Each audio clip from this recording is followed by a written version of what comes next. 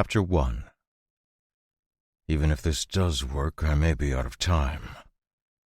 Spreading the last handful of seed, John turned around and watched Ferdy pulling the rake across the field, covering the freshly scattered wheat seeds with an inch of the valley's rich soil. Ben was riding on the back of the rake, practicing his balance while the massive bull strolled across the field. Letting out a sigh, John walked around the edge of the field, heading back to where Ellie was standing. "Do you think these seeds will work?" Ellie asked, her eyes hopeful. "Rabia says there's only a 40% chance, so no, I'm not getting my hopes up.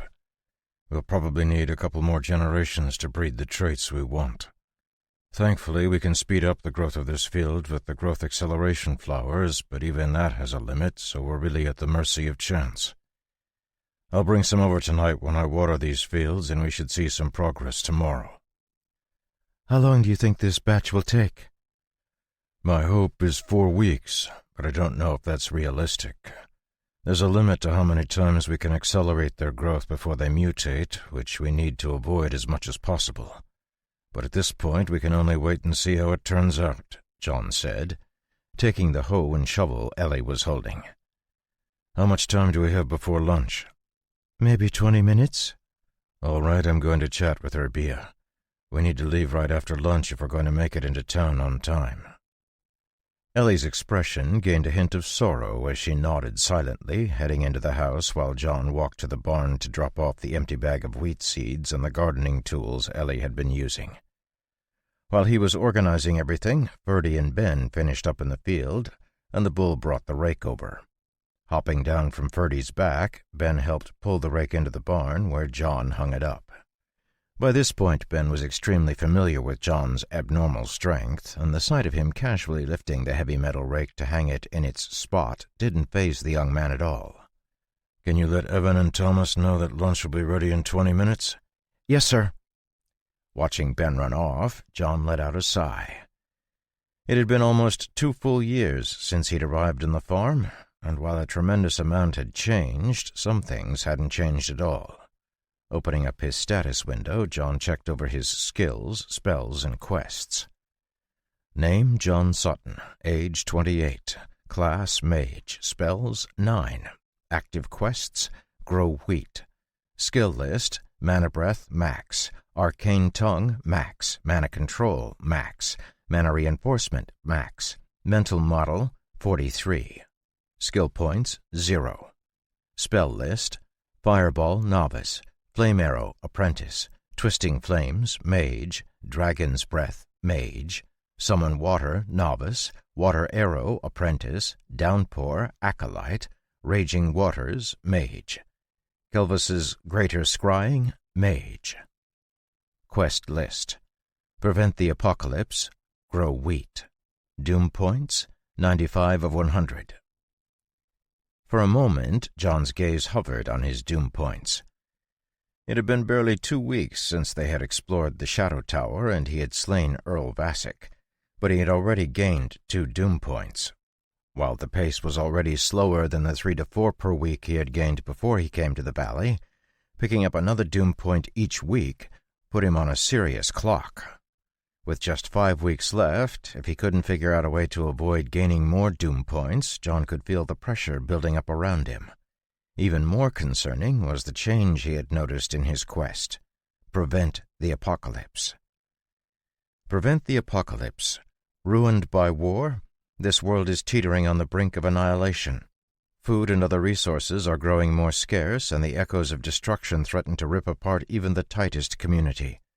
Powerful beasts grow even more powerful still, their desire for dominance causing them to emerge from their lairs, while corrupt class holders attempt to change the world to suit their evil whims. As one of the last mages in the world, you have both the strength to fight against the tide of darkness that sweeps across the land, and the means of hastening its flood. Should the number of accumulated doom points reach 100, the apocalypse will begin. This quest cannot be rejected. Though it was subtle, the inclusion of both powerful beasts and class holders as a creeping threat reminded him he wasn't the only one attempting to influence the world. Far from it, he had already encountered the madness of the evil organization Infinitum, and he had a sneaking suspicion he'd barely scratched the surface when it came to their plans. And to add to it, his ability to leverage his strength against them was decreasing with every week. There was a lot John could do in a single second, but the more power he used, the closer the world came to the edge.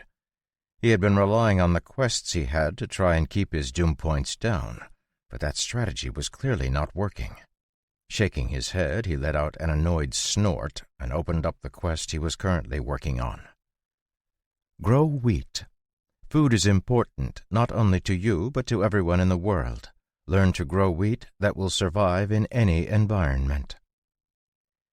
Rabia, the intelligent plant who called the Shadow Tower her home, was helping him as best she could. But with a 40% success rate for the first batch of wheat they had created, there was absolutely no way John was going to just sit around and see what happened. At his current rate, he had only 5 weeks, and the absolute fastest maturation rate on the wheat was 4 weeks. I need to find a way to offload my doom points, which means understanding how they come about in the first place. Making his way out to Ferdy's field, John saw the large plant at the other end of the pasture. Its broad leaves waved gently in the breeze, and as John approached, a purple flower on its main branch opened as if to welcome him. Carefully controlling his mana, John sat down in front of the plant and stretched his hand out. A thin branch, looking like a finger, moved toward him, connecting with his finger and establishing a channel for them to pass mana back and forth. Closing his eyes, John found himself drawn into a new world in his mind. Gone were the field and the warm morning sun, and in its place was a dusty library and the soft glow of different-colored flowers. Looking around at the library, John saw a few vines deftly organizing the books on the shelves, dusting as they went. The first time he had been pulled into this mental world had been quite shocking, but given Rabia's limitations, it made sense for her to develop a mental world like this. As you can see, the process is coming along. While I think it will take a few years to completely clear the dust and cobwebs, we are making good time. Hearing Rabia's voice, John turned around and found the plant woman standing behind him, her eyes on the vines that were continuing to work. I appreciate you prioritizing the development of the wheat, John said, his gaze returning to the bookshelves. Of course. Though, given your presence here, I would assume there is another matter that is equally, if not more, important. Am I that easy to see through? Because of my nature, I am hypersensitive to mana, and currently you are leaking bits of mana you would not normally leak. That leads me to believe you are disturbed in some way. Based on your response, it is clear I was right. Nodding, John remained silent for a moment as he carefully organized his ideas in his head. Ever since he had arrived in this world, he had learned to be very careful of what information he told to the people around him, and despite Rabia's insistence that she was only interested in helping him, he found the habit of 10 years hard to break. Hearing her chuckle, he looked over and saw her smiling at him. I don't mean to tell you what to do, John, but if you want my help, you'll have to trust that I can be helpful. However, what I can help with will be limited to what I know, so it makes little sense for you to hold back now. There is a saying among mages related to advancing research. Use those you trust, and trust those you use. I hope that I have, through our interactions over the last 2 weeks, proven myself trustworthy. Besides, even if I haven't, what could I actually do if I knew whatever secret it is you hide? Freezing, John instinctively knew she was right. At the end of the day, she already knew the world was heading toward destruction and that he was the catalyst for both its annihilation and salvation. Even if he explained every secret he had, the only 2 paths Rabia could tread were helping him to save the world or dooming it to a fiery death. Considering the incredibly strong inbuilt drive to survive she possessed, it was obvious to John she would choose the first over the second. Besides, she wasn't the only one with limited options. You're right. I'm sorry for hesitating like this. It's a habit that's hard to break. Of course. Additionally, you've only known me for a few weeks. It makes sense for you to be wary. Many of the mages of the past were incredibly jealous of their knowledge, so I understand the feeling. Even my creator was that way when it came to her research. This is simply not the time for it, because if we do not work together, we are doomed to failure. Well said, John replied, walking over and pulling out one of the chairs by the large table near the center of the library. I guess it's time to come clean. I don't want anyone, and I mean anyone, hearing about this, so keep a lid on it, all right? Certainly, Rabia replied, joining John at the table. I shall keep it in strict confidence. Taking a moment to organize himself, John kept his eyes closed as he began to speak. Somehow I am causing the coming apocalypse. I have a means of tracking it. Call it a sixth sense or something. It's very accurate, but I haven't been able to figure out why I'm moving down this path. On occasion I've been able to walk back as well, specifically when I take action tied to helping others. And by others I don't mean specific people, but rather people in general. You mentioned the voice of the world, right? Well, I have something similar, and it points out specific actions I can take to walk back along the path that leads to the end of the world. However, if the path is 100 steps long, I've already taken 95 of them, and I'm currently averaging at least 1 step a week. Furthermore, every single time I use my mana, I take another step forward. That's not entirely true, actually. Whenever I use my true mana, I take a step forward. I can use trace amounts of mana, and I can cast spells, but when I manipulate my mana directly, I take a step. As you can imagine, I need to figure out how to solve this problem. Otherwise, we're all dead. Pursing her lips in what John considered a very human gesture for a plant to make, Rabia shook her head at him. Unsure of what he had said that wasn't true, he gestured for her to speak. We'll all be dead. You'll be fine. Rather distraught, I'm sure, but fine nonetheless. You're right. This must take our absolute priority. This means we came close to the end when you charged my primary power source, didn't we? Very. Within 2 steps. Letting out a low whistle, Rabia leaned back in her chair, her gaze lifting into the air as she tried to process what John was telling her. After a few moments of silence, she shook her head. According to what you're saying, we only have 5 weeks until the world ends. I will divert all activity to solving this problem, but there is so much unknown that I don't know how long it will take me. Furthermore, from the fact that you're bringing this up with me, I surmise the path the voice of the world has given you is not achievable within these 5 weeks. Am I correct? Yes, John said, rubbing his forehead. I need to grow wheat that can survive in any environment. I've been taking that to mean irradiated land where forbidden-level spells have been triggered. A noble pursuit. Well, I was hoping the Shadow Tower would hold the secret on how to create plants that could process mana. Ah, of course. My creator did, in fact, succeed with her research, but the result was, well, me. I'm sorry, I don't fancy feeding parts of myself to the world to ensure the food supply. Yeah, let's hope it doesn't get to that point, John said, grimacing. Any initial ideas or things I could try? Thinking for a moment, Rabia shook her head. Not unless you know other ways to keep yourself from walking forward.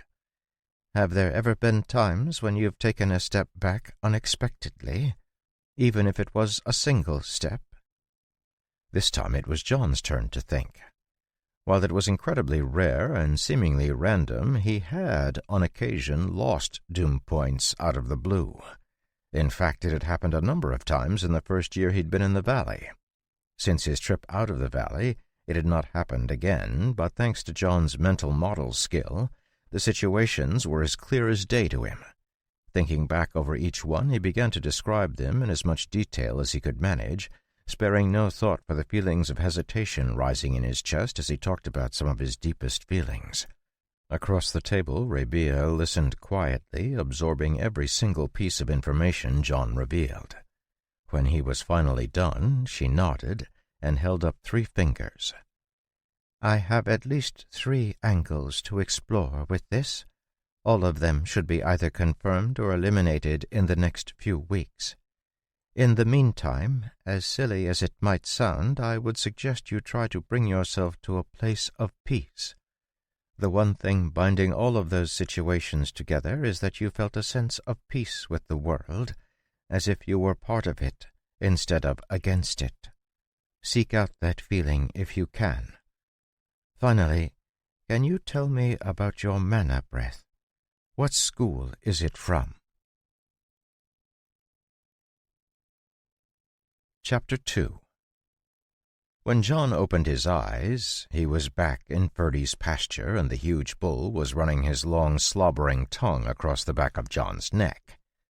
From the feeling of his shirt, Ferdy hadn't just started either. Still, John didn't react at all, apart from pushing Ferdy's large head away, his thoughts too jumbled up with what Rabia had just revealed to him. According to what she knew, every single mage in the entire world used one of 4 different schools of mana breath that had been passed down from the original mage. Mana breath was the means by which a mage replenished their mana, and each of the 4 schools had their own advantages and disadvantages. However, John had never received any formal training in the skill, and instead had stumbled his own way into the place he was now. It was through copying the class holders around him, a dozen close brushes with death, and a terrible struggle against a very angry stone worm that he'd achieved his current method of restoring his mana.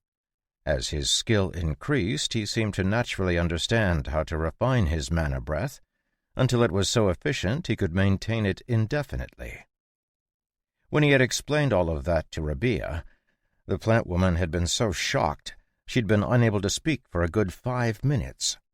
The idea that John had created another method of mana breath on his own was completely outside of the frame of her knowledge and overturned 1,000 assumptions Rabia had inherited from her creator.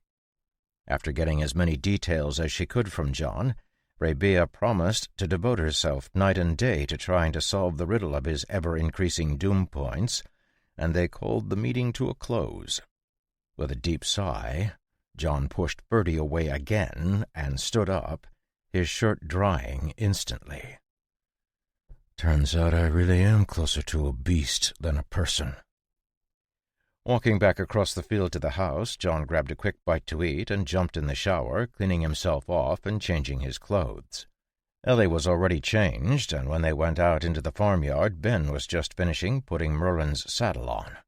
Already saddled, Storm trotted over to the porch, sticking her head out to try and find a treat in Ellie's pockets.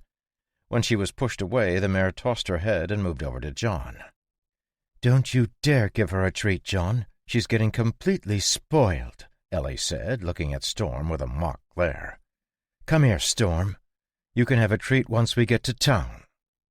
Laughing, John took Merlin's reins from Ben and swung up onto his horse. "Thanks, Ben. We're going to be going for about 4 hours, but we'll bring dinner back from the inn." "Oh, thank goodness," the young man said, wiping imaginary sweat from his forehead. "I was afraid that Thomas or Evan were going to be cooking dinner." "What was that, Ben?" Blanching as he realized Thomas was standing right behind him, Ben tried to run, but he was no match for the short man's speed. Feeling Thomas's powerful grip landing on his shoulder, Ben sighed in defeat and stood still, not bothering to try and run. "Well, you two have fun," John said, entirely too happy to see someone else suffering at the hands of his old teacher. Leaving the farmyard behind, John and Ellie made their way toward the village of Fairford. 2 years ago, when John had moved to the valley, Fairford had been a small village of only a few hundred people, but somehow it had nearly tripled in size, largely due to the presence of the new Ecclesia office.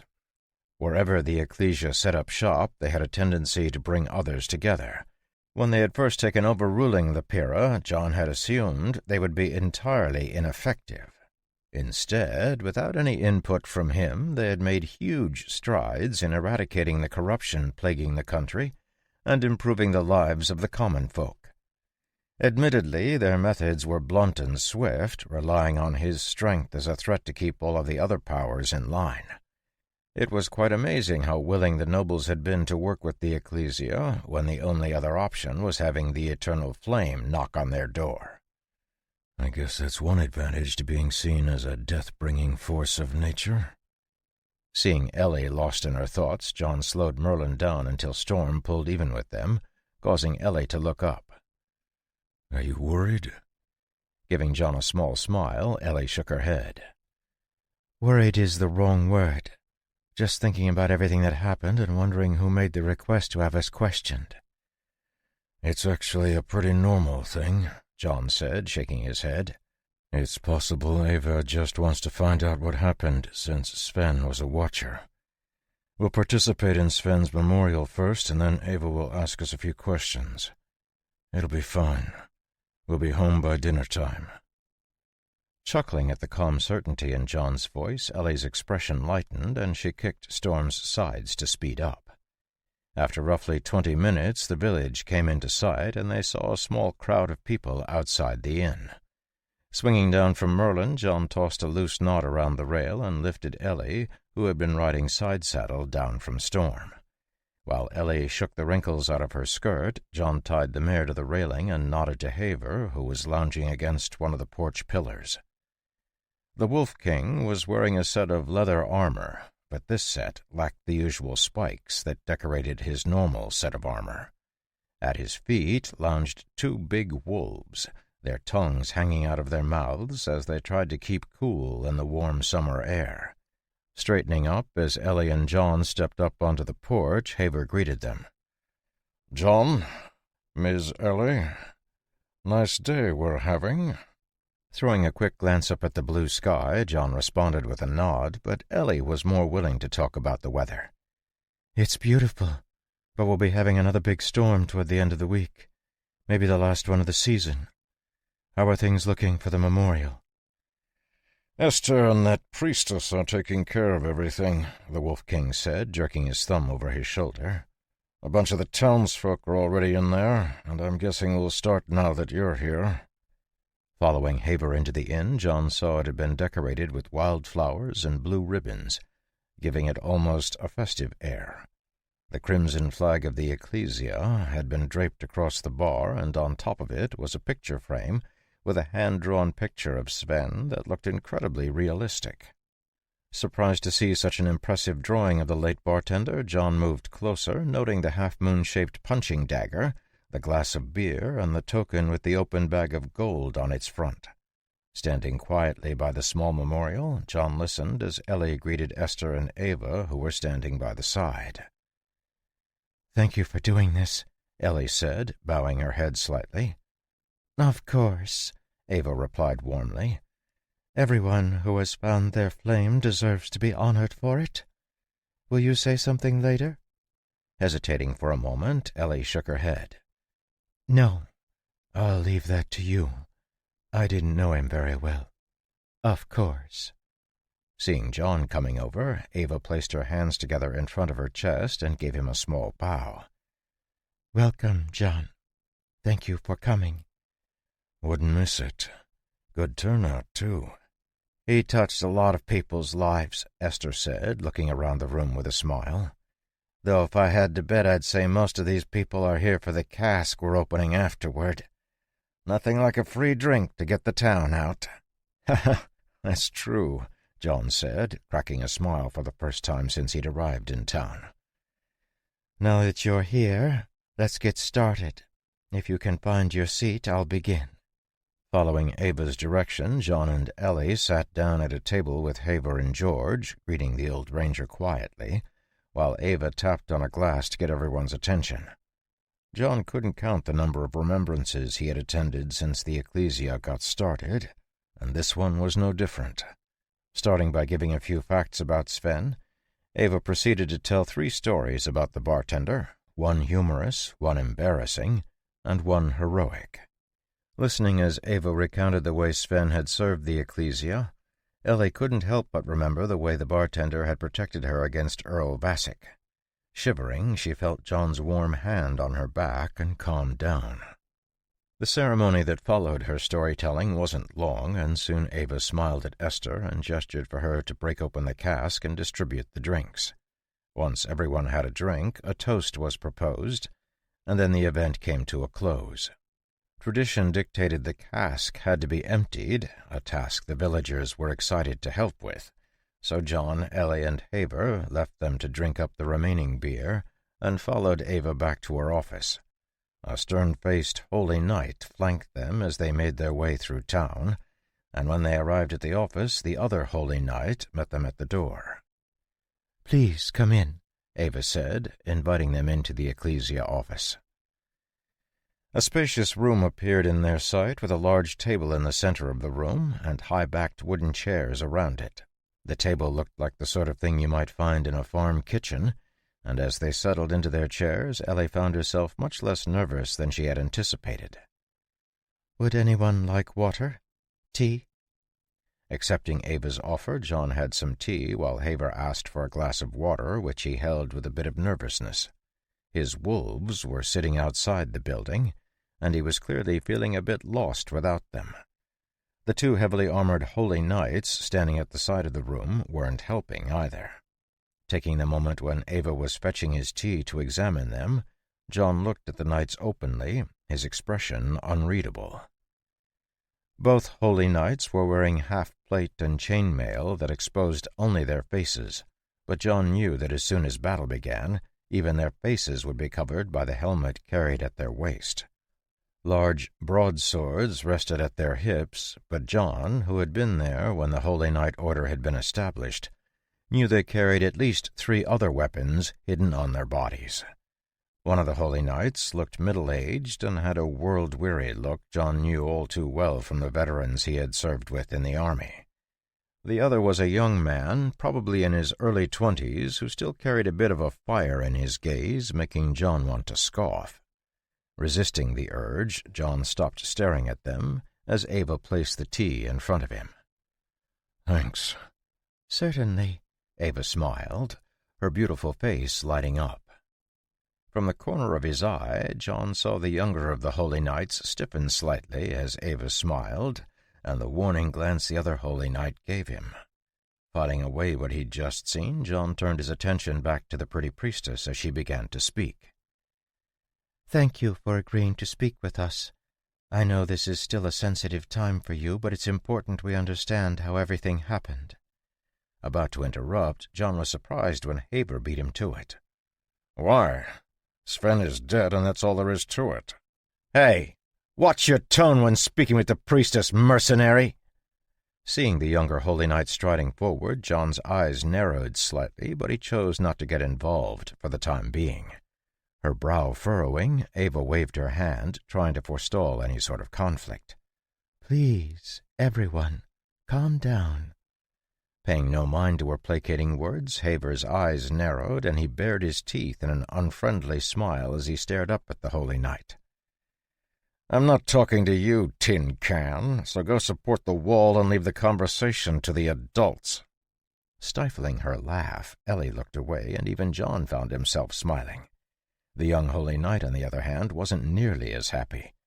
Eyes narrowing dangerously, he placed his gauntleted hand on the wooden table and leaned over Haver, looming over the Wolf King. A dangerous presence spread through the room as the two men faced each other down, causing Ava and Ellie to stiffen. "Maybe you don't know who you're talking to," the young Holy Knight began to say, only to get cut off by Haver's sneering laugh. "Oh, don't give me any of that high and mighty stuff, kid. I was hunting beasts before you could walk, so I don't need you lecturing me on anything. I give respect where and when it is due, and so far you haven't done anything to warrant my respect. You dragged us in here to talk about Sven's death, so let's talk about it and stop wasting time." "Hugo, please leave our guests alone," Ava said, an edge to her voice. Backing up reluctantly, the young holy knight kept his eyes locked on Haver provocatively, but the Wolf King just ignored him as Ava continued to speak. As I was saying before I was interrupted, this is a fairly straightforward procedure, so we're just trying to establish the official cause of death for Sven. Try having his heart forcefully removed from his body by a monster's claw, Haver said, his exasperation clear. Thank you for your input, Mr. Haver, but am I correct in saying you were not present when Sven died? Eyes narrowing, Haver nodded. If that is the case, I would like to hear from someone who was there, Ava said, her eyes turning to Ellie. Would you mind? Of course not. As Haver says, Sven died under the claws of a monster. Can you tell me more about this monster? Seeing the glance Ellie gave him, John nodded and began to describe the transformed Earl without mentioning his original identity. Humanoid, with large bat-like wings, arms that hung down to its knees with long claws in each hand. Red glowing eyes, sharp teeth, upturned nose like a bat, and an abnormally large mouth. Heavily muscled, but no natural armor beyond a tough skin. Summoned a bunch of ghouls, too. I thought the priestess was asking her, Hugo said, stepping forward past the other holy knight. And I thought you were told to keep your mouth shut, Haver replied, standing up from his chair and glaring at the holy knight. Chapter 3. Realizing the tension in the room was rising, Ellie looked at John, only to see him rubbing his forehead as if he had a headache. It was abundantly clear to everyone in the room that there was no love lost between the young holy knight and the Wolf King, but John simply didn't have the patience for their argument. "Both of you be quiet," he said, not bothering to look at them. "You can work out whatever problems you have another time." Sitting down quickly, Haver kept his mouth closed, but Hugo wasn't as interested in following John's direction. Instead, he stepped forward and, seeing that Haver had backed down, turned his attention to John.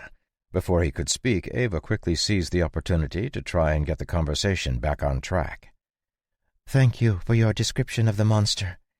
Ellie, can you confirm what John said? I can. Wonderful. Can you describe where this took place?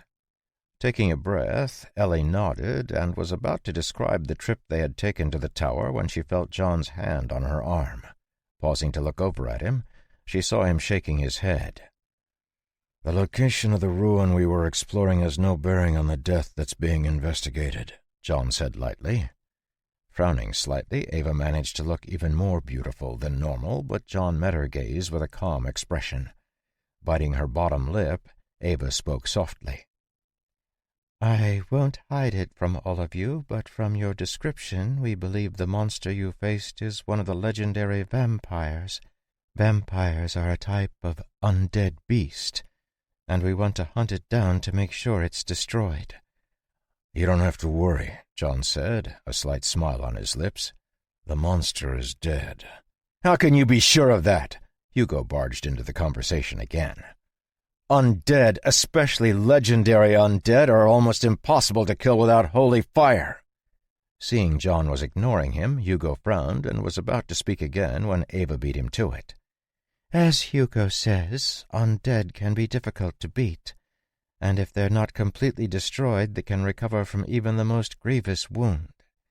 It's our desire to ensure that an undead of that level isn't roaming around the valley. Well, you can be assured that he won't be bothering anyone again. The monster is dead. However, we've also seen ghouls and zombies in the area around the valley, so if you're looking for undead to slay, I would recommend you patrol the mountains. There are plenty of threats for you to protect the valley from creeping around here. The middle-aged holy knight, who had remained silent up until this point, finally moved at John's words, walking heavily over to the table to stare down at him. It's imperative you tell us where you encountered the vampire, sir, for the sake of an ongoing investigation we're undertaking. And I'm telling you that we're not going to say anything, John replied, shaking his head. Look, the monster is dead, and when he died he transformed into ash. There's nothing there that could possibly help you. Both Ellie and I witnessed the monster's death. If you're concerned about the fact that the monster had appeared in the guise of Earl Vassic before he transformed, I suggest you take yourself over to the Earl's home and talk to him about what's going on." As much as Ava tried to control herself, she couldn't help but draw in a sharp breath at John's words, sharing a glance with the two holy knights. "What do you mean he appeared in the guise of Earl Vassic?" "Thin, bitter-looking man of around 50 years of age. You saw him talking with us in the inn? That was the monster. Which is curious," he said, his gaze drifting over to the two holy knights. "Since both of you were standing right there, aren't you supposed to be able to sense undead with your class?" "Are you accusing a Lapirian noble of being a vampire?" Hugo asked, his voice dropping low. "That's a dangerous insinuation." "Was that the real Earl?" John asked in return, feigning surprise. "I had no idea." Choking on his words at John's sudden reversal, Hugo was going to say something angrily when John continued. "But if it was, you have some questions to answer for. First, what was the Earl doing in the valley when this isn't part of his territory? Second, how did a legendary-level undead escape your detection despite being under your nose? Third, what business is it of yours where Sven died? Fourth, why are we being questioned like this in the first place?" With every question John asked, Hugo's face got paler and his lips tightened further. Not used to being the one under scrutiny, Hugo's anger flared, but John didn't give him time to explode. "Unity is the first tenet of the Ecclesia and can only be broken when a direct violation of the laws is found to have occurred. Humility is the second tenet, requiring that all officers of the Ecclesia discover the truth before they make any accusations. Charity is the third, requiring not only material help but also extended trust. I do not know what you're aiming for, but you seem to have forgotten these three tenets in your pursuit of it." This time, both Ava and the middle-aged holy knight winced as John's calm voice echoed around the room. Standing up, Ava bowed to John, Ellie, and Haver, her smile gone. "My most sincere apologies. It was not my intention to put you on the spot or to imply that your account was not the truth. Our concern is simply with the idea that a legendary undead monster might be on the loose." "I understand," John nodded, "but you don't have to worry about it. The monster is dead. I understand your hesitancy regarding my words, but you'll just have to believe me. As I mentioned, there are other undead we have detected in the mountains, so if you want to go hunting, be my guest. But we have given you all the relevant information we have on Sven's death." Opening his mouth to reply, Hugo was stopped by the other holy knight, who looked between John and Haver. "What sort of undead have you found?" Shrugging, John gestured for Haver to answer. "We saw ghouls in the ruin, and I've been picking up larger groups of zombies in the mountains. I don't know if you've noticed, but most of the bandits in the north and west have been wiped out by large groups that include undead. I think there's someone going around building up a large zombie force." "Thank you for letting us know," the holy knight said, his expression serious. "Would you be able to share where you've seen them?" "Sure," Haver nodded. "More than happy to point you toward them if it means you'll wipe them out." "I'm not sure we'll be able to, with only two of us, but if we can confirm their presence, we'll apply for a full strike team." "Does this mean we're done with the interrogation?" John asked, looking at Ava and standing up when he saw her nod. "Great. We've got to get back to the farm. Plenty of work to do." Standing up to usher them out, Ava clasped her hands and bowed again. "Thank you for your help with this matter. May the eternal flame light your way." See you." John could hear Ellie's giggles, but he ignored them as they hurried out of the Ecclesia office and headed for the inn to pick up dinner. On the way, John saw Holden, but the village leader only gave him a brief wave before hurrying off. By the time their food was packaged up, Haver had finished up in the Ecclesia office and met them on the porch of the inn. "Hey, Sorry about that back there. I've never liked those holier-than-thou holy nights, and I might have gotten us started on the wrong foot." "It's all right," John said, shrugging. "They were being pushy, which was inappropriate. I don't blame you for your response. Are you going to show them where you found traces of the undead?" "I didn't want to, but Ava has a way with words," Haver said with a sigh. "We're planning on leaving in the morning. Any chance you want to come?" "Thanks, but I've got work to do on the farm." "Oh, I wasn't offering for your sake," Haver said with a wry laugh. "I just feel way safer with you around." Letting out a light laugh, John helped Ellie up onto her horse and then swung himself up onto Merlin. "Keep me posted about what you find." "Sure. See you." With a wave, John and Ellie turned and rode out of town. As they left, John noticed that the younger Holy Knight, Hugo, was standing in front of the Ecclesia office, staring after them. Noticing the direction he was looking, Ellie caught sight of the Holy Knight right before Hugo stepped back into the office.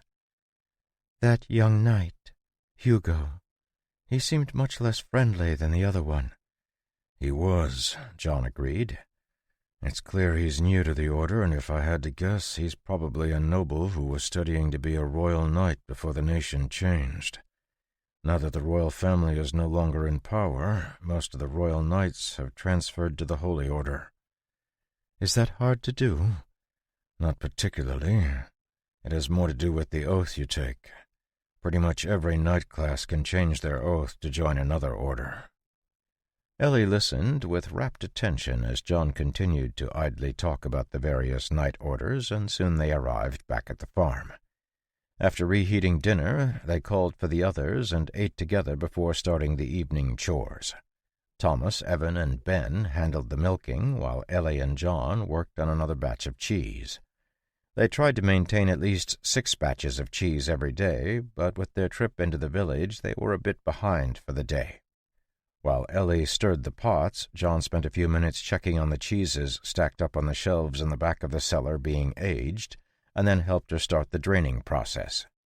Scooping the curds into the cheesecloths, they tied them up and hung them on an empty rack, leaving them to drain as they started the next batch. Sending the cart of empty cans up to the barn, John filled them up with milk and then kicked the brake on the cart, allowing it to slide back down the rail into the cheese cellar.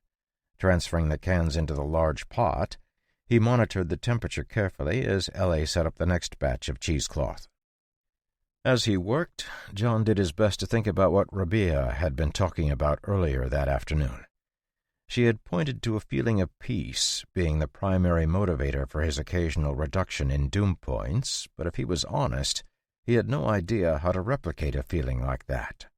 He hadn't been at peace since he first appeared in this world, and he didn't understand how to put aside all the concerns that weighed so heavily on him. Patting one of the drained portions of cheese into a wheel, he pulled some remnant heat out of it and put it to the side. Repeating the process for the others, he picked up the first one and dipped it in the hot wax that was being melted on the stove, giving the wheel a nice covering. Pressing his stamp into the side to make it easier to identify the type of cheese it was, he put it aside and grabbed another wheel. Once all the wheels were covered in wax, he carried them to an empty shelf and stacked them up, making sure to label them.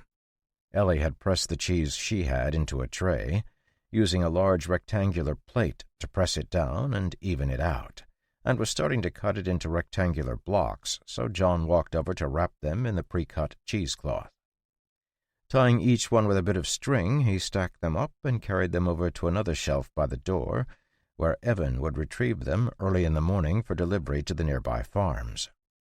There was something about the familiar action of making cheese that brought a sense of calm to John, but it was clearly not the peace he was looking for. Deciding he wasn't going to be able to figure it out on his own, John turned to Ellie, who was at the sink washing up the dishes they'd used. "Can I ask you a question?" Turning off the water, Ellie looked over her shoulder at John, who was carrying a stack of dirty milk cans over. Making some room on the counter next to the sink, she nodded. "Sure. What's on your mind?" Placing the cans down, John helped Ellie rinse them out and then leaned against the counter while she washed them. Do you often feel at peace? Peace? No, not really. Ellie shook her head. I think peace is pretty rare in this world. Why? Yeah, I feel like I'm the same. But say I wanted to be at peace.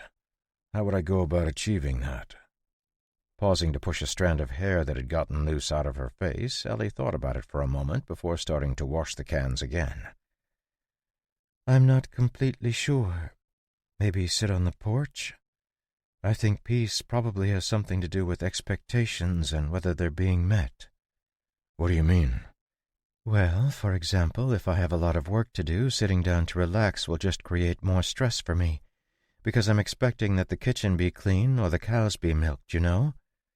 But let's say my only job is to clean the kitchen and put dinner on. If I get done with the cleaning and a pot of soup is boiling, I might sit down to have a cup of tea. At that moment I can experience peace because my expectations for life, specifically a warm dinner and the level of cleanliness of my kitchen, are met. Thinking about what Ellie was saying, John felt like there was a flash of inspiration dancing at the edges of his mind, never quite coming close enough for him to grasp it. When he thought back over his own experiences, he had to admit Ellie was on to something.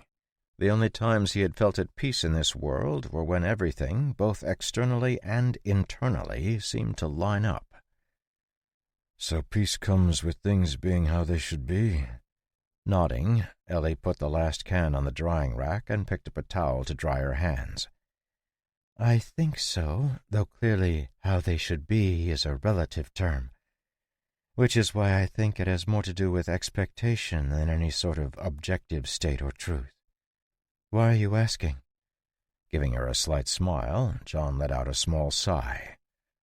Just feeling the need for peace these days. Chapter 4. Over the next week, John did his best to keep himself as calm and stable as possible.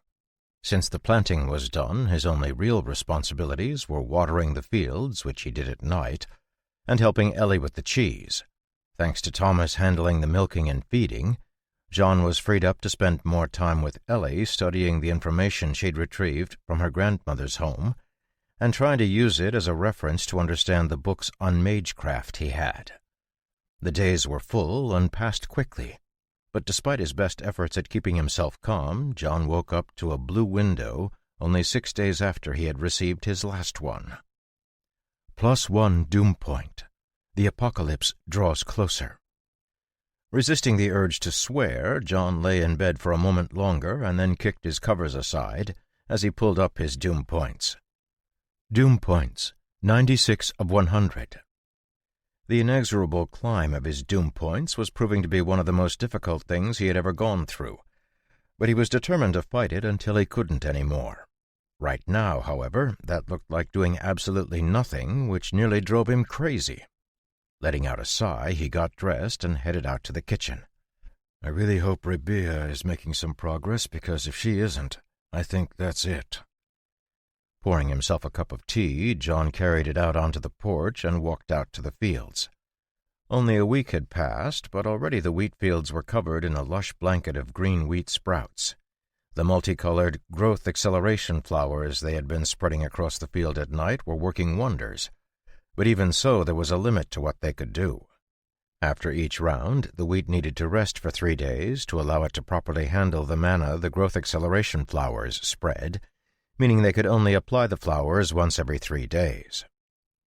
They were concentrating on a single 1-acre field this time to try and optimize the seeds before they started mass production. But already John suspected they were at least 2 generations, if not more, off from the characteristics necessary for the quest.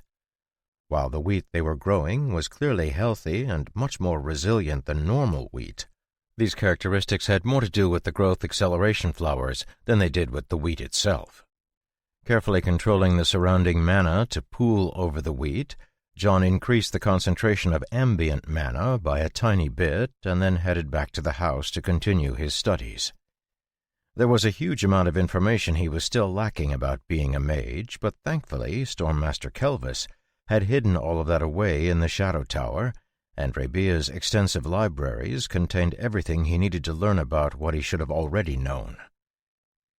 At his request, the plant lady had recovered and organized the first 2 years of study that a normal mage would have gone through when she was first bringing the tower back online, and now he spent the majority of his time trying to understand it. Considering his mental model skill was already at the level of a titled class holder and was quickly approaching the legendary stage, he absorbed the information like a sponge. Understanding it well enough to use it, however, was a longer process. Sitting down at the table in the kitchen, he opened up the notebook he was using and closed his eyes, picking up where he had left off the night before. Query: how is casting a spell different from manipulating mana directly? Answer: according to the available first-year curriculum, direct manipulation of mana to produce an effect is impossible for a human and is only available to beasts. Given known experience, this is false. According to the founding mage, spells were developed for humans to allow them to mimic the manipulation of mana that high-level beasts enjoy. Unlike direct manipulation, a spell contains 3 distinct aspects: the will, the source, and the effect.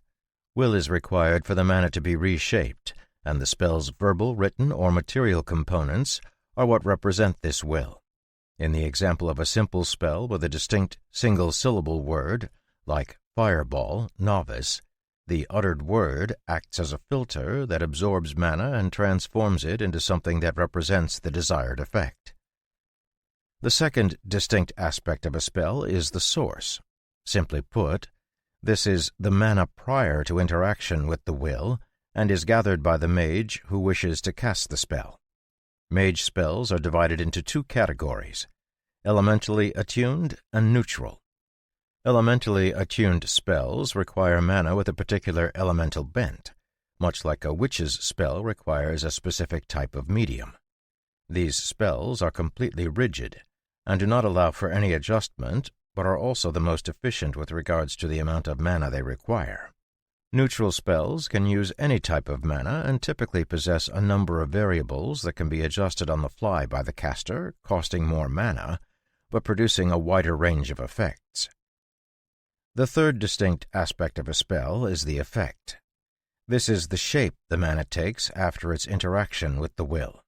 Using the example above of a fireball novice spell, the effect is the fireball itself, or more specifically, the point of ignition and oxygen-gathering formation that is created. Beasts instinctively use mana to transform their own will into a suitable filter to produce the effect they desire. This increases the mana cost of producing the effect tremendously, since mana has to be used for both the source and the filter. This is why most beasts develop rote ways of using mana over time that allows them to shortcut this process. It is from these rote methods that mages developed spellcasting. Certainty, 99.97%. Okay, that makes sense. That's why when I manipulate mana directly, it costs way more than when I start with a fireball spell. While the texts he read insisted it was impossible for a human mage to manipulate mana directly, John knew that to be completely wrong. After all, practically every scrap of magic he had done since he came to this world involved directly manipulating mana. He had noticed the difference between the way he used mana and the way other mages used mana almost immediately, but simply chalked it up to the fact that he was from a different world. However, now it was clear it was much more than that. Frowning slightly, he posed another question. Query: why is it impossible for a mage to manipulate mana directly? Answer: it is not impossible for a mage to manipulate mana directly. Certainty, 100%. Resisting the urge to roll his eyes, John reframed the question. Query: why do the textbooks say it is impossible for a mage to manipulate mana directly?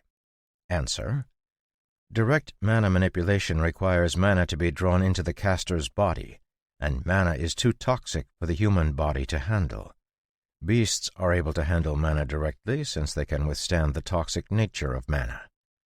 I guess that confirms that I'm a beast. Smiling wryly, John shook his head.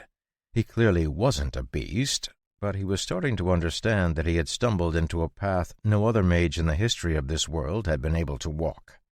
During a nearly fatal encounter with a stone worm, a prehistoric-looking lizard of immense proportions, he had been forced to modify the beast's own method of manipulating the mana into something that would allow him to hide in a volcano's sulphurous vent. The process had nearly killed him, but somehow he'd survived, and built upon that method until he arrived where he was today. He had always believed his survival to be miraculous, and according to what he was reading, a better word for it would have been impossible. While other mages' mana breath was used to meditate, pulling trace amounts of mana into their bodies through their skin after they gained control of it, he had treated the skill literally, and, using the stoneworm's own method, had learned to draw mana in through his lungs, dispersing it to every part of his body like oxygen. Not only had this ability drastically increased his strength and speed by constantly infusing his cells with mana, it had also allowed him to constantly replenish his mana while on the battlefield, turning him into a veritable monster. John had been well aware that his mana breath was unique, but never had he imagined it was so counter to what mages understood and taught.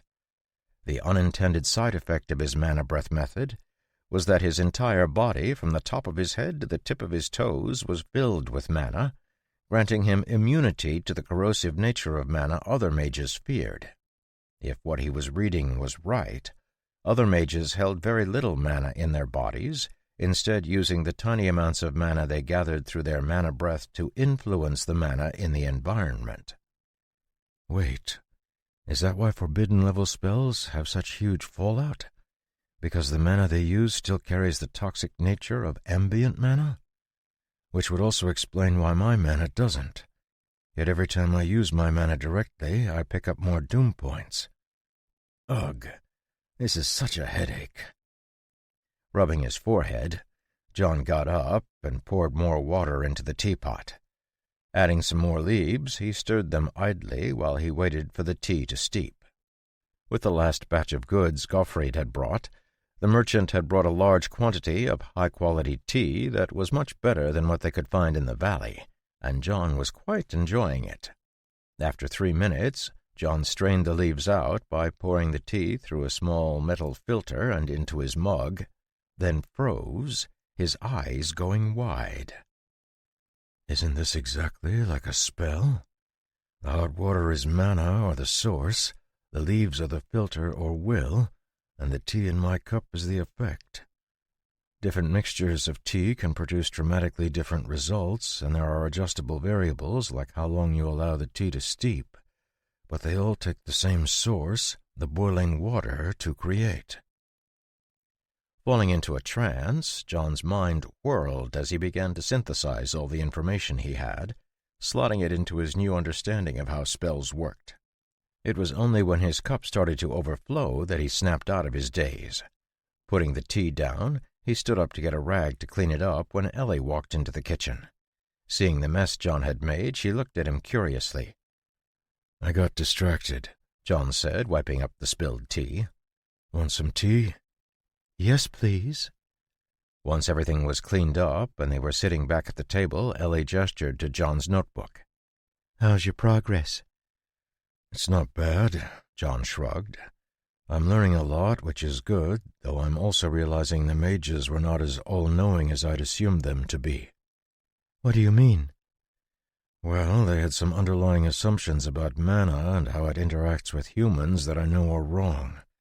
Still, there's a huge amount of helpful information here, and I'm about to dive into my first class on enchanting, which is really exciting. Perking up, Ellie took a sip of her tea, her eyes practically bursting with excitement. Placing her mug back down on the table, she pointed to herself. Can I study it with you? My grandmother was really good at enchanting, and I would love to learn too. I can share the information she left with me as well. Of course, John said, smiling.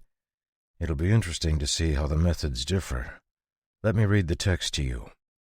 Closing his eyes, John recalled the textbook and teaching notes he had gotten from Rabia, and began to recite them out loud, starting with the introduction all mage apprentices would get when they first started to learn about enchanting. For the next 2 hours, Ellie listened quietly as John explained the basic process.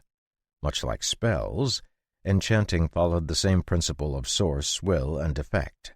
The only real difference was that enchanting focused on using physical materials to create a permanent manifestation of will. Enchanting was divided into 3 different schools, each one with its own particularities, but all 3 schools shared a similar base set of principles. The first school, and the one John was most familiar with, was rune crafting. This school dealt with the manufacturing of spell scrolls and skill scrolls and focused on the transfer of knowledge.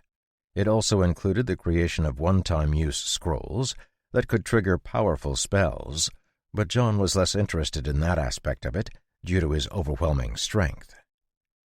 The second school was called alchemy, and included the manufacturing of potions and the creation of specialized materials. This was clearly where Ellie's interests lay, so John spent a lot of time explaining what the books had to say about it. Unlike the normal potion-making the alchemist class practiced, a mage's alchemy relied on a number of different spells that could be used to manipulate the ingredients and focused on a more rigorous and scientific approach. Of the 3 schools of enchanting, the one that John was most interested in was the third school, which was called artifacting, and was the practice of binding spells to physical objects. The magical shield bracer John used had been created through artifacting, and John was excited to see if he could repair it. All 3 schools of enchanting built on each other, and the more John studied, the clearer it was that they were really meant to be used together. Runecrafting taught the proper way to write and emboss magical runes. Alchemy taught the proper way to create materials that could handle the magical runes. And artifacting taught the proper way to combine the runes and materials created with runecrafting and alchemy. John was just finishing reciting the introduction to artifacting from memory when he felt a thin strand of mana filtering toward him. Pausing, he looked toward the pasture and stood up. Seeing the direction he was looking, it didn't take Ellie long to understand what was happening, and she shuffled the papers she was using to take notes into a pile. "Did you get a message from Rabia? Did she discover something?" "I'm not sure," John said with a shrug, "but I hope so. Let's go find out." Chapter 5. Leaving the house, John and Ellie headed over to the pasture where Rabia's flower was growing. John had asked her if she would be able to move closer to the house, but she'd said that doing so would not be an efficient use of energy. Instead, she had sent out a tendril and was in the process of growing it. For the time being, the only way to interact with her was to go out to the field where her mature offshoot was located. But John was looking forward to the day when he would only have to step out of the house. As they walked across the field, John could sense a bit of nervousness from Ellie, but when he glanced at her, she showed no sign of it on her face. "Are you worried about something?" Surprised by John's question, Ellie considered it for a moment and then nodded. "Yes, I am. There are a lot of things changing right now, and I can feel a heaviness in the air. But it's quite different from when I sense a storm. That makes me happy. But this is different. It's disquieting. My spirits feel it too, almost like a shadow is stretching across the world." Wondering if it had to do with the steady climb of his doom points, John remained silent as Ellie let out a light laugh and waved her hand. "I'm probably just imagining things, but it's putting me on edge." "It's not good to ignore feelings like that," John replied, "especially considering your class's heritage. You're highly connected to nature, so you'd be the first to notice a change. I'll ask Haver to keep an eye out for any threats." As if sensing their arrival, Rabia's leaves waved when they approached, and a thin tendril stretched out toward them. Stretching out their hands, they touched the tendril and allowed the plant woman to create a connection with their minds. A moment later, both of them were standing together in the library with Rabia. "Did you discover something?" John asked, noticing the excited expression on Rabia's face. "I believe so, but in order to test it out, I'll need your cooperation," the plant woman said, looking between John and Ellie. "Are you able to come back to the tower?" Hesitating, John looked at Ellie, who was frowning slightly. If necessary, yes, but the trip is long, and we have a lot to do on the farm. Tapping her forehead, Rabia shook her head. Oh, excuse me, I got so excited I forgot to mention everything in order. With a snap, she created a glowing runic circle that hovered in front of John and Ellie. Eyes narrowing, John recognized it immediately as the same rune circle he had seen in the ruins of the Mage Tower where he and Haver had been abandoned by the Red Coral adventuring team. Is that the magical formation needed for a portal stone? Yes, Rabia nodded. I finally got my portal room working again, which means we can set up a connection point between the tower and your farm. You'll be able to use it to make the trip here to the tower instantly. Eyes widening, Ellie stared at the circle of runes in fascination. Portal stones weren't completely unknown, but there were so few functioning portal stones in existence that she had never seen one. The idea that there would be one of them on their farm was rather shocking. What are the requirements to set it up? John asked, his eyes narrowing as he analyzed the runes. You'll need a rune wand, but I can guide you through creating it. Then you'll need to reproduce this circle as perfectly as possible on a firm substance, like stone, so it doesn't warp while you're portaling to and from the tower. Examining the runes closely, John couldn't figure out where the portal would draw power from. Will I have to power this side? Because I can't afford to be using my mana right now. Realizing what John was concerned about, Rabia shook her head and twisted her fingers, causing a few of the runes in the circle to be highlighted. No. This circle will be powered from my network. These runes are part of a communication formation. While it makes it a bit slower to activate, this circle first sends a message to the main portal stone to check if it's clear and request a transfer. The main portal stone sends back the power it needs to activate, along with permission. This would allow us to set up other portals as well, all using the same primary portal stone. The downside is that the portal at your farm will not be able to transport you anywhere else. That's fine, John said, his frown clearing. I don't think there's anywhere else we want to go. All right, if we have a portal, then I can come over. Wonderful. Let's start with making a rune wand. That's what I'll use to draw the runes, right? Correct. Rune wands use 3 spells to create, stabilize, and power rune channels, which are the strokes that make up a rune. Snapping again, Rabia created 3 complex formulas in the air, each ending with an intricate rune. With a wave, the 3 runes lined up in the air and shrank down until they were no more than an inch wide. Holding out her hand, a smooth rod appeared in Rabia's hand, and the runes were branded around its body. This is a rune wand. It's created by layering these 3 runes. You might think of it as a way to correct for the deficiencies inherent in the caster. After all, even the slightest deviation from the proper form will have drastic results when it comes to enchanting. Though John had only seen the formulas for a brief moment, Mental Model had no trouble reforming them perfectly, and a moment later the 3 runes appeared in front of him. Noticing a flaw in one of them, John waved his hand, and the runes dispersed into the air. Reviewing the 3 spells again, John quickly figured out what he had done wrong, and a moment later they appeared in the air again, causing Rabia and Ellie to blink in surprise. I think I got the hang of it. Is there a requirement for the material? Shaking her head, Rabia scrutinized John's 3 runes, but couldn't find a single error. With a sigh, she looked past them at him. No, though the stronger the base material of the wand, the better the effect. John thought for a moment about the strongest materials he had before giving a laugh and holding up his finger. How about this?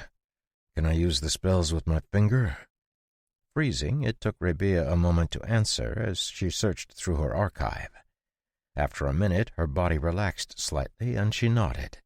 Yes, it looks like some of the more powerful enchanters throughout history would use their fingers, though it has higher mental requirements, since you'll have to maintain the 3 spells while also spending mana to power the runes. That shouldn't be a problem, John said with a smile. I'll do that until we can find good material to make rune wands with. I actually have one, Ellie said, reaching for her belt and pulling out her wand. I thought the runes looked familiar. They're identical to the runes on the bottom of my wand. Taking the wand she offered, John examined it and saw that the 3 runes Rabia had created were carved into the wand's handle. Okay, so I guess it's just me, John said, giving the wand back. All right, let's get this done. We'll set up the portal in the cheese cellar. Will you need my assistance? Rabia asked. No, we'll be fine. I'll come back here if we need anything. With a wave, Ellie and John left the mental world and walked back across the field toward the cheese cellar. Noticing how Ellie kept looking at him, John raised his eyebrows and gestured for her to speak. Stopping as John opened the gate, Ellie looked back at the large purple flower. Do you think we can trust her? About to open the gate, John stopped and glanced at Ellie. You mean Rabia? Yes. I mean, she hasn't done anything untrustworthy, but there's something really unnatural about her that makes me feel strange. I get what you mean, John nodded. It's called the Uncanny Valley. Uncanny Valley? It's a phenomenon where, as something that's not human looks and acts more human, it produces a negative emotion in the observer. Remember, despite her appearance, Rabia is a plant, and her thoughts and emotions operate differently than ours. Doesn't that mean we can't trust her? No, it means we trust her without putting ourselves at her mercy, John replied, leaning on the gate. Until she gives us reason not to trust her, we'll keep on as we are, and if she breaks our trust, we'll deal with it then. Don't worry, if she tries to pull anything funny, I'll deal with her. Come on, let's get this portal stone built. Heading down into the cellar, John and Ellie picked a good spot for the portal and cleared the floor. Closing his eyes, John found a piece of chalk and began to sketch the runic circle on the floor. It took a few hours before he was satisfied with it, but thanks to his high degree of control, he was able to reproduce it almost exactly. After he was done, he had Ellie double-check it and then cast the 3 spells Rabia had taught him. Mana flared to life above his finger, and the 3 runes settled above his 3 knuckles. Feeling them sending mana into his finger, John removed his natural protection and allowed the spells to take hold. Very carefully he traced the lines he had created using chalk, leaving a glowing line everywhere his finger passed. As he traced the runes, John could feel excitement growing in him. Ever since he had appeared in this world, he'd wanted to learn true magic, and he felt like he was finally making progress. Without pausing, John moved from rune to rune, maintaining a steady rhythm without trying to hurry. The book he had read on runecrafting had said that calm, even strokes were ideal, so John did his best to suppress the excitement he was feeling and concentrated on completing each rune. By the time he finished, lunch had come and gone, and when he finally looked up after marking the last stroke, he found that Ellie had brought him a sandwich. Thanking her, he began to eat it while she looked at the glowing runes carved into the floor. "Do you think it will work?" Swallowing, John shook his head. No, I've already spotted at least 3 errors, 4 errors. These runes are wrong, but they shouldn't be too hard to fix. "How can you tell they're wrong?" Ellie asked, crouching to examine the runes John pointed to. My skill, mental model, can compare this to the image of the spell model Rabia showed us. It's determining the best way to fix the errors now. Once he was done with his sandwich, John crouched down next to Ellie and carefully redrew the runes he had messed up the first time. Once he'd made his corrections, he ran a few simulations with mental model to confirm there were no other problems, and then took a deep breath and pressed his finger into one of the glowing runes, dragging it along the channel. Like a hot knife cutting through butter, his finger gouged out the stone, creating an even channel that lit up with a glow as the mana left by his finger filled it. For the rest of the day, John worked on carving out the portal stone spell, continuing on into the night and only finishing when the morning sun was starting to peek over the horizon. When he finally lifted his finger and looked down at the completed portal stone, he felt a weight lift from his shoulders. The process had been way more nerve-wracking than he had anticipated, but he was incredibly happy with the result. Had he been able to use his mana, it would have taken him a fraction of the time, but not even a portal stone to the Shadow Tower was worth a doom point. Heading inside, he found Ellie making breakfast, and after eating a quick plate of eggs, he went to his room and threw himself into bed, falling asleep instantly. While John never felt physical exhaustion anymore, creating the portal stone spell in one go had drained him mentally, so he was happy to go to bed. 2 hours later, he woke up, his mind clear once again. Lying in bed for a moment, a slow smile crossed John's face, and he felt his anticipation growing. It only took 10 years, but I'm finally starting to feel like an actual mage. Jumping out of bed, John washed his face and headed for the cheese cellar where Ellie had already started on the day's batches. Seeing her getting ready to dip a batch, he refilled the milk cans and got another batch of cheese cooking. A few times, when he had a moment between tasks, he walked over to the portal stone to look at it happily, but then he went back to work. Working together, John and Ellie finished up the last batch of cheese in the middle of the afternoon, and then cleaned up and set everything out for the following day. Seeing Ellie standing by the portal stone, John dried off the last of the milk cans he was washing out and dropped it into the cart before walking over. "What are you thinking about?" "Just thinking about studying magic and how much time it will take," Ellie said, glancing at him. "There's really too much to do on the farm." "Are you worried you won't have time?" "Will I have time? If we both go, who's going to make the cheese?" "We could just make less of it," John said, shrugging. Shaking her head firmly, Ellie turned to look at John properly. "No, we made an agreement with Gottfried. We need to keep it." "Then I guess we'd better find a few more people to work on the farm. We're already about maxed out, but if we build another bunkhouse, I think we could afford to hire someone to handle the cheese-making. Tell you what, for now, while we're looking for someone, let's just try to get the cheese done by noon. We can cut a third of our production temporarily while we look for someone to help out, and then we can spend the afternoon and evening in the Shadow Tower. How does that sound?" Considering it for a moment, Ellie nodded. "That sounds great." "Good. Then what do you say we fire this portal up?" John asked, pointing at the inscribed runes. "I don't think I can wait any longer." Chapter 6. Stepping into the center of the circle of runes, John held up his hand to stop Ellie from entering. When she looked confused, he gave her a lopsided grin. "I'm confident it will be fine, but just in case it isn't, let me test it first.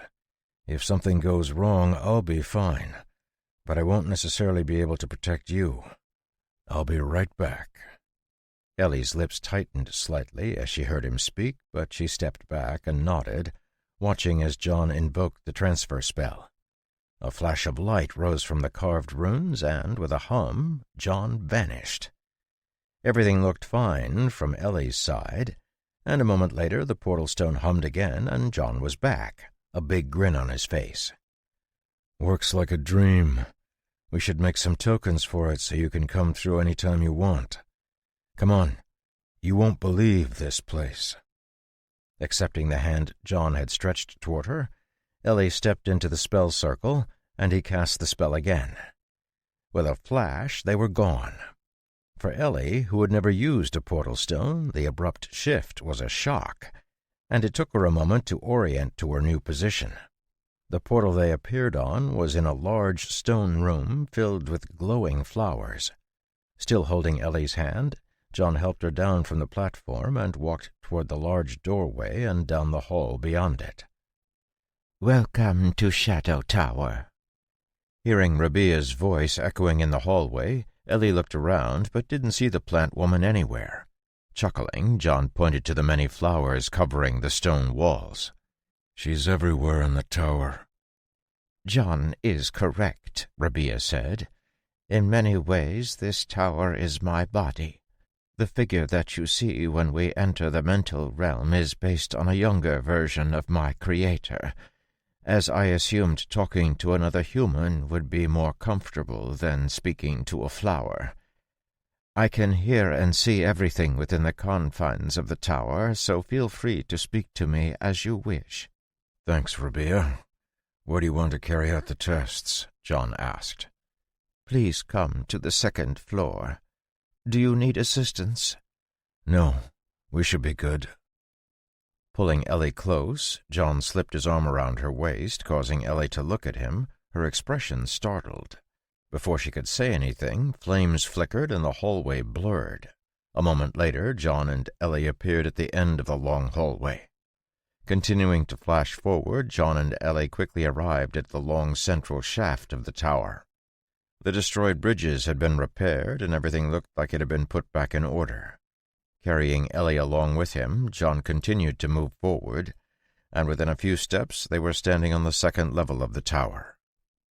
Many of the rooms Ellie had once run through to escape from Earl Bassick were gone, and the entire area had been remade into a large laboratory.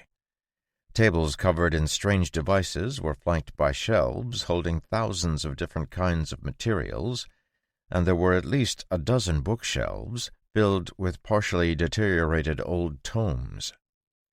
All around the area were pillars holding flowers that brought bright light to the space. "John, you'll find a table in the center of the lab. Please take a seat there." Following Rabia's request, John found a table that was well lit by glowing flowers and hopped up on it. Crossing his legs, he noticed that Ellie's expression was troubled, so he gave her a reassuring smile. "Rabia?" "Yes, John." "What exactly is it you're planning?" "I think I may have discovered why it is you keep advancing on the path toward the destruction of this world." Hearing a gasp from Ellie, John's eyes narrowed, and a faint sense of pressure rippled out of him. "Oh? What have you discovered?" "Are you familiar with the theory of the universal mana pool?"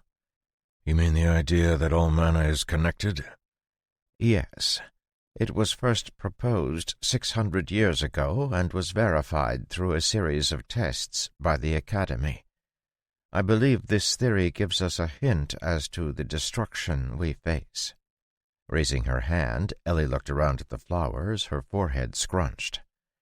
"Sorry, but I'm not following. What is the universal mana pool?" One of the glowing flowers suddenly gained a purple hue and began to grow at a rapid rate as Rabia appeared in its center. Growing until she was as tall as Ellie, Rabia bowed her head in greeting and explained. "The theory suggests that all mana in the entire world is interconnected. You might think of it as a giant pool of water or even an ocean. Every object in this world, sentient and non-sentient, occupies a place in that ocean, and by doing so takes up a certain amount of space. That space is equivalent to the mana they possess. Living creatures can, through absorption, increase the amount of mana they possess. However, mana is naturally toxic to biological matter, and only by taking in tiny amounts at a time can living beings survive and grow stronger.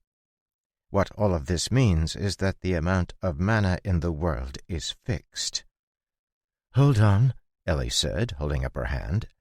"You mean that my mana and John's mana are the same?" "No, just that there's a relationship between them. This is a highly simplified version of one of the most complex magical theories in existence. What is relevant to our discussion is that all the mana in the world is like a slightly poisonous pool of water which is, despite its danger, vital for life to flourish." "And how does that explain the fact that we're hurtling toward the end of the world?" John asked, a bad feeling growing in his chest.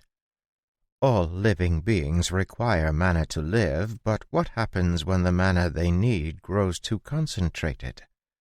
"Mana sickness." "Exactly.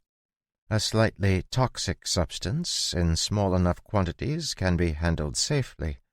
Too much and sickness and death follow.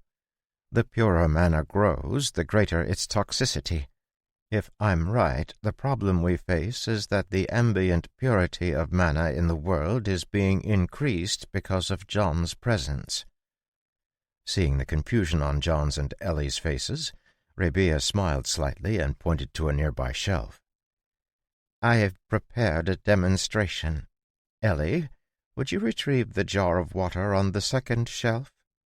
Nodding, Ellie walked over and got the clear jar Rabia was pointing to and brought it over to the table. As soon as he saw it, John's eyes widened, and he knew exactly what Rabia was getting at. Still, he kept quiet and watched as she started her demonstration. "Thank you. Here we have a representation of the universal mana pool. But remember, pure mana is toxic." Unscrewing the top of the jar, one of Rabia's tendrils stretched out and poked into the container. As John and Ellie watched, it began to release an inky substance into the jar, dyeing it a deep blue. "It's through the dilution of the purity of the universal pool's mana that living beings are able to survive. Yet what happens when you introduce a filter that absorbs diluted mana and returns pure mana?" A second tendril rose from under the purple petals and dipped into the jar, beginning to suck up the dyed water. Even as it did so, the other tendril began to release perfectly clear water, refilling what was being removed. Though the water level didn't change, it didn't take long for the jar to return to its perfectly clear state as the dyed water filtered out and clear water replaced it. "You mean that I'm acting as a filter for the universal mana pool?" John asked, his voice grim. "Exactly," Rabia nodded, removing her tendrils from the now clear jar of water. "Your level of mana purity is beyond anything I've ever encountered. It's even beyond the natural state of condensed mana found in mana stones. It's so pure that I've had to dilute it to use it. The power core you recharged is actually too strong for me to use directly, and I've been reduced to siphoning the ambient mana it gives off to power the tower. I believe that this apocalypse spoken of is most likely going to occur because the purity of the world's mana will grow too high for other living beings to tolerate." Looking down at his hands, John didn't know what to say. Part of him wanted to reject what Rabia was saying, but in his heart he knew it was true. He could feel how, with every breath he took, the impurity in the world around him was absorbed and destroyed, leaving nothing but pure mana behind. For the last 2 years he had been storing that mana in his body, preventing it from returning to the world to keep his every breath from destroying the world around him. But it was clear he was rapidly approaching his limit. John, and those who had come with him, had been summoned to this world to save it, yet now he was the very reason it was going to be destroyed. Taking a moment to center himself, he looked at Rabia calmly. "How do we fix this?" "Fixing it completely will be nearly impossible," Rabia said with a shrug. "Unless we can drastically increase the mana tolerance of every living being in the world. However, it's not as if we don't have some options. What I want to explore today is why, on occasion, a feeling of peace will cause the situation to regress. To that purpose, I would like you to work with me for the next few days while I monitor the mana around you. Hopefully that will allow us to understand what's happening and begin to create countermeasures." Nodding, John looked at Ellie. "That works for me, but Ellie can't cast the spell to use the portal, and there's a lot to do on the farm." Placing her hand on John's knee, Ellie rolled her eyes at him. "John, I think this is probably more important than making sure the cheese gets made. I want to stay and help you." Chuckling, John placed his hand on top of Ellie's and gave it a squeeze. "I'm glad to know I rank higher in your heart than cheese," he teased. Lifting his head, he saw that Rabia was staring at him with wide eyes. Unsure why she was so shocked, John was about to ask when the plant woman snapped out of her daze, and the purple flower rose into the air, bringing Rabia closer to the table. "Perfect. I think your interactions will be better than just studying John alone. Let's do this. Is there a subject the two of you can work on together?" Exchanging a glance with Ellie, John nodded. "Yes, we're both interested in enchanting. I want to try to repair my Magitech bracer, but I'm not well versed enough in runecrafting, alchemy, or artifacting to do it." "I can focus on alchemy if you want to study runecrafting," Ellie said, her face lighting up. "And then we can work together to try and fix this thing," John agreed, taking his bracer off and putting it down on the table. "But first, I need to go talk to Thomas and make sure everything on the farm will be fine." "Will he be able to handle everything?" Ellie asked. "Yeah, I think so. I mean, there are literally 2 of him, so I think he should be fine." Jumping down from the table, John nodded to Rabia and jerked his thumb toward the bracer. "Rabia, if you don't mind pulling up everything you have on enchanting, that would be great. I'll be back in a bit." "Of course." Rabia bowed her head slightly. "I'll get Ellie started with the introduction to alchemy class." With a flash of flame, John vanished from the table and appeared on the bridge, only to disappear from view before Ellie could blink. Hearing Rabia click her tongue in amazement, Ellie looked over at the plant woman, her hand gripping her wand tightly. The entire purple flower Rabia was standing on turned to face Ellie, and for a moment the 2 women stared at each other. Slowly, a curious look came over Rabia's face, and her head tilted to the side as if she was looking at something she didn't understand. "You don't trust me?" Nodding, Ellie didn't relax her grip on her wand. "I don't." "I find that very curious, considering the circumstances. Why don't you trust me?" Rabia asked, drifting closer. "Should I? You're clearly powerful, and in my experience people with power never have the good of others in mind." Nodding, Rabia's lips curled up in a smile. "That seems accurate. Yet you trust John." John is different." "Is he? He is many times more powerful than me, and if your experiences are universal, then your trust in him makes no sense." "He has proven himself trustworthy," Ellie said, her voice calm and her expression unshaken. "You have not." "Then please give me the opportunity to do so," Rabia said, bowing her head. "You don't need to feel threatened, Ellie.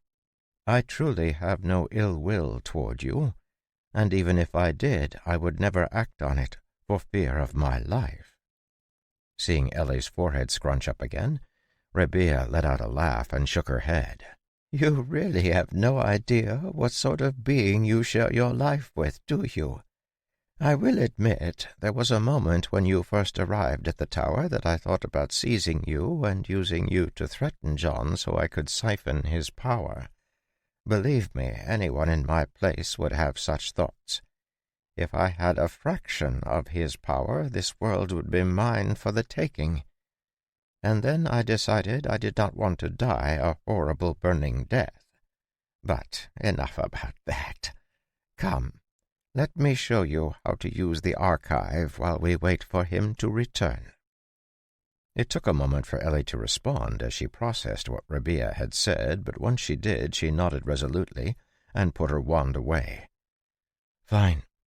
John said we extend trust first and give people the chance to demonstrate they deserve it." "Thank you," Rabia said, bowing slightly. "If you would place your hand on that short pillar by the side of the table, I'll grant you access to the archive." Looking at the waist-high pillar the plant woman had mentioned, Ellie missed the glance Rabia shot toward the shadows on the opposite side of the tower, where 2 calm eyes were watching them. Chapter 7. Standing just inside a doorway on the opposite side of the tower, John watched Rabia and Ellie's interaction, his mana-enhanced ears clearly picking up everything they were saying. While he had spoken confidently of granting trust, he had spent too long around deceitful people to not be wary of leaving Ellie and Rabia alone together. Once he was sure there weren't going to be any problems, he turned and left, quickly moving to the portal stone and activating the spell, appearing in the cheese cellar a moment later. Thomas was feeding the cows in the barn when John found him, and after helping him finish up, John explained what was going on. I don't know how long it's going to take, but we'll be in the tower until we've figured out a solution. I'll be creating some activation tokens for the portal stone, and I'll bring you one later, but for now I need you to hold down the fort. If the amount of work is going to be too high, we can get some help. Shaking his head, Thomas took a step to the left while also taking a simultaneous step to the right, his body splitting into two identical copies. Both of them looked at John calmly and shook their heads as they spoke in unison. We'll be fine, sir. Huh, that's what I figured. Still, if you want to get someone to help cook and make cheese, that's fine too. I'll leave it up to you. I'll bring you the token as soon as it's done, but if you have any issues, just go tap on that plant out in Ferdy's field and I'll know. Of course, sir. With a wave, John hurried into the house to put together a small bag of food for Ellie and him to eat, and then headed back through the portal to the Shadow Tower. It didn't take him long to arrive on the second floor, where he found Ellie immersed in the tower's archive. Putting down the bag of food on the table, he stretched out his hand and touched the other waist-high pillar, accepting the thread of mana it extended.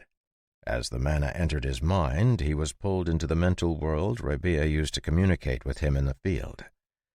Looking around the library, John saw that a good amount of progress had been made by the vines that were cleaning it up. At the same time, he realized that much of the library was still shrouded in darkness, and only a small portion of it was currently lit up, indicating that there was still a significant amount of knowledge that was inaccessible. Sitting at the table in the center of the well-lit area, Ellie was studying a book on alchemy with such focus she hadn't realized that John had appeared in the room. Next to her, Rabia was providing explanations on some of the more complicated ideas, occasionally getting up to retrieve other books from the shelves. Welcome back, John. I've prepared what information I have on basic rune crafting. Much of it is similar to what I've already given you, but I've added a few books on how rune crafting interacts with alchemy to enable artifacting. Once you feel like you have sufficient knowledge, you just let me know what you need, and I'll have it brought to the lab. Thank you. But how are you going to do your monitoring? Is there anything you specifically need me to do? No, not for now. I'm going to be monitoring the mana around you, so I just need you to stay inside the lab area while you work. Your mana signature is rarely consistent, and I'm hoping the inconsistencies will give us some sense of the path forward. I have some ideas already, but I need more data to confirm my theories. Sure. Just let me know if you need anything. Thank you, I will, Rabia said, bowing to John. Sitting at the table with Ellie, John opened up one of the books Rabia had stacked there and began to read through the introduction to artifacting, making special note of the rune-crafting techniques he would need to learn. While he was new to both rune-crafting and artifacting, John could feel mental model working in the background, organizing and arranging the information he was reading until it felt like he had known it forever. A slight burning feeling lit up his mind as two blue windows popped up in his vision. Mental model has grown in effect and efficiency. Mental model 44. With every point he gained in the skill, John could feel his mind growing clearer and quicker. He had never experienced the lower levels of mental model since he had pumped a large number of skill points into it as soon as he'd gotten the skill. But John could clearly remember how long it had taken him to process ideas before he'd gotten the skill, and the difference was night and day. It was like having a supercomputer in his brain that worked independently to solve problems at lightning speed. It didn't take him long to completely devour the knowledge in the introduction to artifacting, and when he was done, he had a short list of 5 different rune-crafting techniques he would need to repair the bracer, along with a list of 3 alchemy techniques. Passing the alchemy techniques over to Ellie, he looked up the rune-crafting techniques, carefully noting the requirements of each. Time passed quickly in the mental world, and before he knew it, John felt a hunger pang as his stomach protested how long it had been since he had last eaten. Leaving the archive, John blinked in the soft light of the laboratory and got out a piece of smoked jerky and a roll from his bag. While the food he brought wasn't particularly exciting, his time in the military had long inured him to rough food, and John gobbled down the salted meat and bread without hesitation. Getting out a pot he had brought, he asked Rabia for some water and then tapped on the bottom of the pot, causing the water to come to a boil almost instantly. Adding tea leaves, he waited patiently for the tea to steep and then poured 2 cups, making sure to filter out the leaves. Finishing Ellie's cup with a dollop of honey, he placed it next to her and then took a sip of his own tea as he started to organize his experiments. "Is there anything I can assist with?" Rabia asked him as she watched John getting his experiments ready. "No, I think I'm fine. I'm going to be practicing my rune crafting for now. Oh, actually, do you have any parchment?" "Third shelf, on the bottom 2 shelves." "Thanks." Walking over to the 3rd shelf, John found the parchment and grabbed a stack of it, bringing it back to the table. Parchment was one of the 3 basic tools runecrafting used, and he instantly recognized the material as the same spell scrolls were made from. After being carefully prepared, each of the sheets of parchment had been filled with mana, allowing them to be almost infinitely durable. While John had never created parchment himself, he had learned the basic process from the introduction to runecrafting he'd been studying. Running his fingers along the smooth material, John sorted through the runes the book on artifacting had mentioned and picked the one that appeared to be the easiest. At first, he simply traced it with his index finger, pretending to draw it out. After doing that a few times, he lifted his finger from the parchment and cast the 3 spells Rabia had taught him earlier.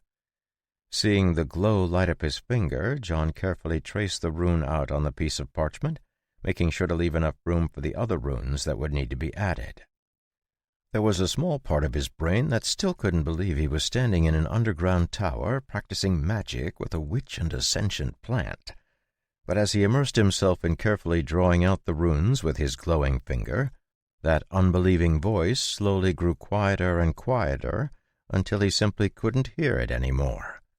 Once the first rune was done, John took a moment to examine it, and then began to trace out the second rune, only to make a mistake halfway through. Seeing a faint red glow light up around the rune, John blinked, and the red glow vanished.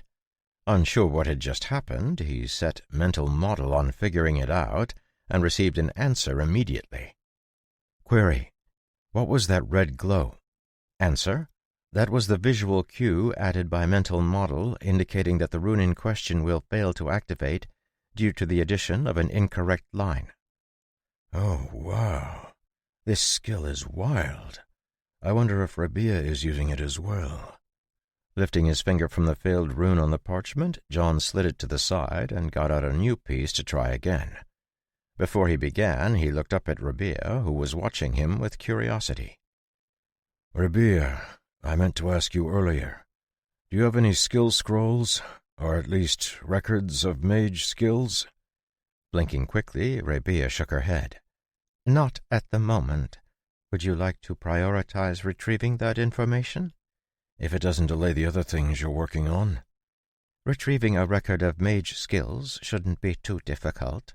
However, all the skill scrolls that were stored in the tower were plundered for their mana by the Guardians and unfortunately no longer exist.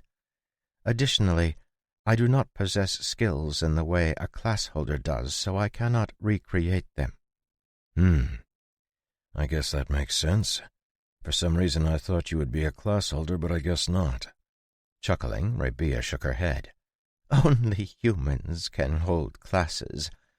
I'm a living mage tower, so while I have the ability to use mana to accelerate my processing speed that is similar to the mental model skill mages use, I don't have skills per se. Wait, what? What do you mean by a living mage tower? True mage towers possess spirits that act as administrators, since handling the mana a tower requires cannot be done without a complex mind. I am an amalgamation of the tower spirit, Tower Master Kelvis installed into this tower, a mana processing plant, and my creator's memories and experiences. Due to my nature, I am intrinsically tied to this tower and its operation. Do you find that restrictive? John asked, his brow furrowing. Restrictive? No, not at all.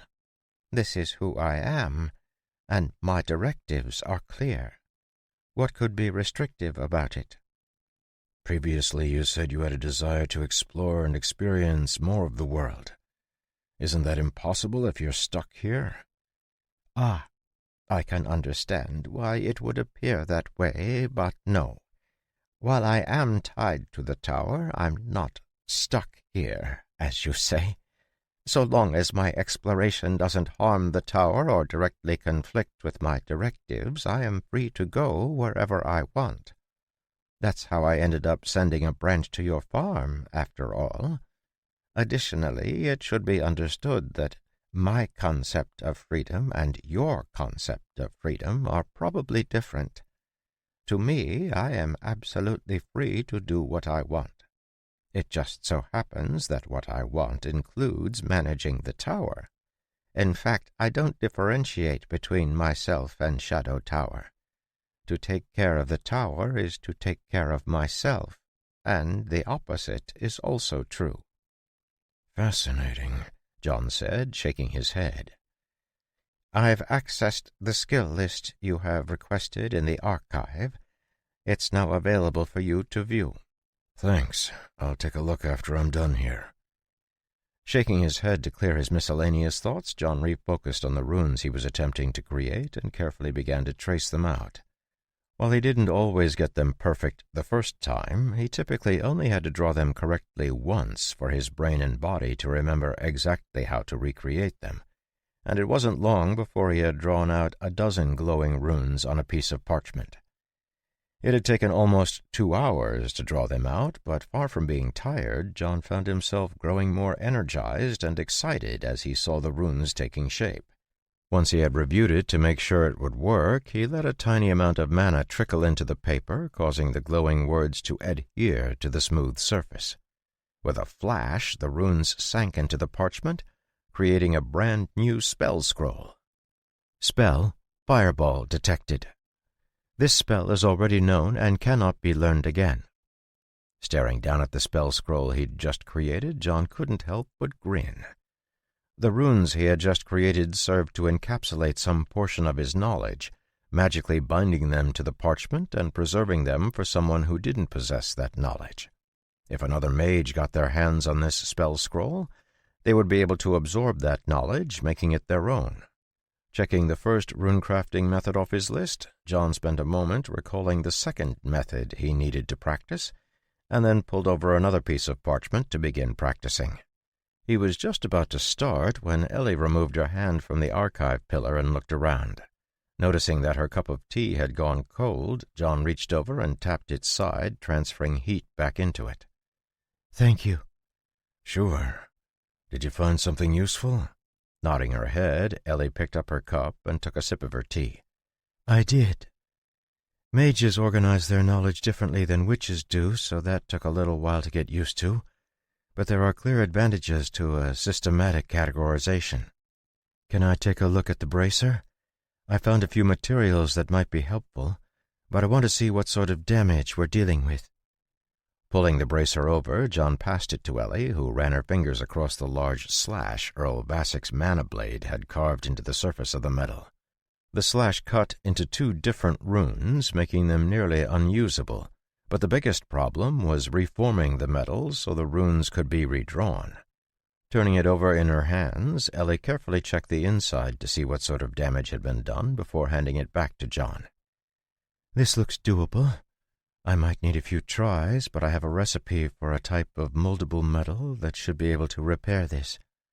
However, I'm not 100% confident it'll work. I could end up ruining the bracer." Shrugging, John smiled and put the bracer back down on the table. "That's fine. We're here to learn, so feel free to experiment." Chapter 8. While Ellie began her own experiments to try and create the material they would need for the repair, John continued to study and expand his knowledge of runecrafting.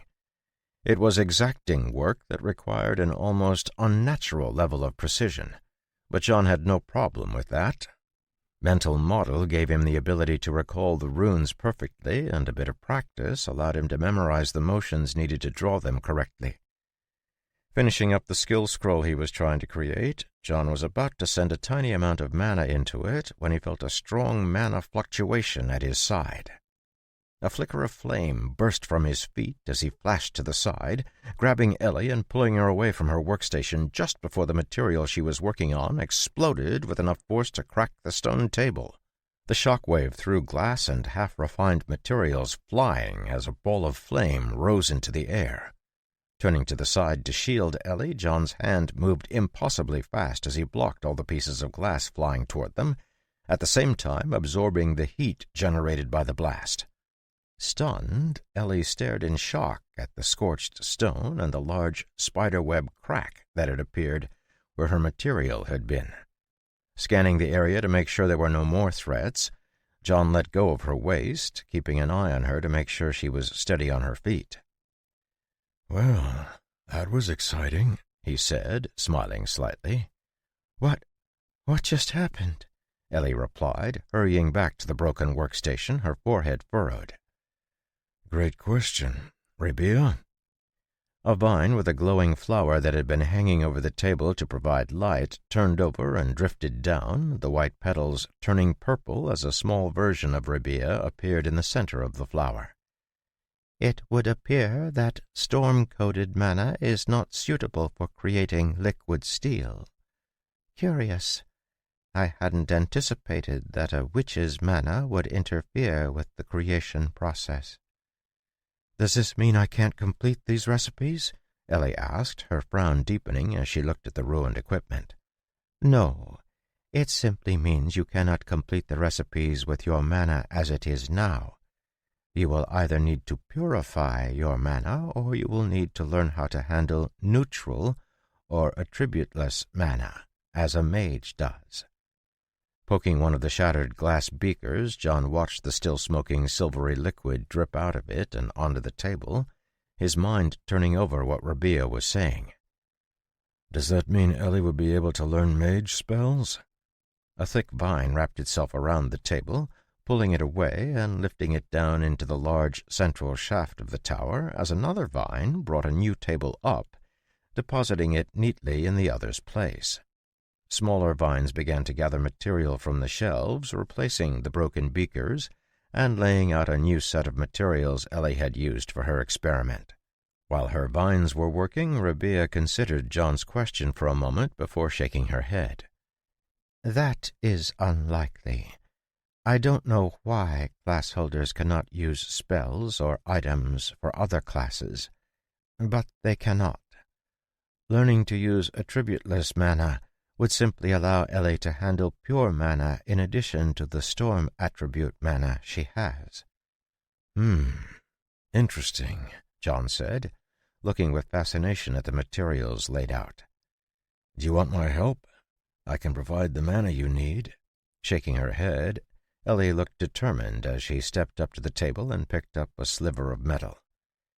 "If it's okay, I think I want to do it myself. Using mana without an attribute is something I need to learn if I want to learn alchemy, so I might as well start now. Even if it takes longer, I want to do this the right way."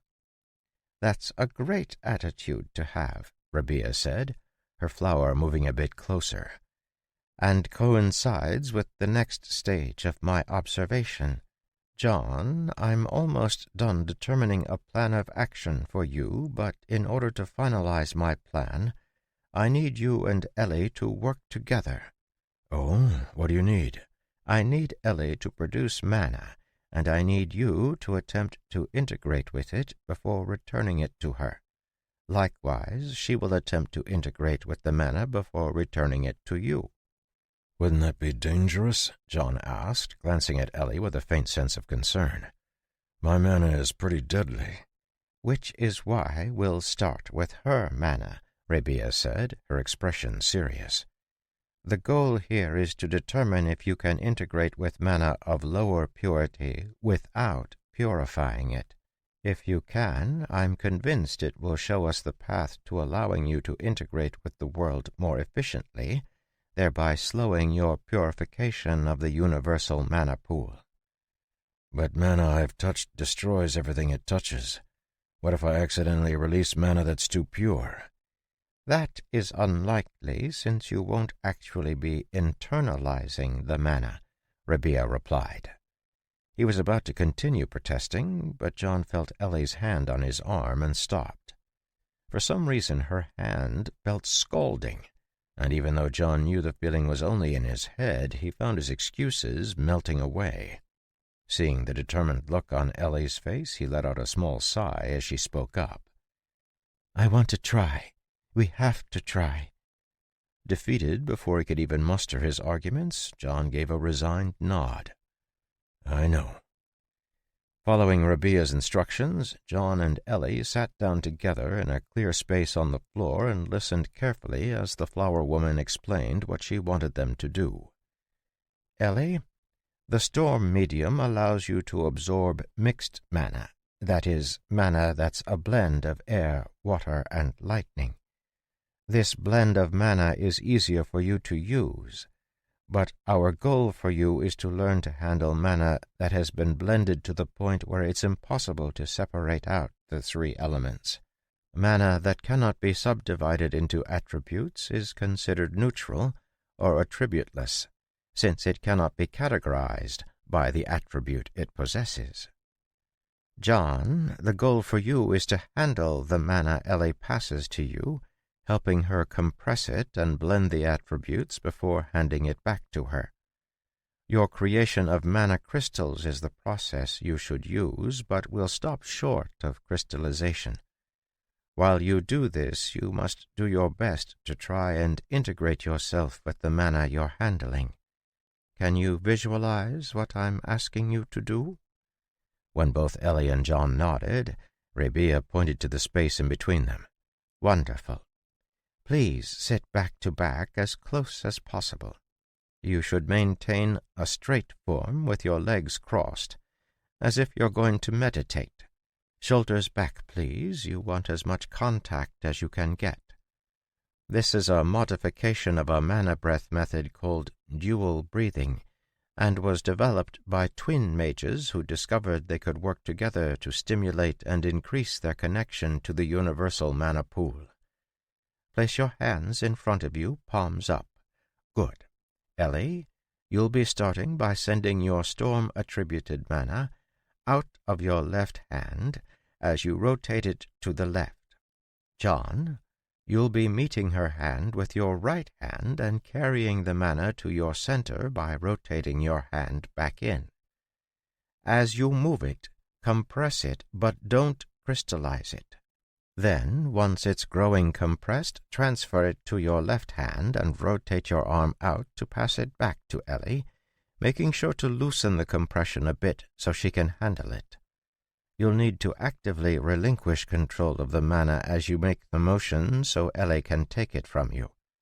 Ellie, you'll meet John's left hand with your right hand and bring it back to your center. Let's practice the motion before we start. Yes, exactly. All right, let's try it for real. Her face carrying a slight blush, Ellie tried not to be distracted by the feeling of John's back up against hers as she focused on creating a ball of mana in her palm.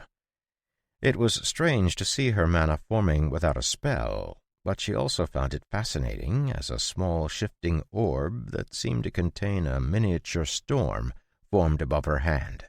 Once she felt like it was stable, Ellie tried to move it, only for the ball of mana to start to destabilize. With supreme effort, she forced the mana back into shape, slowing her hand down as she wrestled with it. When her hand finally rotated out to her left side and met with John's, she felt as if the mana she was controlling had suddenly fallen into hot water. Jerking reflexively, the mana she'd channeled started to explode outward, only to be held in place as John took control of it. With her connection to the ball of mana forcefully broken, Ellie let out a gasp, pain shooting through her mind. Behind her, John's body tensed, but Rabia's voice broke through their concentration, bringing them both back into focus.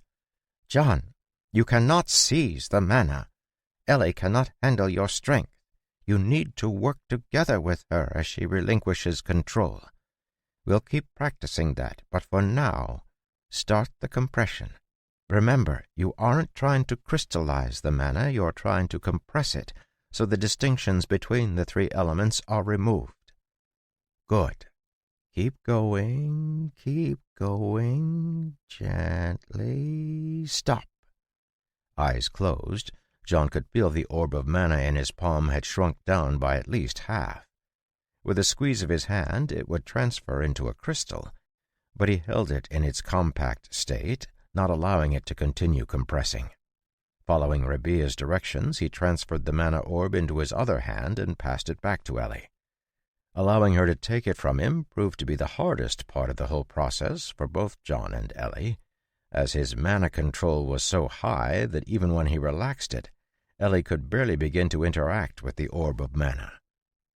After nearly 5 minutes, Ellie managed to take the mana orb back and brought it in front of her stomach once more. When she had first formed it, the orb had appeared to contain a storm. But while it still held the feeling of storminess it had originally possessed, it had transformed into a gray, amorphous ball that contained no distinct elements. Ellie, you need to absorb that mana, merging it with the mana you already have. Pay careful attention to the feeling it gives you. Do you see how the lightning, the air, and the water all blend together? You want to memorize that feeling. Once you've absorbed it, remake the mana orb and pass it back to John. John, this time be gentle when you take it. Just take your time. We're not in any rush. Letting out her breath, Ellie did her best to calm down as she absorbed the mana from the orb in her palm. While it was the same mana she had originally manifested, it now carried a slightly fiery feeling that warmed her up. Realizing that it was John's mana, she didn't reject it, but instead allowed it to run through her. Once she'd finished absorbing it, she began to recreate the orb of mana again, and soon another small storm had appeared hovering above her hand. Though it looked almost exactly like the original orb, Ellie thought she could feel a slight grayness at its edges, though that could have been her imagination. Carefully passing it over to John, she tried to relinquish her control, while John took over as gently as he possibly could. It took way more control than he ever assumed it would to gain control of the mana orb without jerking it from Ellie's grasp, but before too long John got a handle on it. As the orb fell into his control completely, John began compressing it again, trying to make sure it didn't end up crystallizing. Back and forth, John and Ellie passed the mana, eventually falling into a rhythm as they moved Ellie's mana from one side to the other. Though John couldn't sense any particular change in himself, he could feel that Ellie was undergoing a slow but substantive change. Happy to see she was gaining a positive effect from the combined mana breath, John emptied his mind of thoughts and focused his attention entirely on compressing the mana Ellie passed to him. After a full hour, Ellie's mental strength ran out and they had to stop, but Rabia assured them they were on the right track. For the next 2 days, I would like you to do this at least 3 times. In between meditation sessions, you can rest or study, Rabia said, her purple flower moving around John and Ellie as she examined them. Will we be able to maintain it for a longer period of time? Ellie asked. Yes, though you don't have the mana breath skill, which means that unless you manage to develop the equivalent skill for a witch, or a compatible skill, there will probably be a hard limit to how long you can maintain it. Lasting for an hour is already a wonderful accomplishment, Rabia replied. John, how are you feeling? I'm fine, John shrugged. No different than normal. I see. Please rest, and we'll try again soon. For the next 2 days, John and Ellie continued learning about enchanting, occasionally taking breaks to rest and return to the farm. Every 6 hours they would sit down and practice their dual meditation, passing Ellie's mana back and forth in a cycle. The process got easier and easier with every session, and eventually John began to notice something different about his mana as well. The change to Ellie's mana was clearer as her mana purity increased by a sliver after every session, but John hadn't been able to see any difference in himself. Yet after 2 days of meditation, he got the strange feeling that something about his own mana was smoother, almost as if a sharp edge had been dulled ever so slightly. As they finished their evening meditation session, John's eyes widened as 2 blue windows popped up in front of him. -1 doom points. The apocalypse retreats.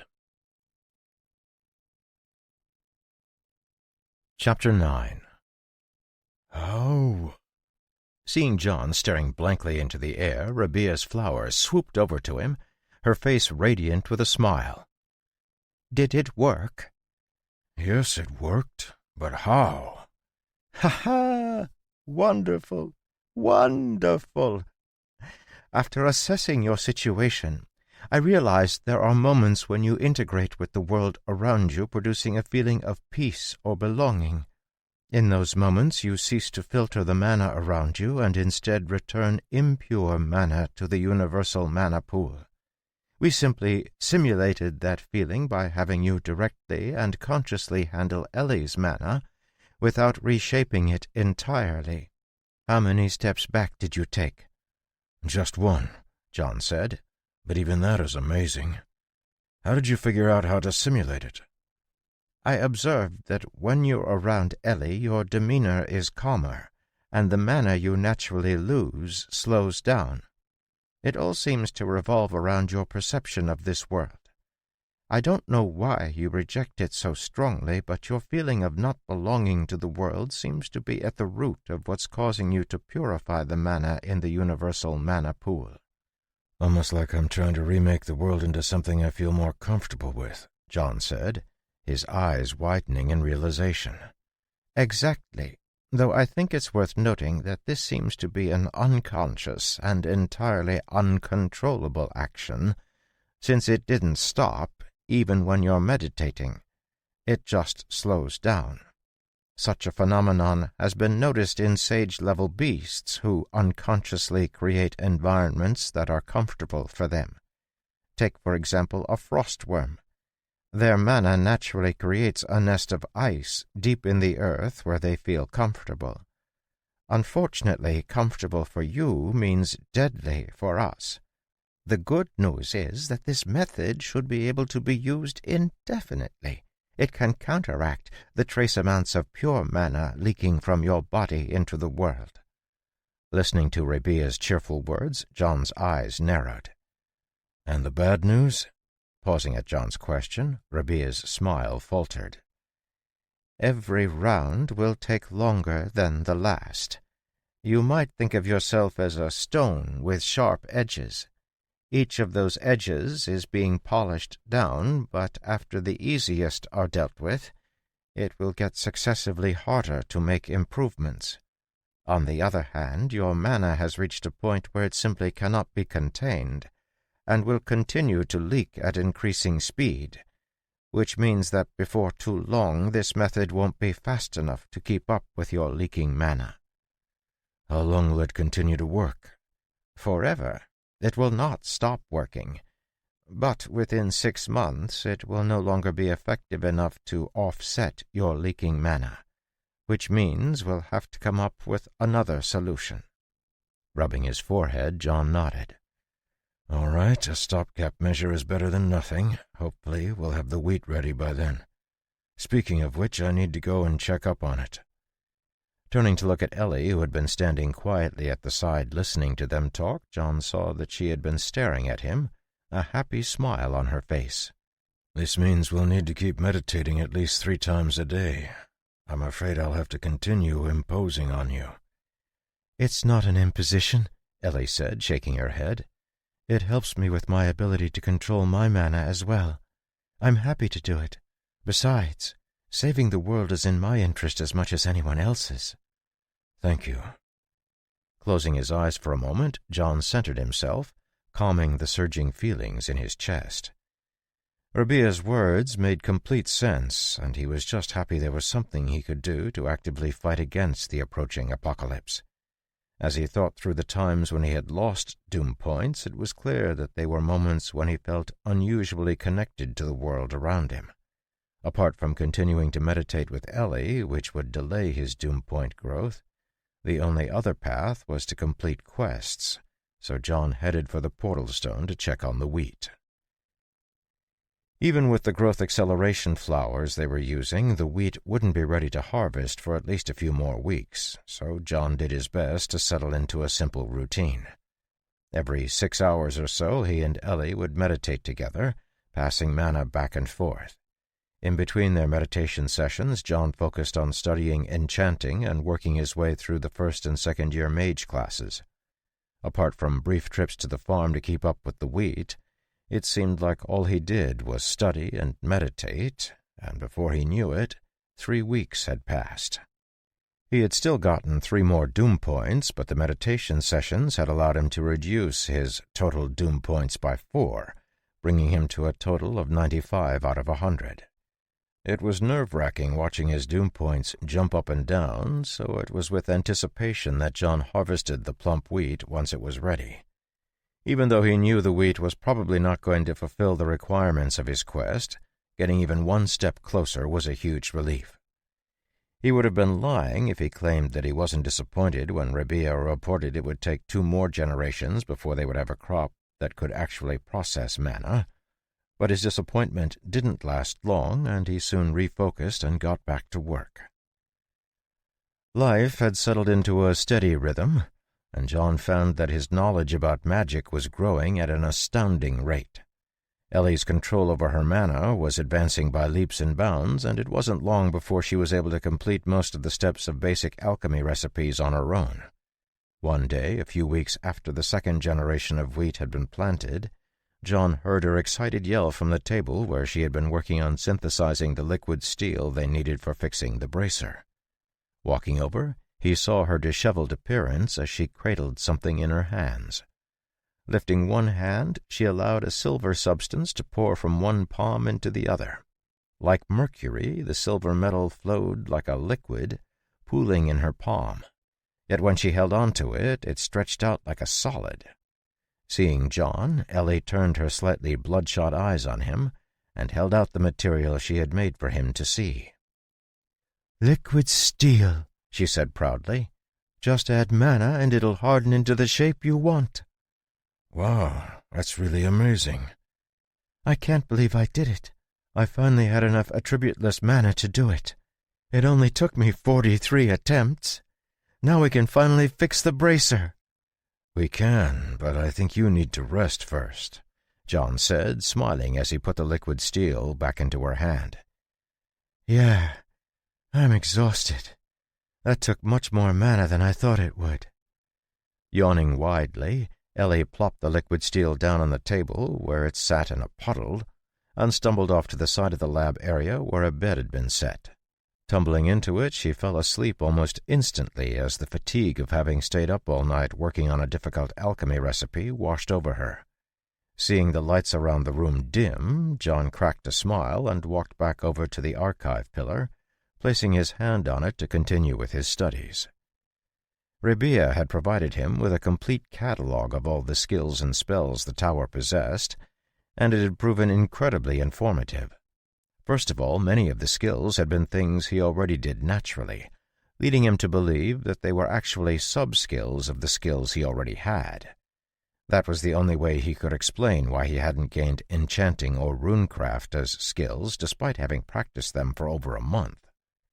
Instead, he could feel his arcane tongue skill broadening to include his new knowledge of enchanting, allowing him to progress faster in his study of runecrafting than would have otherwise been possible.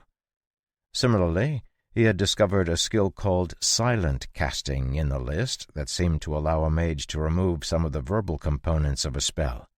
While John had been casting spells silently for years, he had never gotten a skill like that, leading him to believe that silent casting was actually a subset of his existing skill, mana control. Appearing in the library next to the table where a stack of books was waiting for him, John opened up his skill list. Skill list: Mana Breath, max. Arcane Tongue, max. Mana Control, max. Mana Reinforcement, max. Mental Model, 45. Currently, John had 5 skills, 4 of which were completely maxed out. While he was able to make progress with his 4 maxed skills, it was only through adding breadth to them, not through adding depth. On the other hand, Mental Model, which was only at 45 out of 100 skill points, was constantly growing both in depth and breadth. It helped, of course, that he was putting mana into it constantly. He had been working on narrowing down the list of recorded skills, and after working his way through every single skill on the list, had managed to organize all of them into 6 categories. 5 of the categories seemed to fit neatly with the skills he already had. Skills related to increasing his connection to the universal mana pool fit under Mana Breath. Skills related to increasing his connection to other beings fit under Arcane Tongue. Mana Control governed skills that controlled mana externally, while Mana Reinforcement dealt with controlling mana internally. Skills related to understanding the world or problem-solving all seemed to fit under the Mental Model skill, and finally skills related to understanding what lay outside the world were grouped under a skill called Astral Insight. John had scoured the list of skills multiple times, and each time he came up with the same groupings, leaving him confident that he truly had determined the final 6 skills. This had been further confirmed by Rabia, whose creator had once experienced the merging of 2 skills after one of them had grown to the legendary level. Based on what John could figure out, as a mage learned and grew, their knowledge transitioned from highly specialized into a broader, more comprehensive and holistic understanding of the subject and other related subjects. The real question is, how am I going to learn Astral Insight? Rabia? Yes, John? Do you have records related to people using Astral Insight? I'd like to see if I can learn it naturally. I do, though most of the records describe experiments that require specific spells to complete. Unfortunately, I don't have a record of the spells themselves, just their names. That's all right, I'll take whatever you have. For the next few hours, John pored over all of the records Rabia could bring him, slowly gaining a sense of what Astral Insight entailed. Like Arcane Tongue and Mental Model, Astral Insight was both an active skill and a repository for knowledge.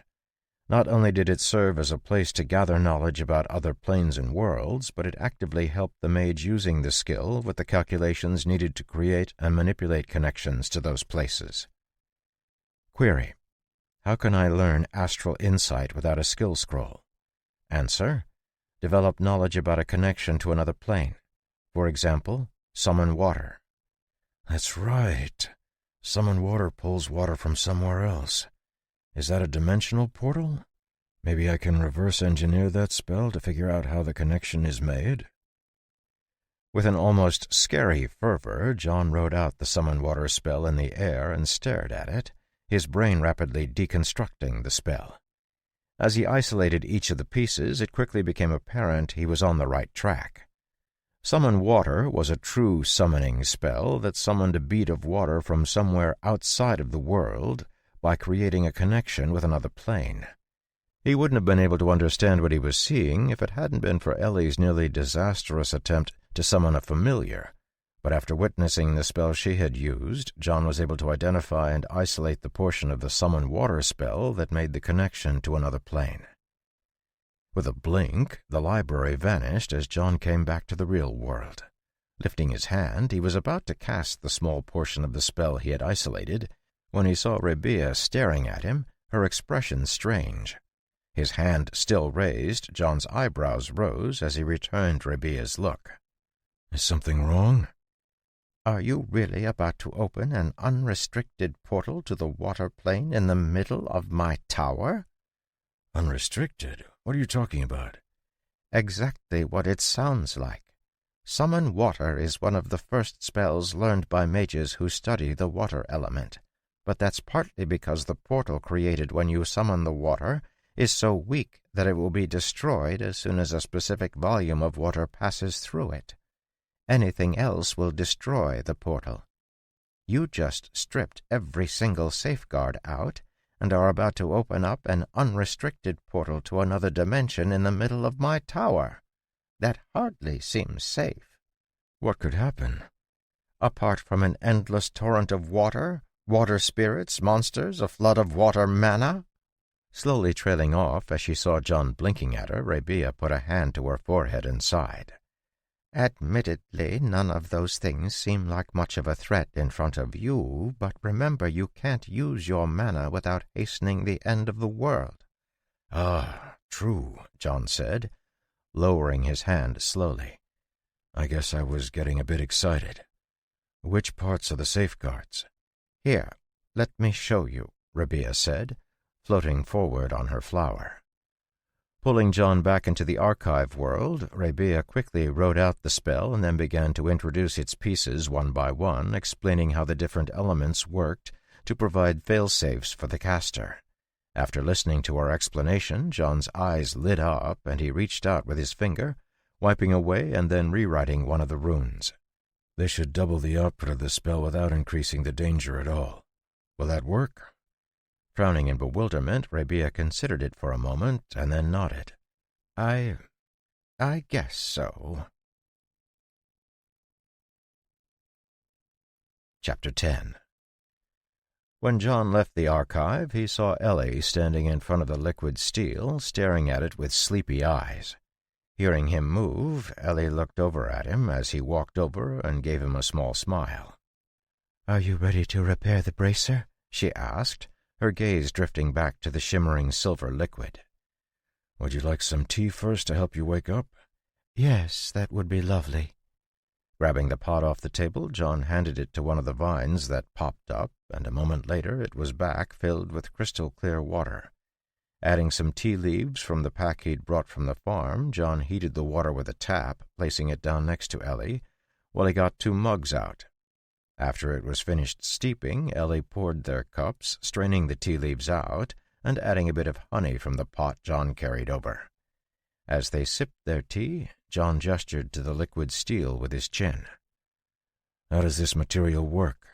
How do you get it firm enough to mark? It will pour like a liquid, but injecting mana into it will slowly transform it back to steel, Ellie said, after taking a sip from her mug. We'll need to mask the bracer so the liquid steel only gets into areas we want it to. But since it moves like a liquid, it'll completely fill the damaged areas. Once we channel mana into it, it'll harden while bonding with the surrounding metal. After it's hardened, we can redraw the runes. Sounds good. I'll follow your lead on this.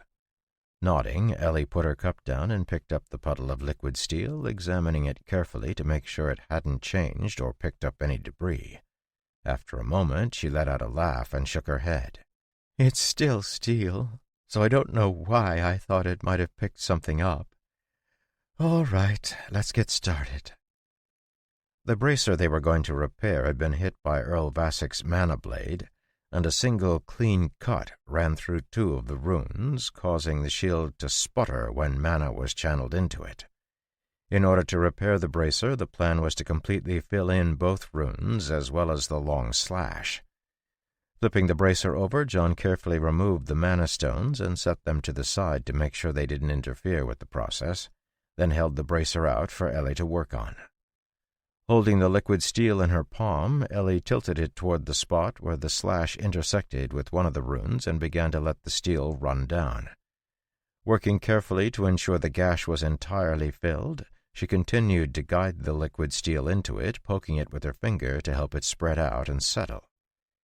It was a time-consuming process, but both John and Ellie were patient, working carefully as they filled the bracer in. Once the gash was filled, Ellie continued with the 2 carved runes, teasing the liquid steel along the curved lines until they had practically vanished. The liquid steel was a slightly brighter silver, but as it settled into the bracer, it slowly took on the color of the bracer around it, making it hard to distinguish what was original and what had been added. When she was finally done, there was still a bit of liquid steel left over that bulged up, but after a moment of consideration, she left it in place, figuring they could smooth it down after the liquid was hardened. Ready for the next step, Ellie let her mana seep out of her palm and enter the bracer. The change was immediately apparent as the liquid steel lost the last of its shimmer and locked in place, growing as firm as the rest of the material around it. Once all the steel had hardened, Ellie took her hand back and wiped her forehead. Phew! That was a lot more stressful than I thought it would be. Well, you did great, John said, turning the bracer over to look at it. Thanks. We still need to smooth out the metal, and then you should be good to start adding the runes back onto it. Holding the bracer to examine the protruding spot where the extra steel was, John thought for a moment, and then jerked his head toward the bridge that led down to the third floor of the tower. I might take it back to the farm to grind it down. We have a grinder at the forge. No reason not to use it. Besides, it's time to check the field again. Okay, I'll come with you. I promised Ben I'd make a proper dinner for him. Ha ha! Has he been complaining about Thomas's food again? Every day, Ellie said, covering her mouth as she giggled. He complains every time I see him. Huh. Maybe we should see about getting someone to help with the cooking. Nodding, Ellie gathered up the tea supplies and put them in the bag to take back to the farm. And some of the housework. If we're going to be spending a lot more time here, we'll need someone to handle a lot of things I was doing on the farm. Good point. Let's ask around to see if there's someone we can hire for housekeeping. Rabia, we're headed back to the farm. We'll be back for our evening meditation session. Of course, Rabia said, appearing on a nearby flower. Enjoy your time at home. Thanks. Following Ellie, John walked across the bridge and onto the third floor where the portal stone was located. Taking a small stone token from the pocket of her apron, Ellie held it out as she entered the portal, causing it to activate, sending her and John back to the farm. Appearing in the cheese cellar, John saw Thomas standing by the cheese table, carefully shaping a wheel with an intense level of concentration. Seeing piles of misshapen cheese wheels on the table next to him, John shared an amused glance with Ellie. Yeah, I think we need to hire someone, John said, shaking his head. I'll head into town later today to see about finding someone. Hearing his voice, Thomas looked up from what he was doing and put down the 2 paddles he was using. Stepping out from behind the table, he wiped his hands on his apron and bowed slightly. Welcome home, sir. Ma'am, I have an important matter to report on. Oh, what's going on? Seeing Thomas's glance at Ellie, John gestured for him to speak. Alera experienced a coup, and they're reporting that the Empress died. Katrine died? Unlikely, John said, his eyes narrowing as he walked over to the table where Thomas was working. Correct, sir. She is currently in Fairford. Stopping as if he'd been struck, John stared at Thomas with wide eyes. Repeat that? Of course, sir. She is currently in Fairford. As of yesterday, she purchased the inn and is in the process of remodeling it. Duke Bernard is with her, acting as her cook. Okay, first of all, can he even cook? And second of all, what? Duke Bernard is an accomplished gourmet, sir. His fortune comes primarily from the development and sale of spices. Wow, I guess I should have made that connection, given his size. But what is she doing in the valley? She didn't say, but did request that you visit at your earliest convenience, sir. Yeah, I bet she did.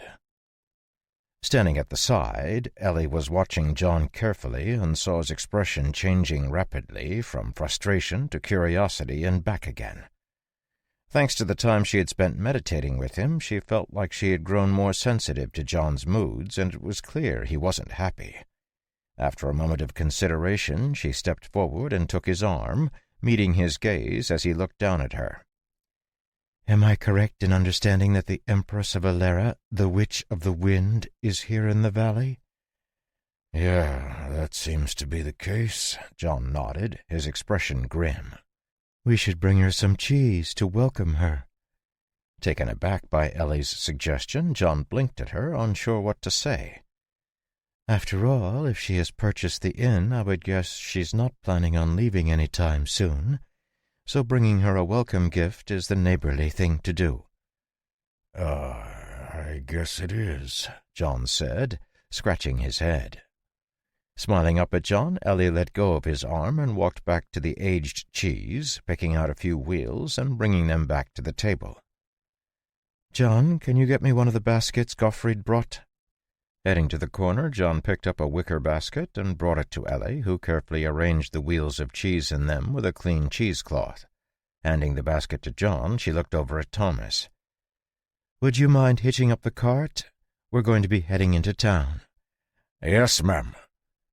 Watching Thomas leave, John looked down at the basket in his hand and let out a sigh, firmly tamping down the surging feelings in his heart. He'd been incredibly surprised to hear that Katrine was in the valley, but given the general trajectory of this world, he realized he probably should have guessed it would happen at some point. When he'd first come to the valley, it had been with the intent of leaving everything about his old life behind.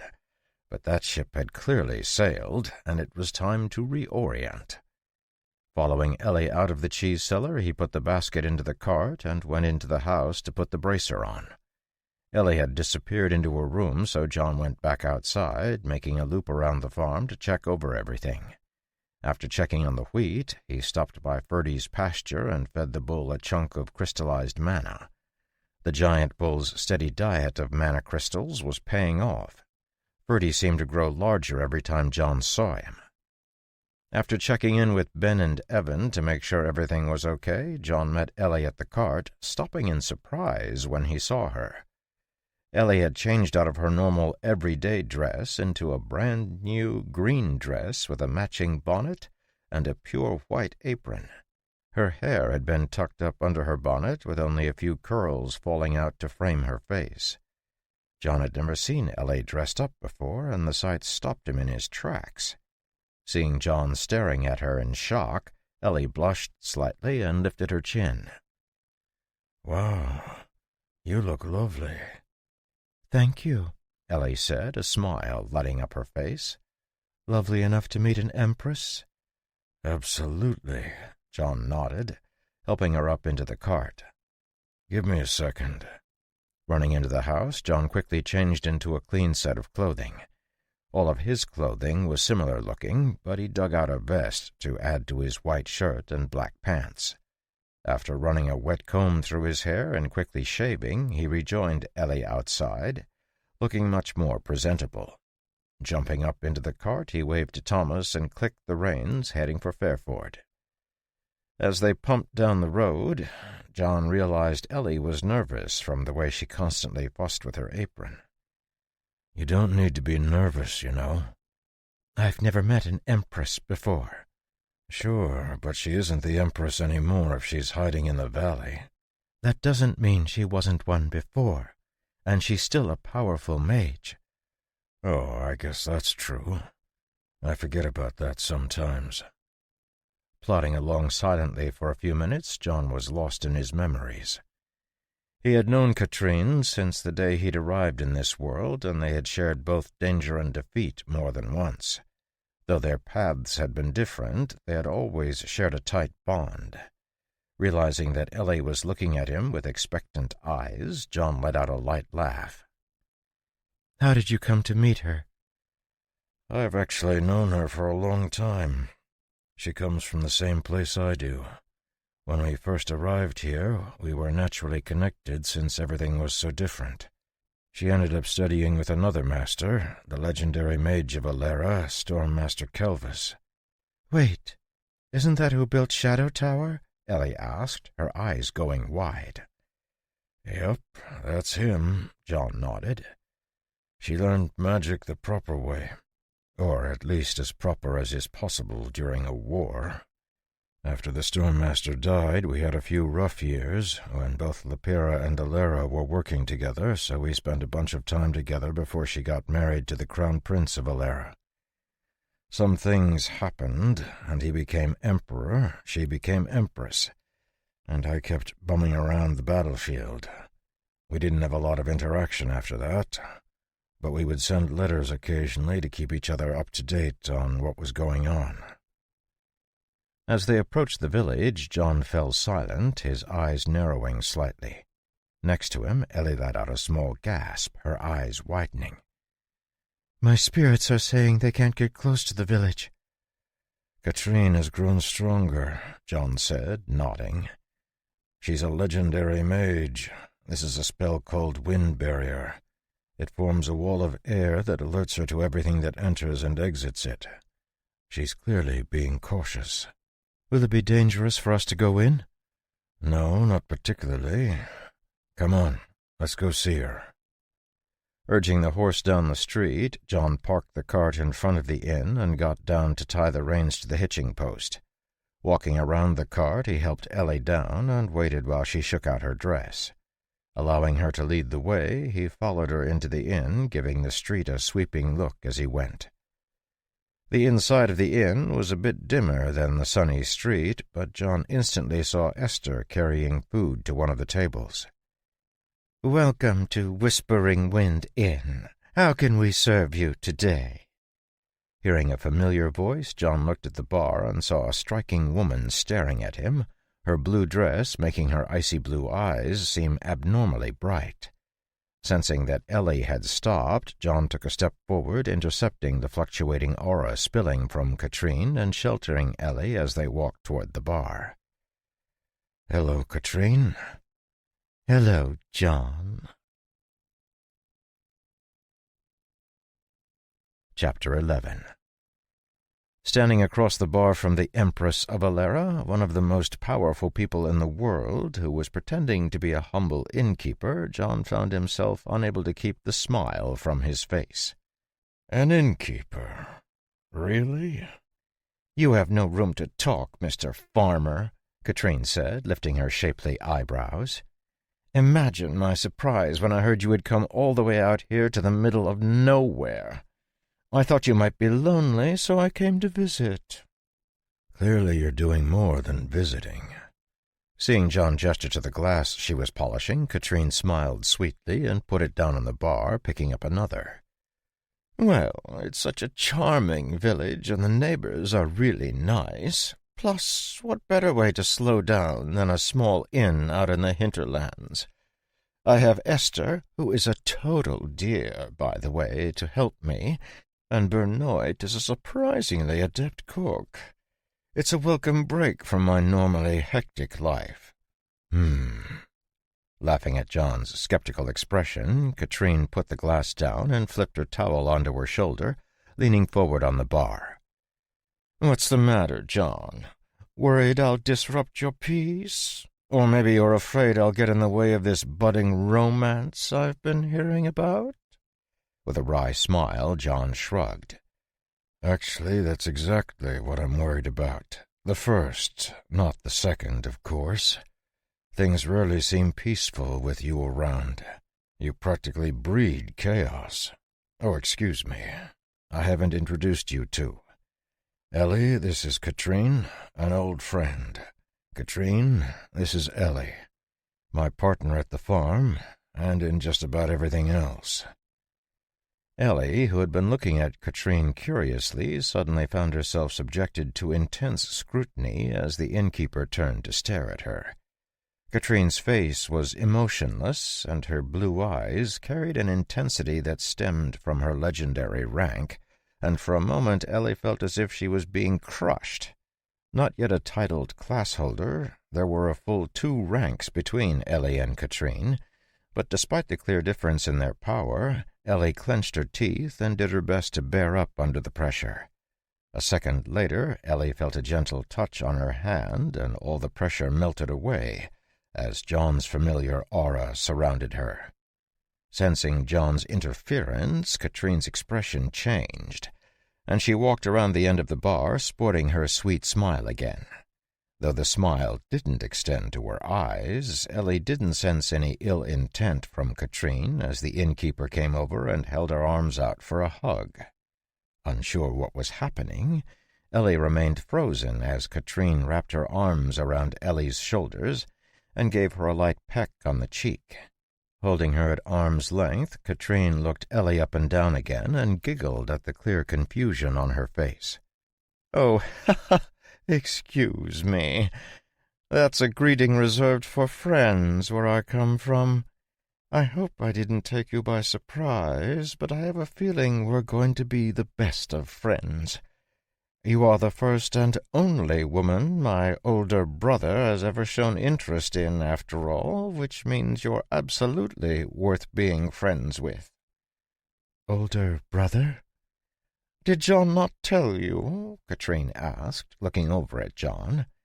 "We come from the same homeland, so when we arrived here he took me under his wing and treated me like his little sister. We're not related by blood, but we might as well be.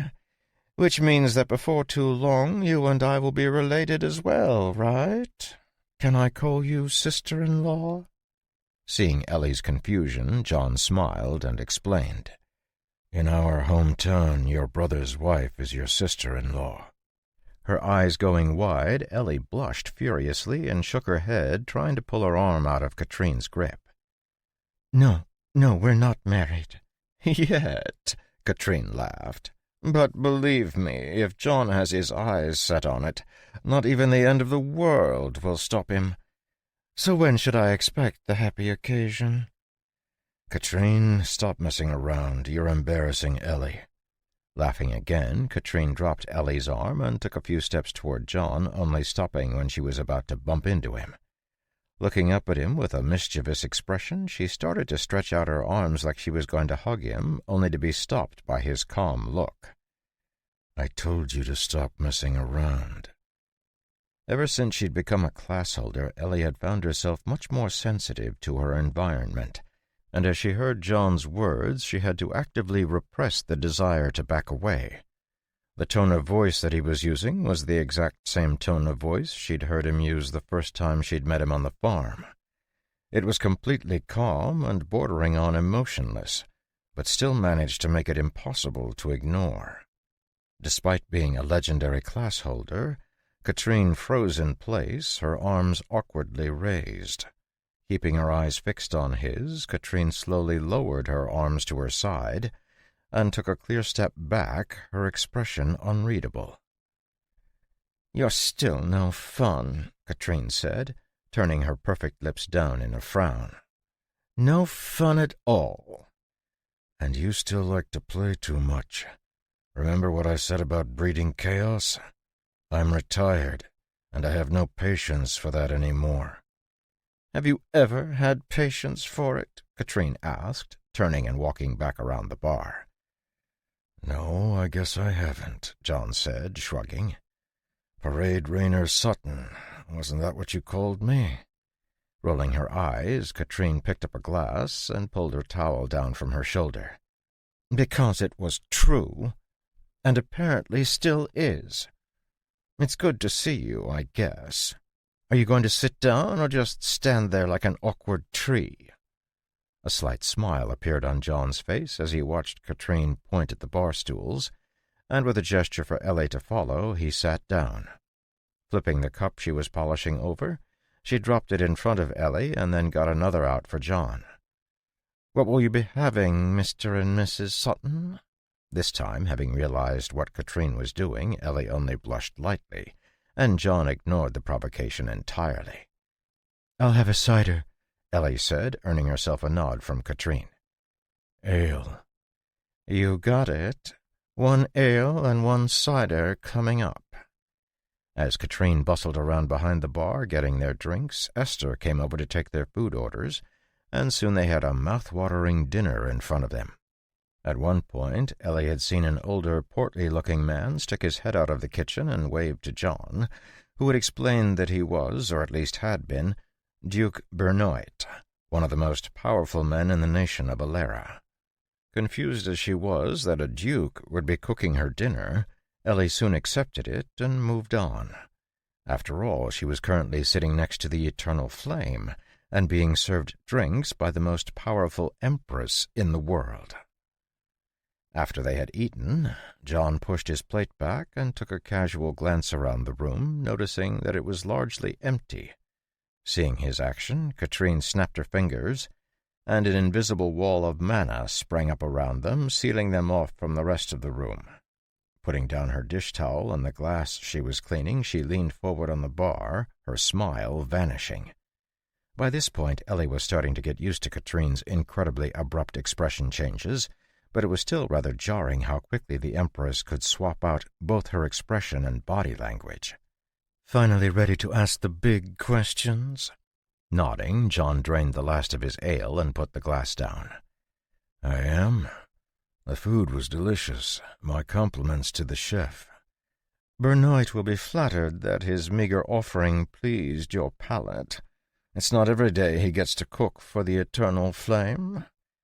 "I thought I asked you to be serious," John said, giving Katrine a tired look. Cracking half a smile, Katrine gave a small laugh as she shrugged. "You can't get rid of your stuffiness, and I can't help the way I talk." "Fair," John replied, tapping on the bar. "What are you doing here?" "Honestly, I came to look for backup because some snakes have set up shop in Alara, and I'm not powerful enough to deal with them. You might call it pest control, but now that I'm here, I'm not so sure I want to do that anymore." "No?"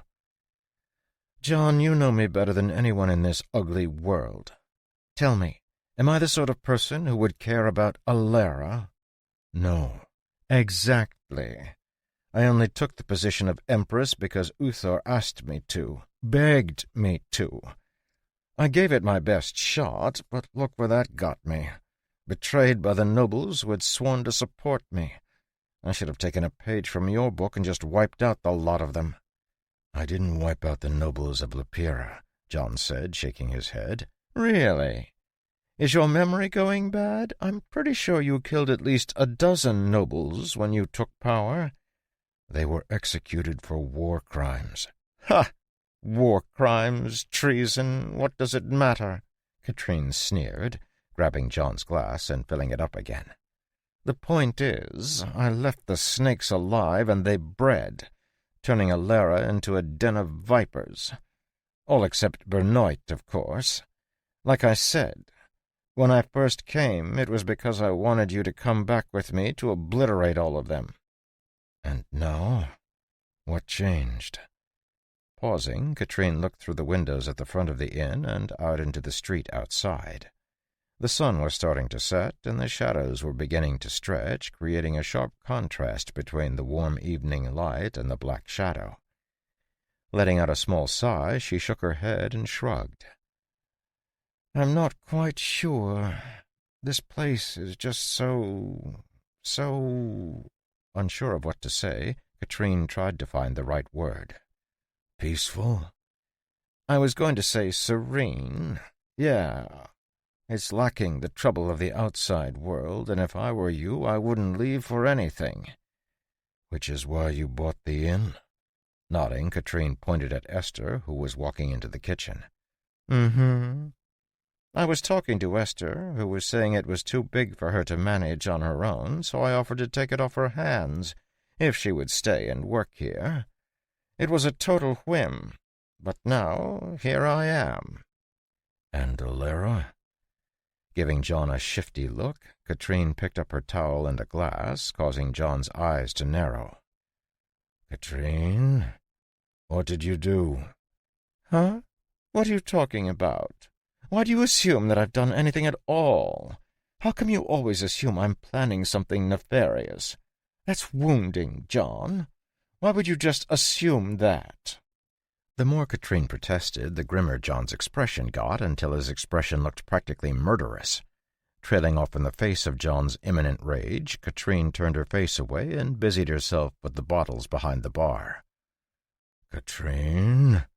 When Katrine didn't respond, John's eye twitched, and the ale in his cup completely evaporated. Alarmed, Ellie was about to reach out and touch John's arm when John spoke again, his voice quiet and deadly. "If I find out on my own, it's going to be 1,000 times worse, Katrine. What did you do?" Hunching her shoulders as if she'd just been struck, Katrine slowly turned around, looking for all the world like a little girl about to be scolded by her dad. With a deep breath, she gathered herself and pointed to the door. "I might, and I mean might, have told the priestess of the Ecclesia that the Eternal Flame wanted the Ecclesia to save the people of Alera from the corruption of the nobles." "That will start another war," John said, frustration clear in his voice. Swallowing, a flame of anger lit up Katrine's eyes, and she straightened up, meeting John's gaze directly. "A war has already started, John. None of the food shipments you sent made it through. The people have been starving, and the nobles have been slowly seizing military power. I assumed it was only in Alera, but as I traveled here it became clear that the sickness that plagues Alera infects Lepira too. If something isn't done soon, both countries are doomed." Dropping his gaze, John stared morosely at the bar top. "They might be anyway if I can't get those doom points under control. But another war? Is it really necessary?" Beside him, Ellie turned her hand over, placing a silver ring in front of him. Pushing it toward Katrine, Ellie gestured for her to take it. "Does this look familiar to you, Your Majesty?" "Please call me Katrine. I'm not a majesty any more, and I don't intend to ever be again," Katrine said, waving her hand as she picked up the ring. Looking up, John saw her expression harden. "Yes, this is the symbol of that plague I was talking about. Infinitum. A plague that, if not dealt with, will enslave this world." "Only if I don't destroy it first," John muttered, so quietly that not even Katrine could hear him. "Pardon?" "Nothing," John said, shaking his head. "So your plan was to encourage the Ecclesia to go to war with Alera? How will that help defeat Infinitum?" "Not with Alera, with the nobility," Katrine said, leaning forward excitedly. "Infinitum is obsessed with immortality, and that means a lot of experiments. They use a network of nobles to fund their experiments, and the reason they came after me is that I was in the process of nationalizing all the nobles' wealth. I made the mistake of going after their pocketbook, and they weren't happy about it. But even though they were in Lepira as well, their reach is hampered by the Ecclesia, since the nobles have next to no power here. What I want to do is get the Ecclesia to start a war with the nobles by having them steal away the citizens who are trapped in the nobles' lands." Frowning, John stared at Katrine for a moment before gesturing for her to continue. "Explain what you mean." "Right. So do you know where the wealth of Alera comes from? It comes from the mines and farms of the nobility. Guess who works in those mines and farms? Regular people. But the conditions are terrible, really terrible. So I figure we could entice all those people away with the promise of better work, better living conditions, and so on. Completely undercut the nobles, since they'll have no one to work in their lands anymore." "What if the nobles don't let them go?" Ellie asked, looking between John and Katrine. "That's where the Ecclesia comes in," Katrine said with a grin. "A few thousand holy knights and a ranger corps should do the trick." Chapter 12. "That's a dangerous path to walk," John said, staring at Katrine. The smile on Katrine's face faded, and she nodded her head. Grabbing a glass, she pulled out a bottle of wine from under the counter and popped it open, pouring herself a generous portion. Leaving the open wine bottle on the bar, she picked up the glass and clinked it against John's before taking a long drink. Wiping her lips with the back of her hand, she met John's gaze squarely. "It's incredibly dangerous, but it's necessary. Infinitum has a grip on Alera that can only be broken by the complete destruction of the noble class." "But you're not just talking about the destruction of the noble class," John said. "You're talking about the destruction of the nation. They're undoubtedly already in turmoil since you left, but this would be the nail in the coffin." "So? Does it matter if Alera is destroyed? Do you know what the watchword was when the nation was formed? For the least. Do you know what it is now? For glory. Believe me when I say that the glory they talk about is not the glory of the least. No, it's the glory of the few who have realized that by controlling people they can build their wealth. As far as I'm concerned, it should all be burned to the ground. If I was strong enough, I would have done it, too. But Infinitum has at least 3 legendary mages in their ranks, and if the reports are right, a sage. Letting out a low whistle, John's eyebrows rose as Katrine flicked her finger, causing a bubble of wine to float out of her glass and drop onto the bar top. Using her finger, she guided the wine as she traced 3 symbols onto the bar top. Infinitum is divided into at least 3 main factions, each one led by a legendary class holder. The dagger represents the master of the blade, a legendary rogue who runs their intelligence and assassination arm. Then we have the serpent, led by the master of the coil, a legendary alchemist who specializes in drugs and poison. Finally, the master of the skull leads the disciples of bone, who wear the skull brand. Drawing a line up from the 3 symbols to a single point, Katrine's finger traced out a sideways figure 8, forming the now familiar sign of infinitum. And above all of them, there is the one called the Master of All, Kithoff the Eyeless. He trains their mages and transforms their warriors into unstoppable undead monsters. In one hand he holds unimaginable riches, and in the other, immortality, or so the rumors say. Staring down at the symbol, John's brow furrowed. I knew it was a mistake not to kill him. Nothing you could do about that, John, Katrine said, picking up her glass. There was no way to know that destroying his body and striking him with a mortal wound would actually allow him to grow to the sage level. Besides, we have a sage of our own, and one whose magic directly counters necromancy. The bigger issue is going to be the 3 legendaries, unless, of course, we can pull in the Ecclesia. Isn't your old teacher still around, Sir Little? Maybe we can call him over. And if my spies were doing their jobs right, the old man in charge of the Holy Knights should have become a legendary class holder by now. A Holy Knight, Sir Little, and I should be enough to deal with the dagger, serpent, and skull. If you can handle Kithoff, we should be able to win. Grimacing, John wiped his hand across the bar, erasing the images Katrine had drawn. Let's hope it doesn't come to that. The fallout from a battle of that scale would be enough to end the world. Before that, let's see about convincing the Ecclesia to start combating Infinitum's influence. Hopefully, we can make some progress that way. A sly smile flashed across Katrine's face, but it was gone so fast that John wondered if he had only imagined it. Nodding, she drained her glass and nodded toward the door. All right, let's go. I set up a meeting with our friendly local Ecclesia representative. You were that sure I would agree? I haven't been Empress for nothing, you know. While you've been playing at being a farmer, I've been learning the sacred art of getting my way, Katrine said, her voice full of forced lightness. Come on, you can yell at me later. Seeing John get up, Ellie tugged on his sleeve. I have a few things to buy at the store. Why don't I meet you at the cart when you're done? You're welcome to come. I know, but I can't follow half of your conversations anyway, so it's not like I would have anything to contribute. Better to use the time to get my shopping done, since we need to head back to the farm. Realizing a few hours had passed since the last time they had meditated, John nodded. That's right. I'll see you in a little bit. Walking out onto the inn's porch with Ellie, John watched as she lifted her skirt and headed for the general store.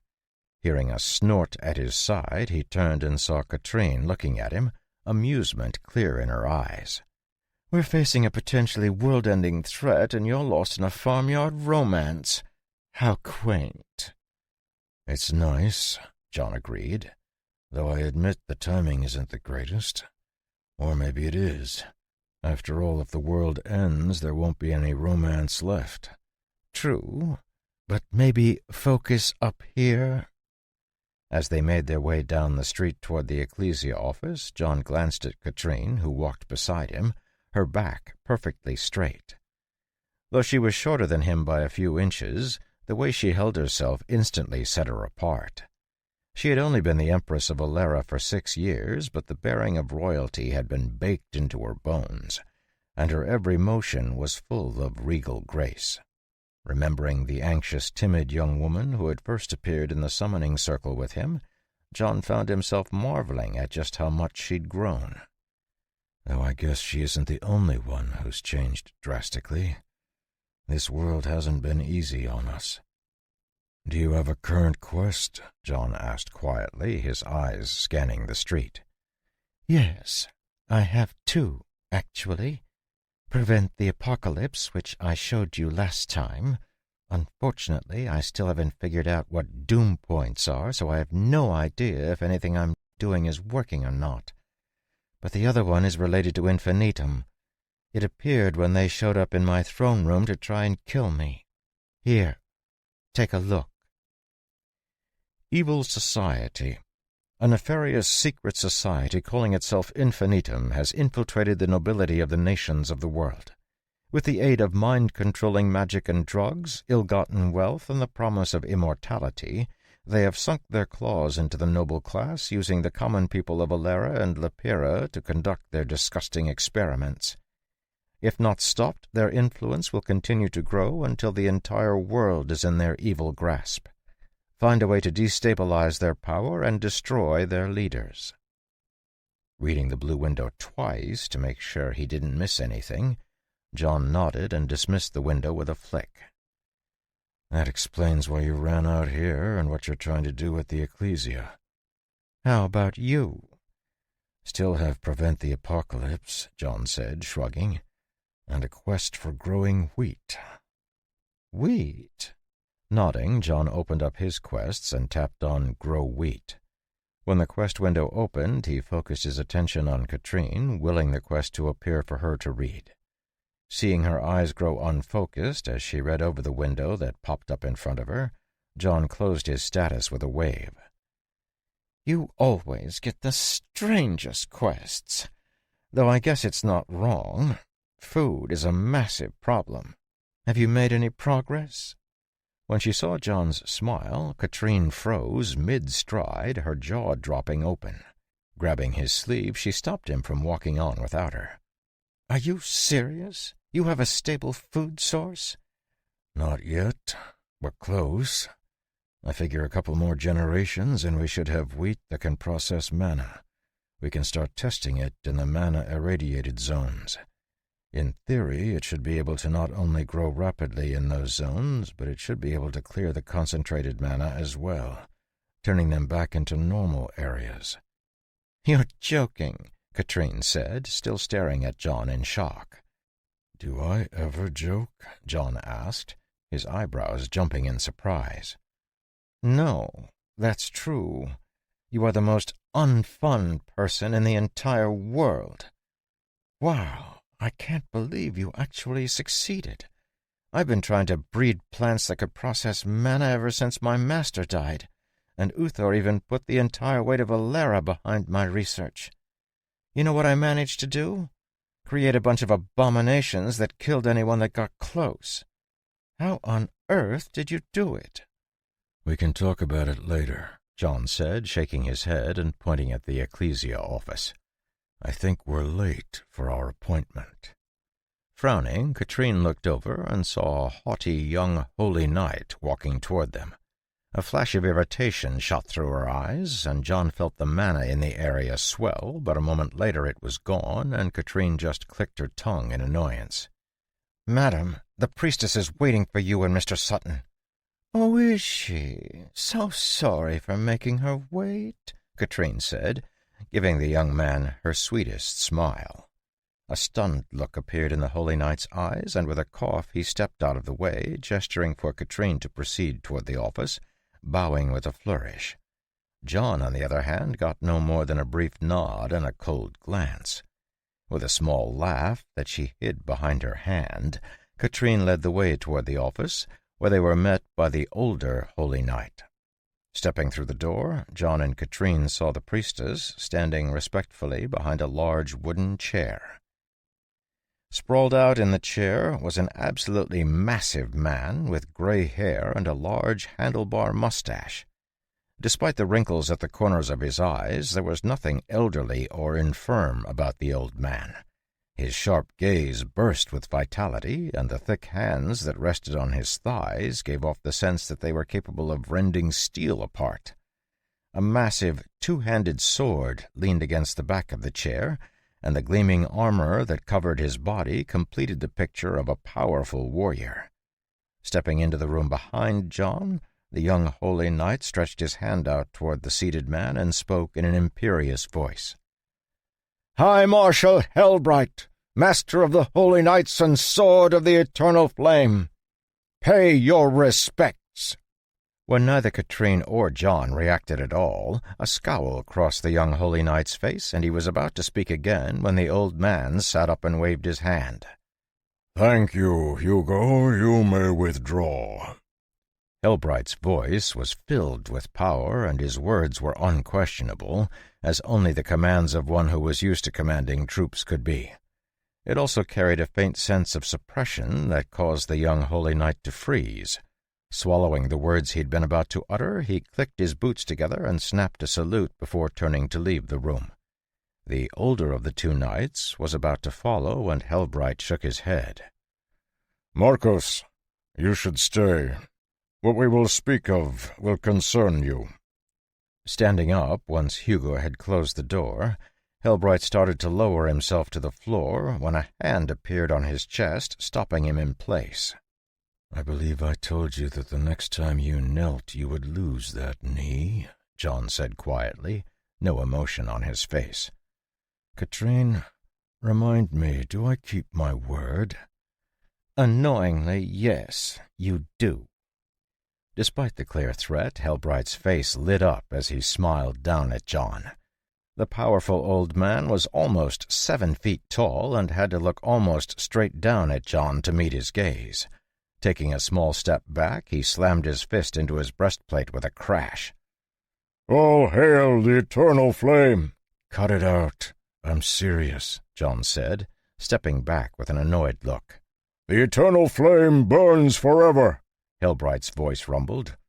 "It is good to see you, Your Eminence.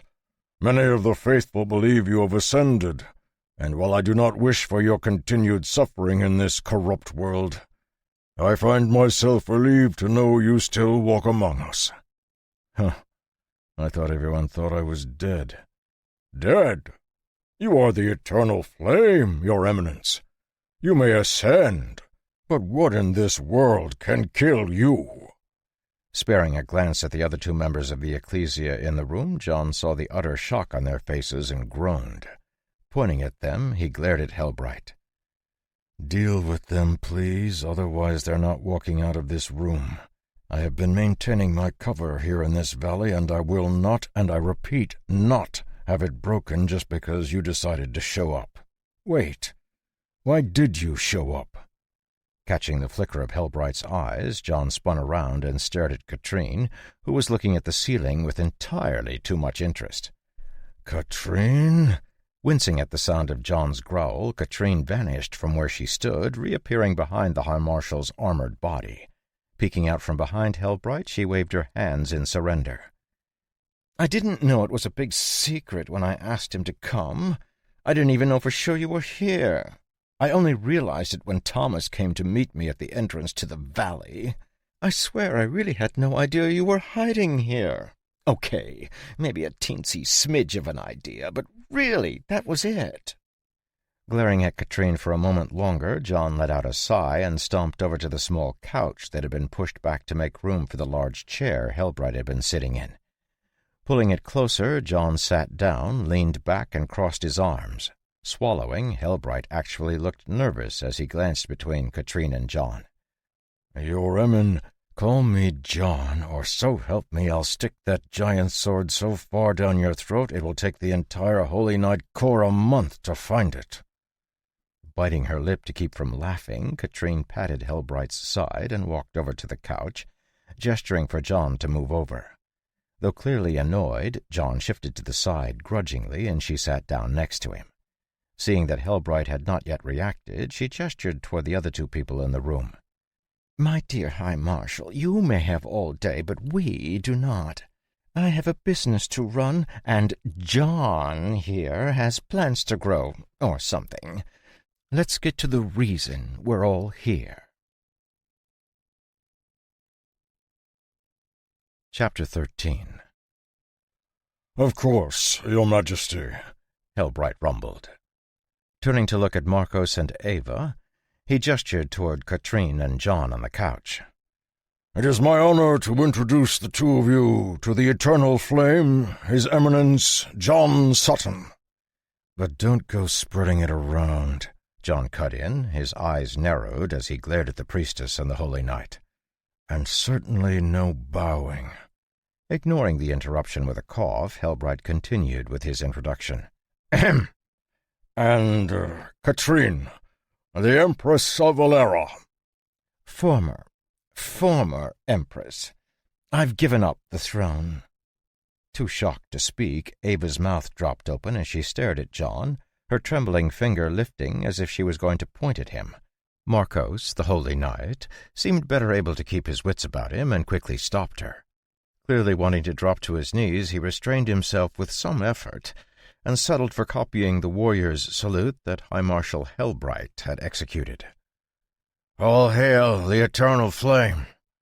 Coming to her senses, Ava quickly echoed Marcos's words, adding her sweet voice to his gruff one. Letting out a small sigh, John stood up and returned the salute, causing both the priestess and Holy Knight to stiffen as he spoke softly. "May your flame burn forever."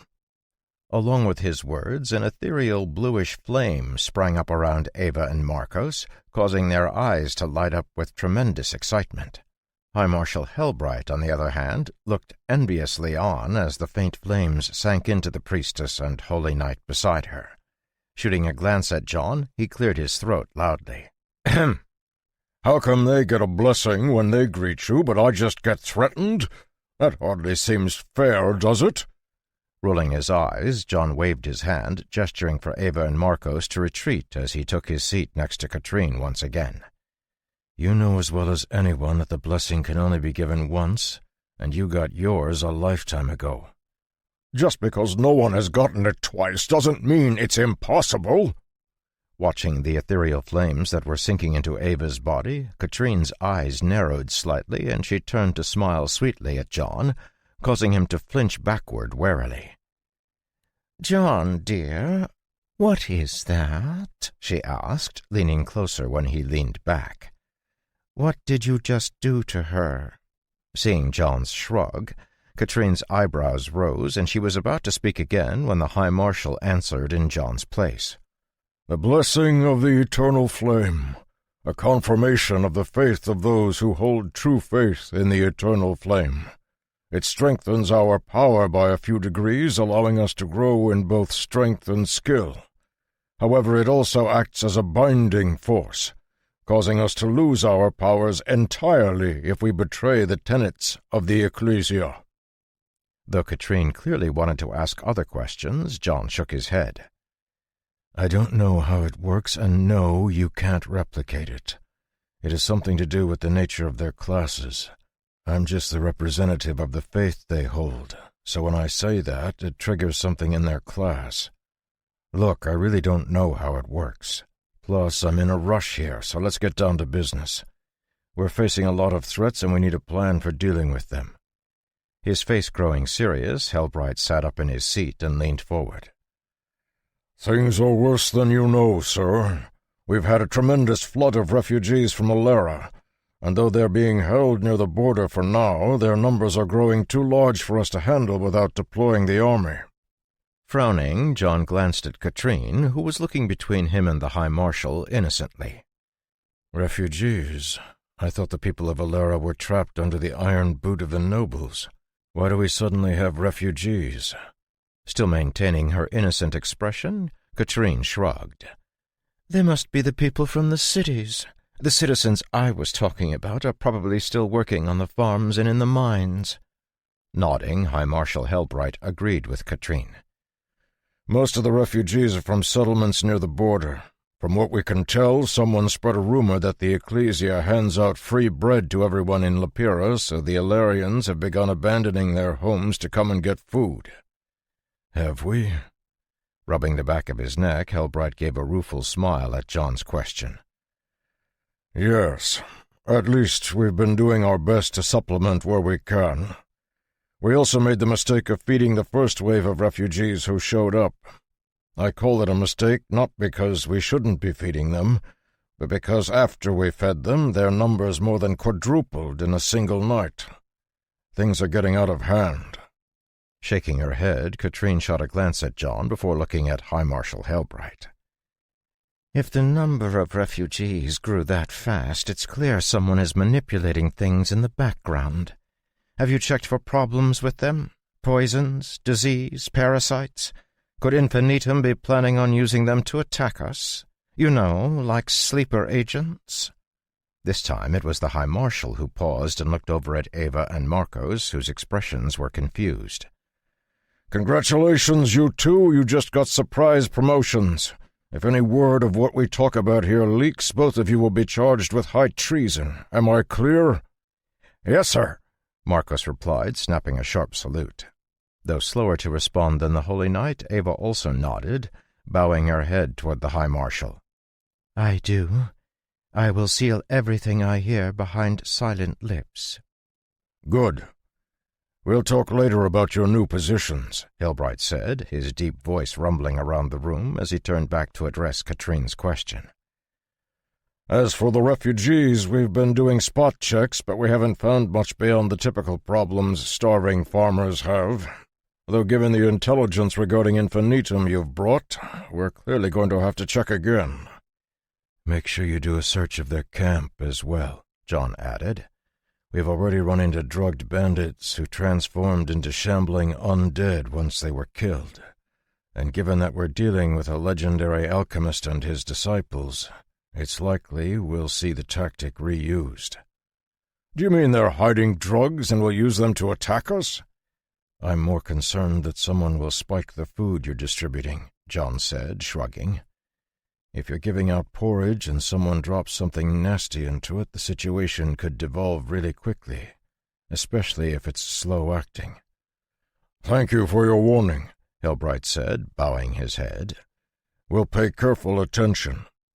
Just do the best you can, and be ready to retreat if needed. Katrine, have you already outlined your plan with Helbright? Shifting in her seat when John suddenly turned the conversation to her, Katrine nodded, giving him a sheepish smile. I might have given him the basics of it in my letter. Good. Then we don't need to cover it here. Helbright, you have permission to do as you see fit. You are the High Marshal and the Master of the Holy Knights. I trust you to make good decisions. Your faith in me shall not be misplaced, Your Eminence. Right, John grunted, cutting the High Marshal off. That means we're done, right? You two can figure out the details of the rest. Actually, there is another thing. Surprisingly, it was Marcos who stepped forward, his expression clearly nervous. Speak up, Helbright rumbled, waving his hand. What is it? Swallowing, Marcos glanced at Ava, seeming to gather his courage. The undead, the signs of the undead. In the mountains around the valley, they're starting to move into the valley as well. We would like to put together a strike force to deal with them. Falling silent, Marcos stepped backward, his face glistening with sweat as if speaking those 3 sentences had been tremendously difficult. Sharing a look with Katrine, John shrugged. That's fine. Do what you need to. I think I understand where Sir Marcos is going with this request, High Marshal Helbright said, rubbing his large mustache with a thick finger. Oh, that doesn't sound good, John replied. The Holy Knights have already been deployed to the border of Alera, Your Eminence, and none of them are available to be dispatched to the valley. Of course. Let me guess. You're going to ask for my help next. I believe that Sir Marcos is hoping you would be able to assist with a locally sourced strike team, Helbright continued, as if John had never interrupted. "I'd be happy to volunteer," Katrine said, her eyes glowing with barely concealed excitement. "John, you should come too. It'll be like old times." Rubbing his forehead, John closed his eyes and quickly considered his options. If the undead are starting to make their way into the valley, they have to be dealt with, and 2 holy nights aren't going to cut it. Even if I send Katrine and Haver, there's no guarantee they'll be able to deal with the undead completely, since magical fire is the only permanent way to kill them. It looks like I'm going to have to rearrange my schedule. Opening his eyes to everyone in the room staring at him, John nodded heavily. Fine, I can help, but I need at least a week. Plus you'll need to send someone to talk to Haver the Wolf King. If we're going to hunt undead in the mountains, we'll need his wolves to scout. "Ha-ha, great! This is exciting!" Ignoring Katrine's happy squeal, John stood up and nodded to Helbright. "I have to leave, and I expect to be left alone. From what I've seen, you and the council are doing well, Helbright. You make a great High Marshal. Just watch the creeping influence of petty corruption, and you'll do great." "Thank you, Your Eminence," Helbright said, happiness clear in his deep voice as he stood up and started to bow. "None of that, High Marshal. It's time for the Ecclesia to take the next step, so feel free to implement any of the plans we made as you find them appropriate. You know where to find me if the need arises, but I expect that it won't. It was nice to meet you officially, Ava, Marcos. I'll see you later, Katrine." With a nod to everyone in the room, John turned and left the room quickly, with a stride that said he wouldn't be stopping for anything. Behind him, Katrine looked at the High Marshal, her forehead furrowed. "Next step? What is he talking about?"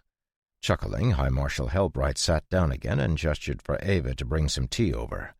"Plans for the unification of the fractured nations, of course. Surely you didn't think we would be content with just Lepira, did you?" "You've made plans to take over the other nations?" Katrine asked, her expression incredulous. "Of course. The light of the eternal flame should be enjoyed by everyone. It is the light of hope, the warmth in the darkness. Why would we ever want to hoard it for ourselves? It was only out of consideration for you that we avoided putting the plan into action. However, now that you're no longer Empress of Alera, our acolytes can begin." Unaware of the conversation that was happening behind him, John was completely absorbed in his own thoughts as he headed for the general store to meet Ellie. As much as he wanted to avoid fighting, he understood that his magic was by far the best way to deal with the undead that were starting to creep into the valley. What was more concerning to him was the fact that they were coming into the valley at all. There had been clear signs of the undead moving around the valley that Haver's wolves had picked up, and according to Haver's reports, more and more bandits were vanishing, no doubt being absorbed into the undead horde. Almost humorously, the destruction of the bandit groups had caused Haver's forces at Wolf Den to swell in number as smaller bandit groups, completely terrified by the rumors of what was going on, sought safety with the Wolf King. Seeing Ellie directing one of the young men who helped at the general store to load some bags into the cart, John stepped up onto the general store's porch next to her. "How'd your shopping go? Any trouble?" Seeing the hard look John was directing at the store, Ellie smiled and grabbed his arm. "No trouble at all. I got everything I needed and even a few other things. They had a nice bolt of wool I thought I could use to make Ben a coat like Thomas has. I've heard him complaining about how his coat was too fancy, and his birthday is coming up." "Is it?" "Yes, in 3 weeks." "I'll have to get him something. What do you think he might like?" Thinking for a moment, Ellie pointed toward John's empty side. "What about a blade? I know he's been working with Thomas on using a short sword. He already has the dagger you gave him, so a short blade might be a good present. Or maybe armor like ours. I saw him trying on my bracers the other day when he thought no one was looking." "Both great ideas," John said, nodding to the young man who had finished putting the bags in the cart. Tossing the young man a silver coin, he helped Ellie up into the cart and then swung himself into the driver's seat. Anything else you need to do in town before we go? No, Ellie shook her head. I'm ready to head home. Clicking the reins, John directed the horse out of town, and they quickly passed beyond the buildings and out onto the open road. As their trotting horse carried them down the road, John found himself glancing over at Ellie. Partly it was in admiration of the way she was dressed, but partly because he was curious about her lack of questions regarding what he and Katrine had talked about at the Ecclesia office. Catching one of his glances, Ellie smiled at him and lifted her eyebrows. Is there something on my face? No, I was just thinking about how nice you look. Blushing, Ellie looked away, but also scooted over a bit closer to him on the cart's seat. Was your discussion profitable? She asked after a moment of silence. It was, though it's looking like we'll have to put together a group to hunt the undead nearby, John said, his voice growing serious. We'll probably leave in about a week. Who will be going? The Holy Knights, maybe Ava, Haver, Katrine, and me. Maybe Thomas as well, depending. Well, definitely count me in, Ellie said, a spark of competitiveness appearing in her eyes as she turned to look at John. I'm not going to sit around as the undead threaten our home. Chapter 14. Life on the farm continued apace, and John found himself busier than ever. Most of his time was spent in the tower, meditating with Ellie and continuing his study of magic, but when he could, he helped out on the farm, monitoring the wheat that was growing nicely, and working in the forge to create tools for the farm. He had ground down the uneven surfaces on the bracer he and Ellie were repairing and finished drawing the new rune on the smooth surface. There had been a few false starts, but once Ellie had pointed out that they needed to connect the rune to the mana channels in the bracer's interior as well as to the channels on the outside, they were finally able to complete it. Emboldened by the success of the bracer, John dove headfirst into his study of enchanting, only sparing enough time to experiment with the summon water spell. Primarily, that consisted of casting the spell and then sending his mana back through it to try and explore what lay on the other side. It was tremendously difficult at first, but John persisted, and after a few days he finally managed to sense something. At first it was nothing more than a ripple, but once he managed to catch a thread, it was only a matter of time before he was able to get a good enough grip on it to increase his understanding of what he was looking at. As he sent mana into the tiny hole created by summoned water, he was suddenly struck with a feeling of déjà vu.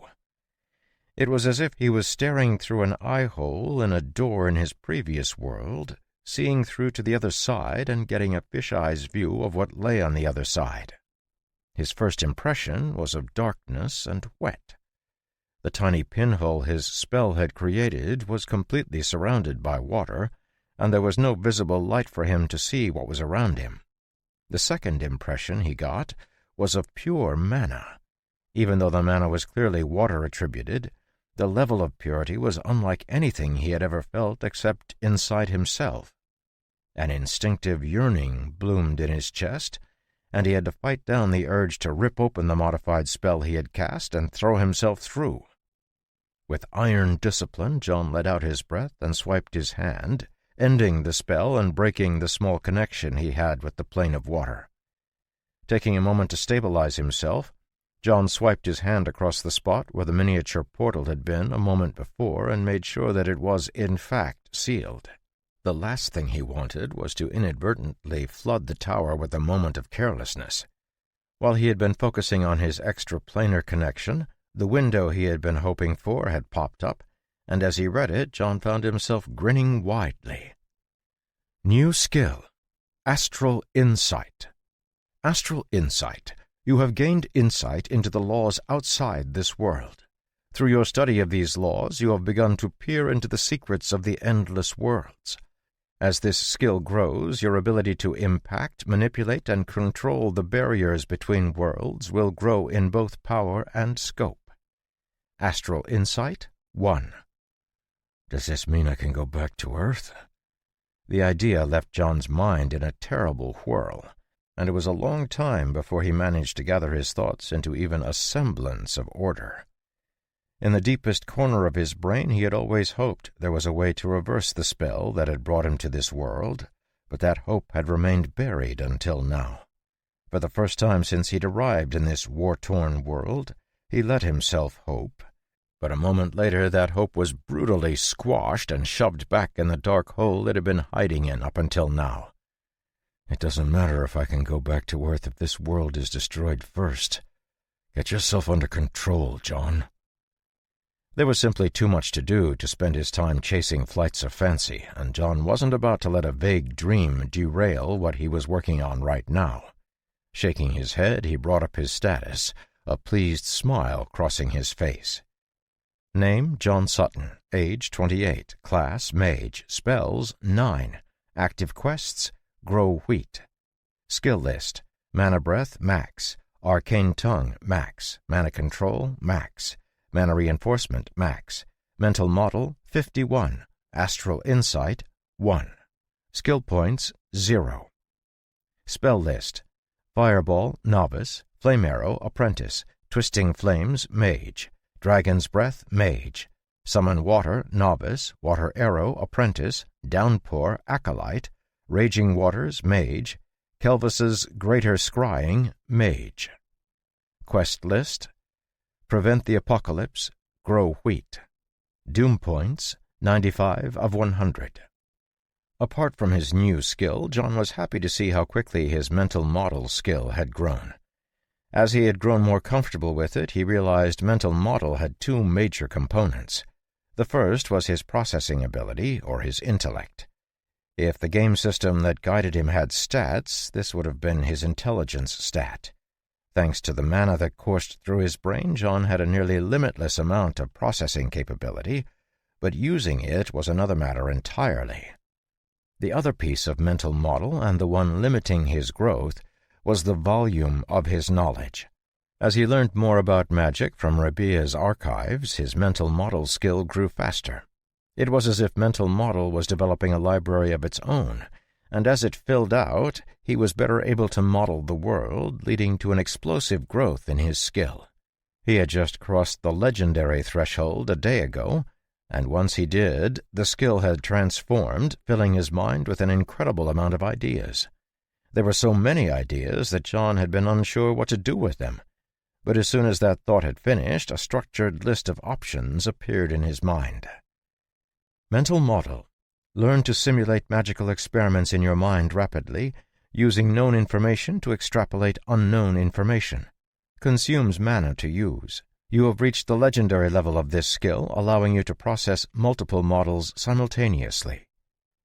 The increase in mental model's efficiency had also brought with it a few other happy surprises, and as his skill level rose, he had also sensed his level of comfort with water spells rising to match it.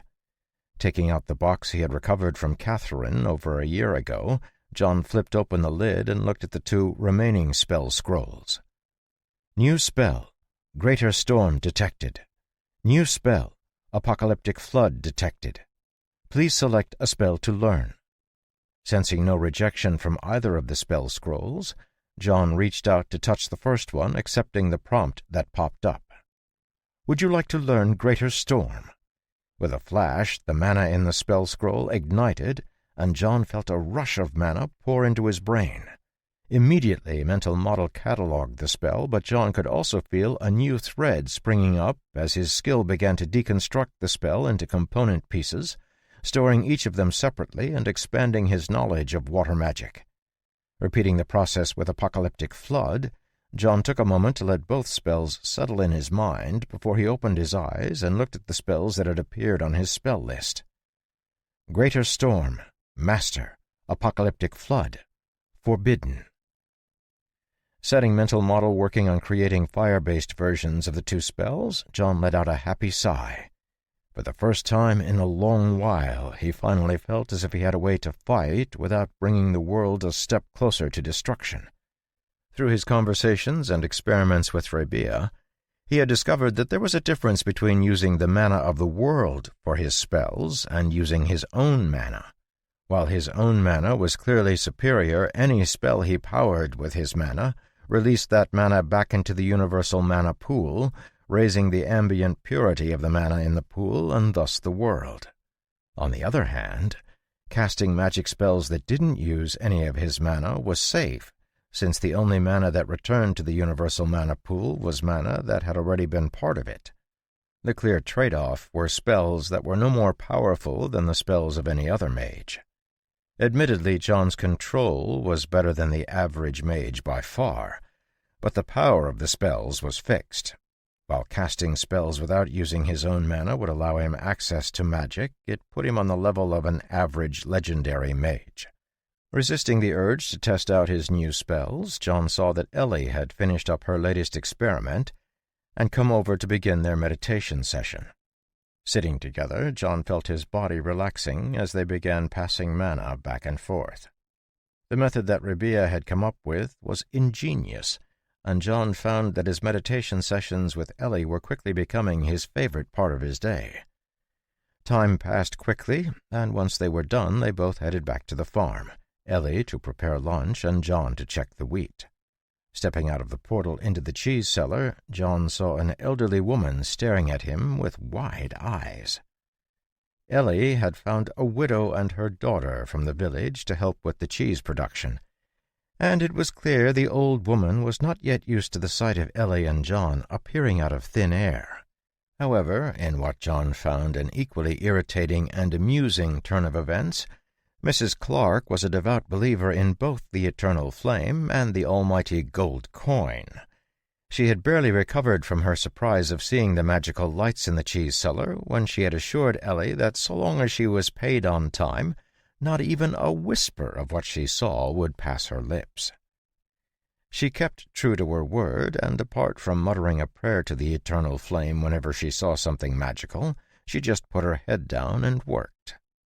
Her daughter, a powerfully built young woman who looked fit to wrestle a bull, was much too infatuated with Evan to bother paying attention to what else was going on around the farm, and when Mrs. Clark assured them that Berta would keep quiet as well, John cast the young woman to the back of his mind.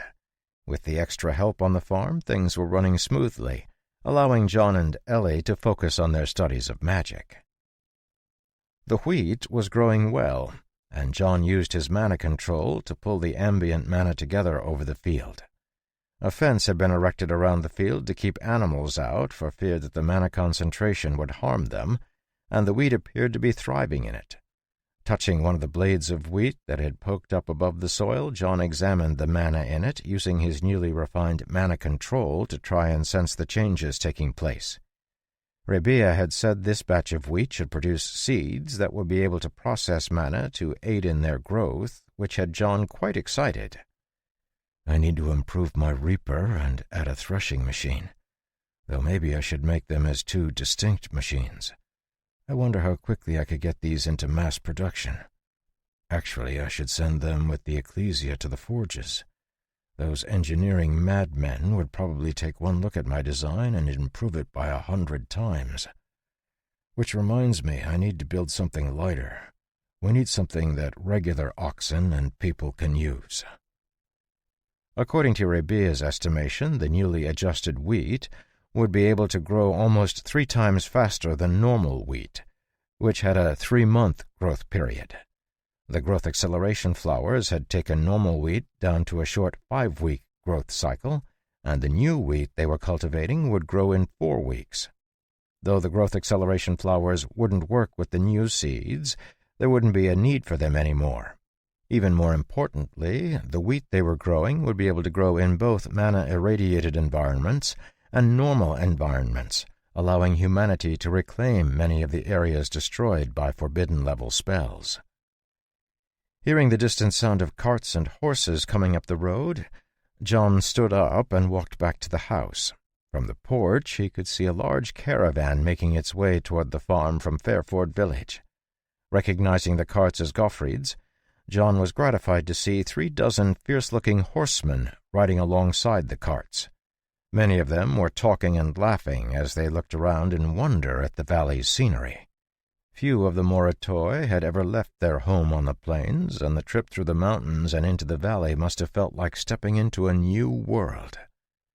A single cart, escorted by 5 Moritoi horsemen, pulled away from the rest of the caravan and turned up the lane to the farm, stopping in the farmyard.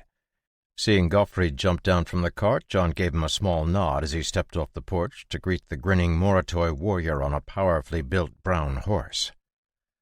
"Welcome, brothers of the Great Road, to my home. It is not a tent, but I have a feast for you if you would sit at my table." Jumping down from his horse, Ungur let out a loud laugh and clasped wrists with John. Gesturing to the 4 other warriors who swung down from their mounts, he introduced them quickly. Yeke Auru, Naku, Megujin, and Dogar, the wings and claws of my tribe. This is John, blood-bonded brother of Ungur and the other Khans of the 5-tribe alliance. After greeting each of the 4 warriors, John gestured toward his door where Ellie had appeared. "You are all welcome. Come, rest yourselves and eat." With respectful salutes to Ellie, the 5 Moritoi warriors, trailed by John and Gottfried, entered the house. Seeing Ellie serving the food, the horse bandits looked incredibly uncomfortable, wanting to jump up and help, but Ellie shook her head and told them to sit. "Though tribes have different traditions, you follow the tradition of the tent you're in, correct?" "Yes, that's true," Ungur said, wiping his palms nervously on his leather vest. "This is the tradition in our home, so please sit. It makes me happy to serve you a meal." Though unconvinced, the 5 Moritoi men could only sit there nervously as Ellie brought out the food and set it out for them. The idea of a wise woman serving a warrior a meal was something that was both thrilling and terrifying to them. But since Ellie insisted, they had no way to protest. Once they had finished eating, John tapped his cup on the table to draw their attention and looked at Ungur. "Tell me, how have you found it, guarding and trading instead of raiding?" Chapter 15. They say that the further you travel on the Great Road, the wider your eyes become, Ungur said, pushing his plate back. And it is undoubtedly true. They also say that the glitter of gold is more powerful than any hatred, and we have found that to be true as well. The merchants who have looked down on us for generations opened their arms in welcome when we arrived bearing the wealth of the tribes. It would seem the glitter of wealth cannot be denied. That is true, but I have discovered a gold whose glitter is even stronger than coin, Megujin interjected, causing the others to nod seriously. "Oh, and what is that?" John asked, looking around the table. "Wheat," Megujin replied, gesturing out the window at the waving fields in the distance. "It's true," Ungur said, nodding seriously. "I have brought carts full of gold and jewels back to the tribe, and yet never have I seen more happiness than when I brought back a simple half-sack of wheat from Kingsmouth. Ha! It's true. My woman nearly chased me out of my own tent because I brought her silk instead of food like Ungur," Nahu said, tugging at his mustache glumly. "I had to sleep with the horses for 2 days." "That's because you don't understand women," Ungur said in a smug voice, before blanching as he realized Ellie was looking at him, full of curiosity. Rolling his eyes, Dogar, a large, bald warrior, shook his head and pointed at Ungur, not hesitating to throw him under the cart. "Don't let him fool you. He only brought his woman food because he lost all the jewelry he bought gambling with me. The food was the only thing he had left." "Okay, that's true. But she liked it, and that's all that matters," Ungur protested weakly. "Right, enough about that. The truth is, it's quiet. Trading and guarding is a strange way to live. Many of the warriors are still unsure about it, and I am finding myself having to convince my people daily that it is a better way forward. It will take us some time to adjust to a bloodless way of life, if we can at all." "It's not a matter of can or cannot," John said, shaking his head. "You must. If you don't, you'll lose both your land and your lives. There are great threats coming, not the least of which is standing over you even as we speak. The Ecclesia moves to unify its land, and the Great Plains are a part of that. If you wish for your children's children to see the beauty of the sky, you must convince your people to ride under the blue flame." Hearing the seriousness in John's voice, Ongor nodded. "I know this, and the other Khans know this, but our 5-tribe alliance, though strong, cannot speak for all the tribes. Zayat has called an assembly of the Khans, but only the assembly can ultimately decide the fate of our people. In part, I came today to invite you and the wise woman to speak your piece before the assembly." "When is the assembly?" John asked, his eyes narrowing slightly. "It will take place in 1 month, at the Sky Stones." Running some mental calculations, John looked over at Ellie and saw that she was nodding. "Very well. We will speak before the assembly." A clear expression of relief flashed across Ongor's eyes, and his lips split into a wide grin.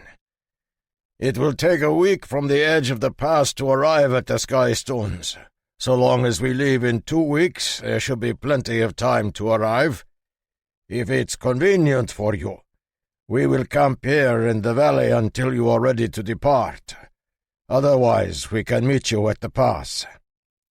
"You can just stay here," Ellie said, bringing the teapot to the table and pouring out cups for the 6 men. "There's plenty of room in the bunkhouse."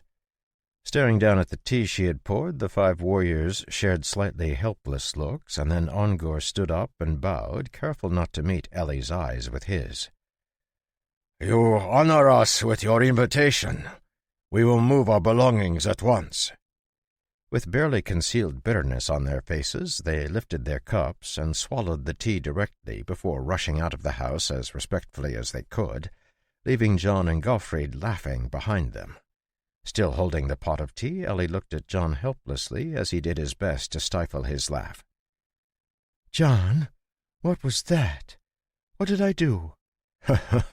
"Tea is a drink only women drink in Moratoi tribes, and the only people that the wise woman serves tea to is her attendants. You giving them tea and a place to stay within your home is almost the same as inviting them to be your handmaidens." Unable to contain his laugh any more, John leaned back in his chair and let loose. Gottfried, slapping the table, could barely contain himself. "Ha ha! Did you see their faces? Ha ha! That was hilarious! Moratoi are supposed to be unafraid of anything, but they ran faster than a pack of cats with their tails on fire." Seeing the worried look on Ellie's face, John wiped his eyes and stood up. Taking the pot from her, he poured her a cup and gestured for her to sit down. "Don't worry. It'll be fine. They're not so silly as to believe you were actually inviting them to be handmaidens. Ongor is wise enough to know you are unfamiliar with their traditions, so they might be a bit embarrassed by it, but that's fine. They won't make a big deal out of it, and even if they do, their only recourse is getting their heads beaten in by me." "Should I apologize?" Ellie asked, still looking concerned. "No, absolutely not," Gottfried said, shaking his head. "You're a wise woman, which means that anything you do is correct.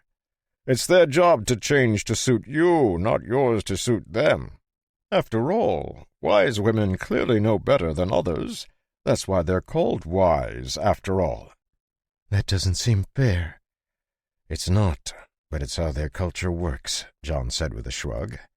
"Gottfried, how are things in the wider world?" At John's question, the merchant's face fell, and he let out a deep sigh. "It's not good. While no official war has been declared, the Alarian army is already crossing the border. Worse, rumors have spread that Lapira has been stockpiling food, so we have people flooding in from all of the broken nations nearby. There's so little farmland available that it feels like we're in one giant food shortage. I came to see if your valley had anything to spare, and it looks like I bet correctly." Seeing Gottfried looking out the window at the 34 acres of regular wheat, John nodded. We still have a week before it's ready, but once it is, we can harvest and send it with you. Additionally, we're working on a solution to the larger problem of food, but it will likely not be ready for at least another 6 months. Every bit counts, Gottfried said, nodding happily. Though the Moratoi were familiar with raising livestock, they seemed endlessly fascinated with the way the farm operated. Most of the soil of the Great Plains was not suited for growing food, and the land that was had been bombarded with mana from forbidden-level spells, making it impossible for them to use it for farming. The sight of acres of wheat glistening in the sun occupied them for almost an entire day, and they peppered John with questions about how it was grown and the machines he used to harvest it. Other than the wheat, they also found Ferdy and Sigvald of interest. The intelligent, stuck-up, eye-patch-wearing bird was clearly a novelty, and they followed him around for a while, doing their best to imitate the noble way the giant rooster walked.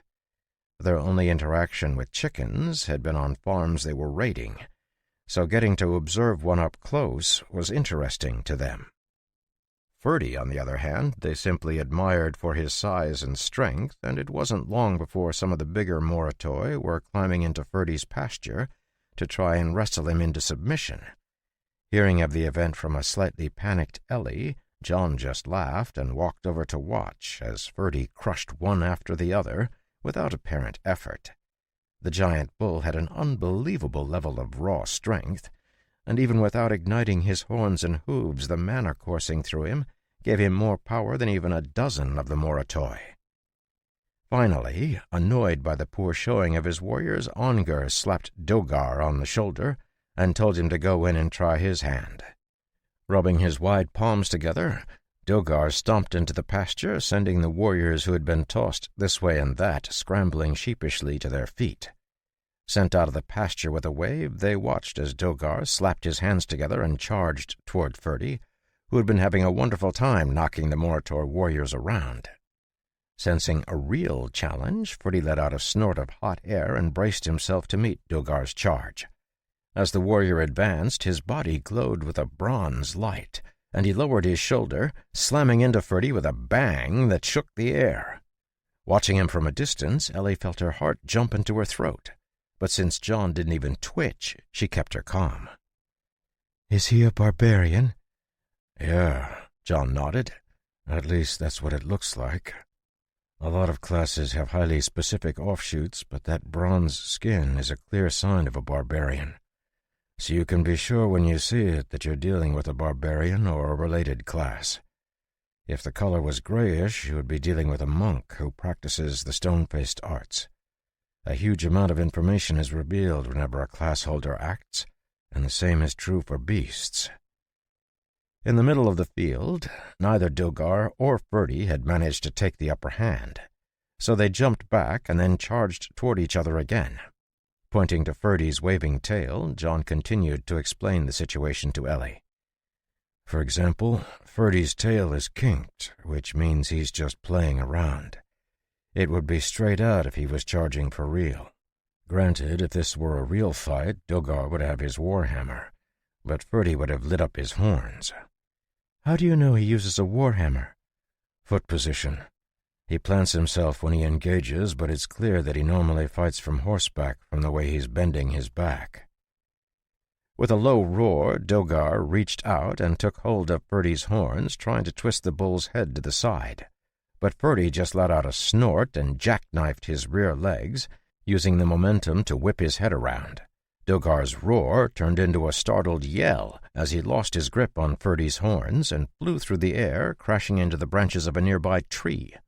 With a triumphant bellow, Ferdy held his head up and pranced over to Ellie and John, nudging John in the chest with his nose, as if asking if John had seen his victory.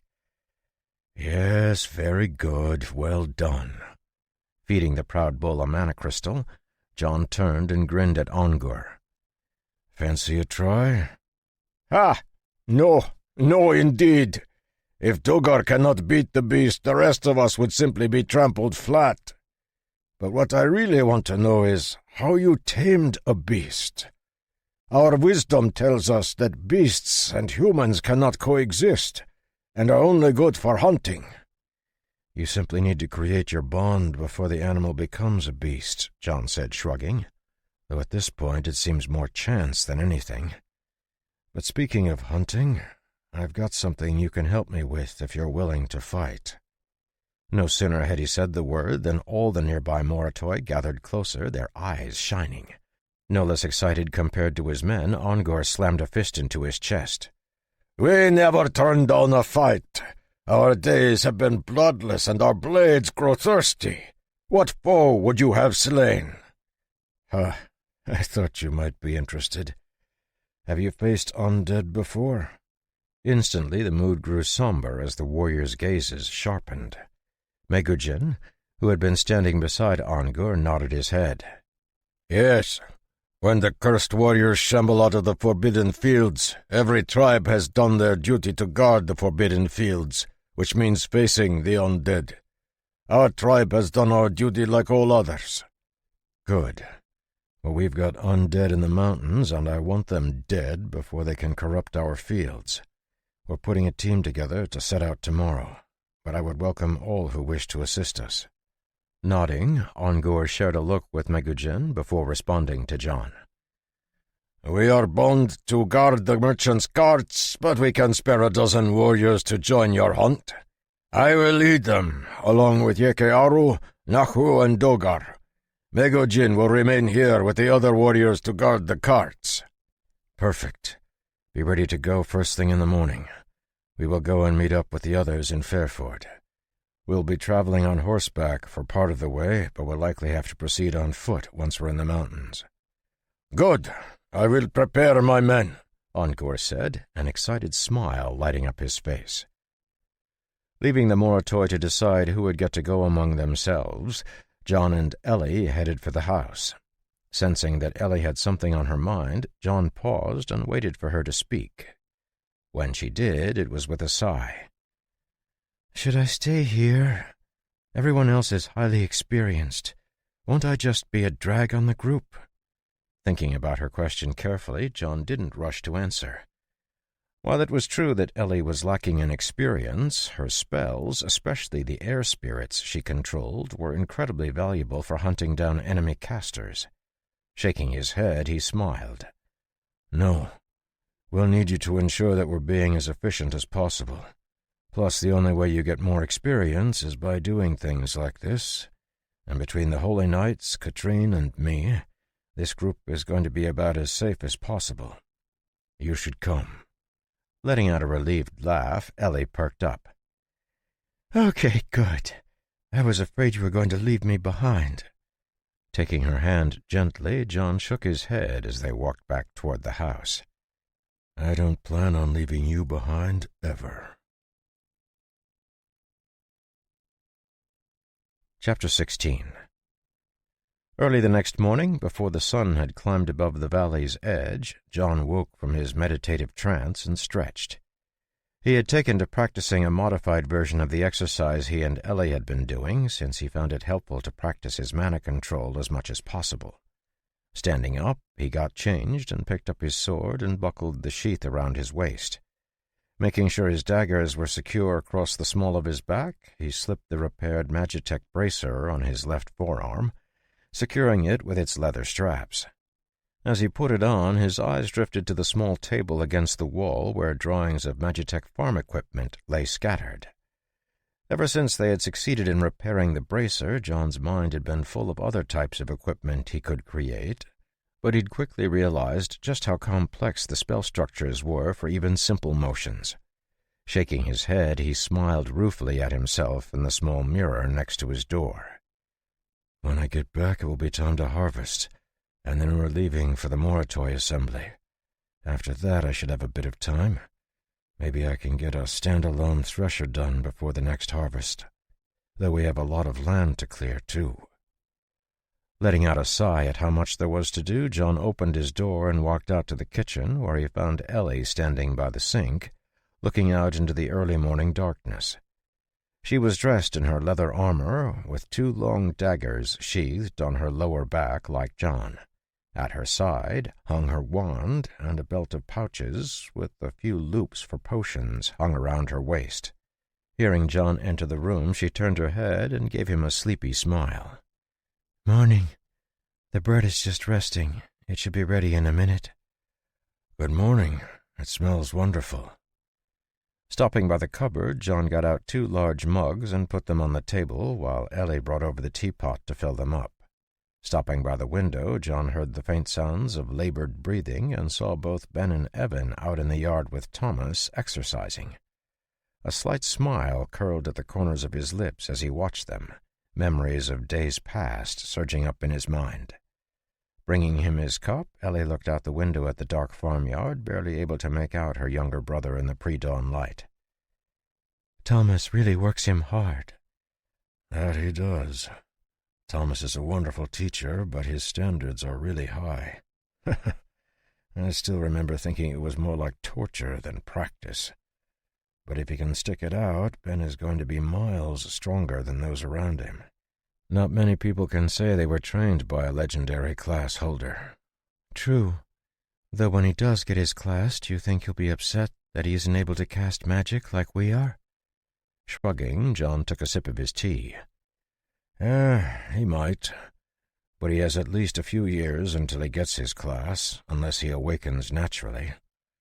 By that time, we should be much better at this whole enchanting thing, so I figure we can enchant him a good set of equipment. If he wants to throw fireballs around, we should be able to help with that." "I was actually wondering about that," Ellie said, returning to the table to put her cup down before going to the freshly baked loaf of bread. "Why is Thomas so insistent that Ben wait before getting his class? My grandmother tried to awaken my class when I was much younger, but Thomas was telling me that Ben will have to wait until he's older." "Because kids with super strength are dangerous, both to themselves and others. Plus, Thomas's class requires obscene amounts of control, and Ben doesn't have it yet. Being a duelist has incredibly high requirements all around, so Thomas wants to build up Ben's abilities first before he passes the class down. At least, that's what I'm assuming." Cutting thick slices of bread, Ellie and John made a dozen sandwiches and wrapped them up in cheesecloth, slipping them into a bag before heading out to join the Moritoi warriors who had gathered in the yard to watch the training Thomas was putting Ben and Evan through. Seeing John and Ellie coming out of the house, they raised their hands in greeting, being very careful to greet Ellie first. She had found their deliberate deference uncomfortable at first, but over time she had gotten used to it, so she didn't let it bother her. Thomas had already saddled Merlin and Storm, and after feeding Storm a small mana crystal, Ellie mounted up. John tied up the bag they had just packed behind his saddle with the other bags that had been packed the night before, and then walked over to where Thomas was standing. Huffing quietly, Ben shot him a glance but didn't say anything, focusing on saving his breath as he completed the sequence of rapid dashes and twisting tumbles. "We're heading out. Keep an eye on things here, and if something happens, don't forget the cellar. I'm not sure how long it will take, but we should be back within a week at the very latest. Rabia will let you know when it's time to harvest the mana-saturated wheat if we're not back already, but be careful if you do harvest it. The ambient mana around that field is pretty strong." "Of course, sir." "How are they doing?" "Ben is doing wonderfully, sir. Evan is a dolt, but for someone who missed the best window for training, he's doing well enough. His persistence is that of a titled class holder." Raising his eyebrows, John looked at the skinny farmhand who was turning careful flips in the middle of the yard.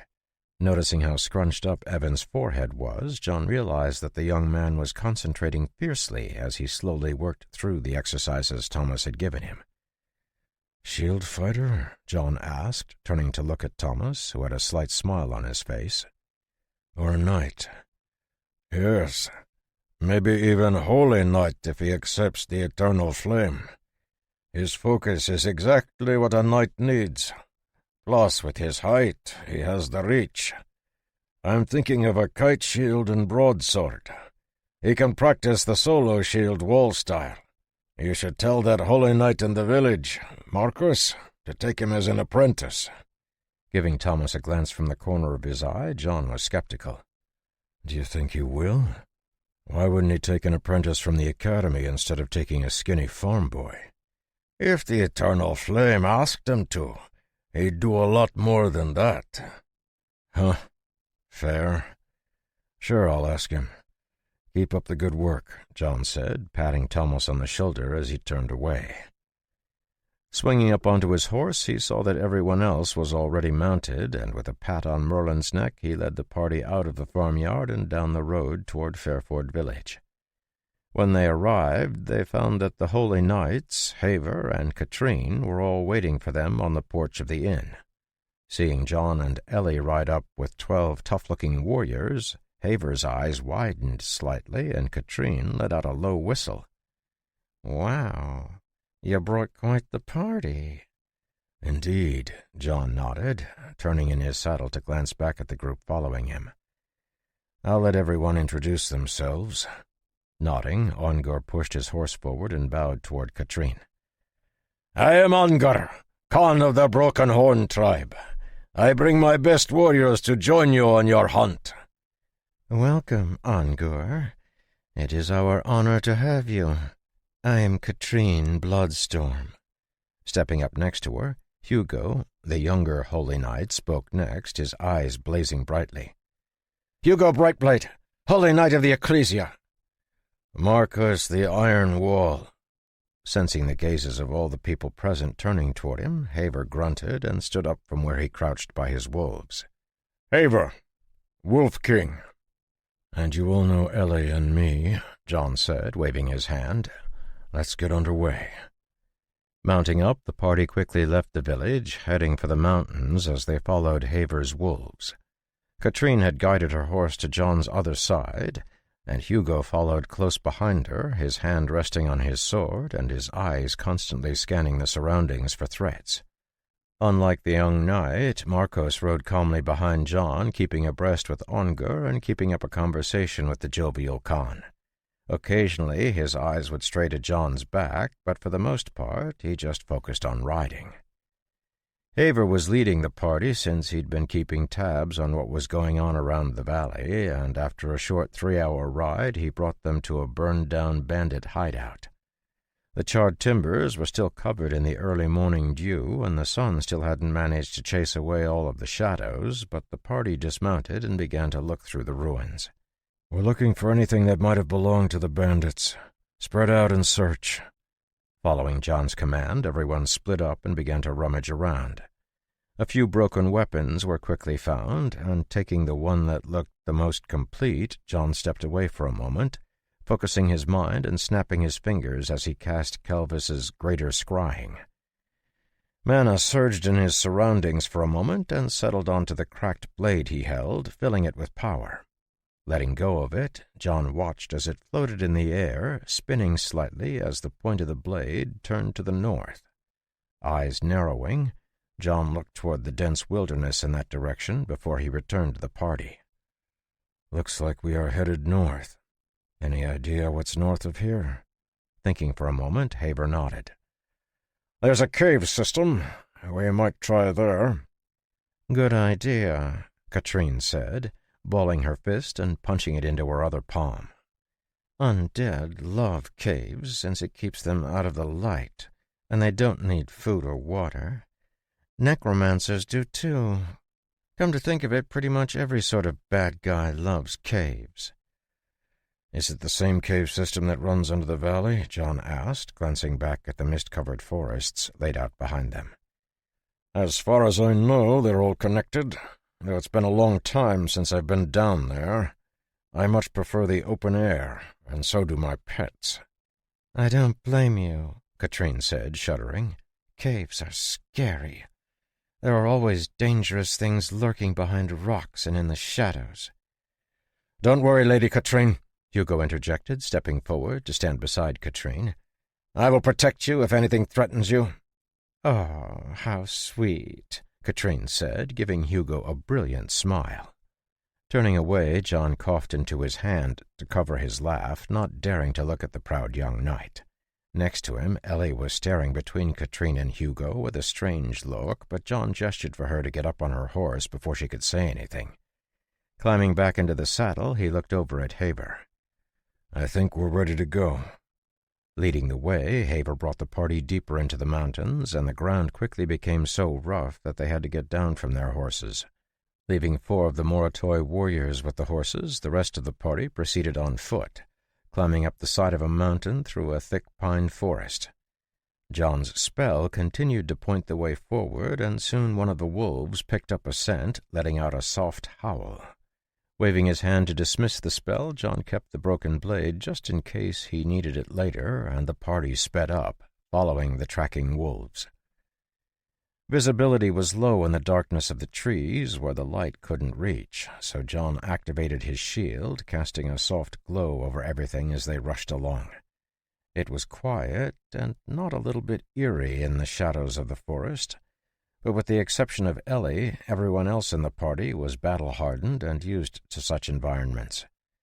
Picking their way forward, the party soon came to a broken cliff face where they saw a series of small cracks in the rocks.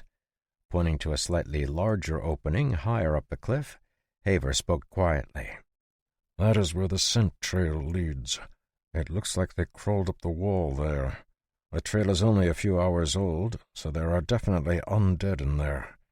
I don't know if it's the main nest, but if we can squeeze in, we'll find our target." Scanning the cliff, John nodded.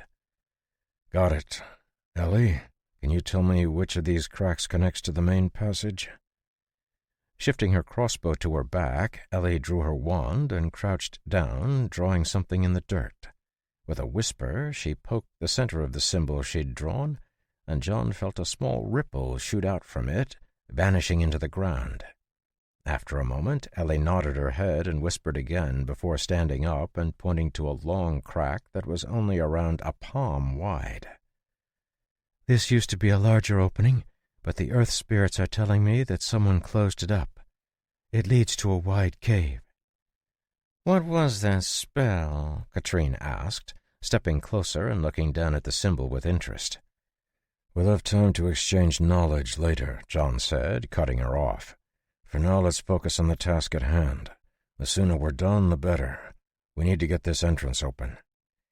"You want it open? Simple enough," Katrine replied, lifting her hands and thrusting them out before John could stop her. A raging storm of wind manifested itself at her palms, spinning around and carving deep into the cliff. With a dreadful screech, the blades of condensed wind chewed apart the stone, sending shards of rock flying as the opening was forced apart. Lifting his shield to intercept the flying stone, John shot a glare at Katrine, who was standing there, a guilty expression on her face. "Katrine!" Hearing the grim tone of John's voice, the former empress let out a squeak and hid her hands behind her back, taking a quick step to the side. The sound of smashing rocks faded as the spell fell apart, but everyone in the party knew that the damage was done. Weapons were drawn, and everyone was alert as they stared at the dark forest around them. Chapter 17. As the last rocks fell, the forest regained its silence.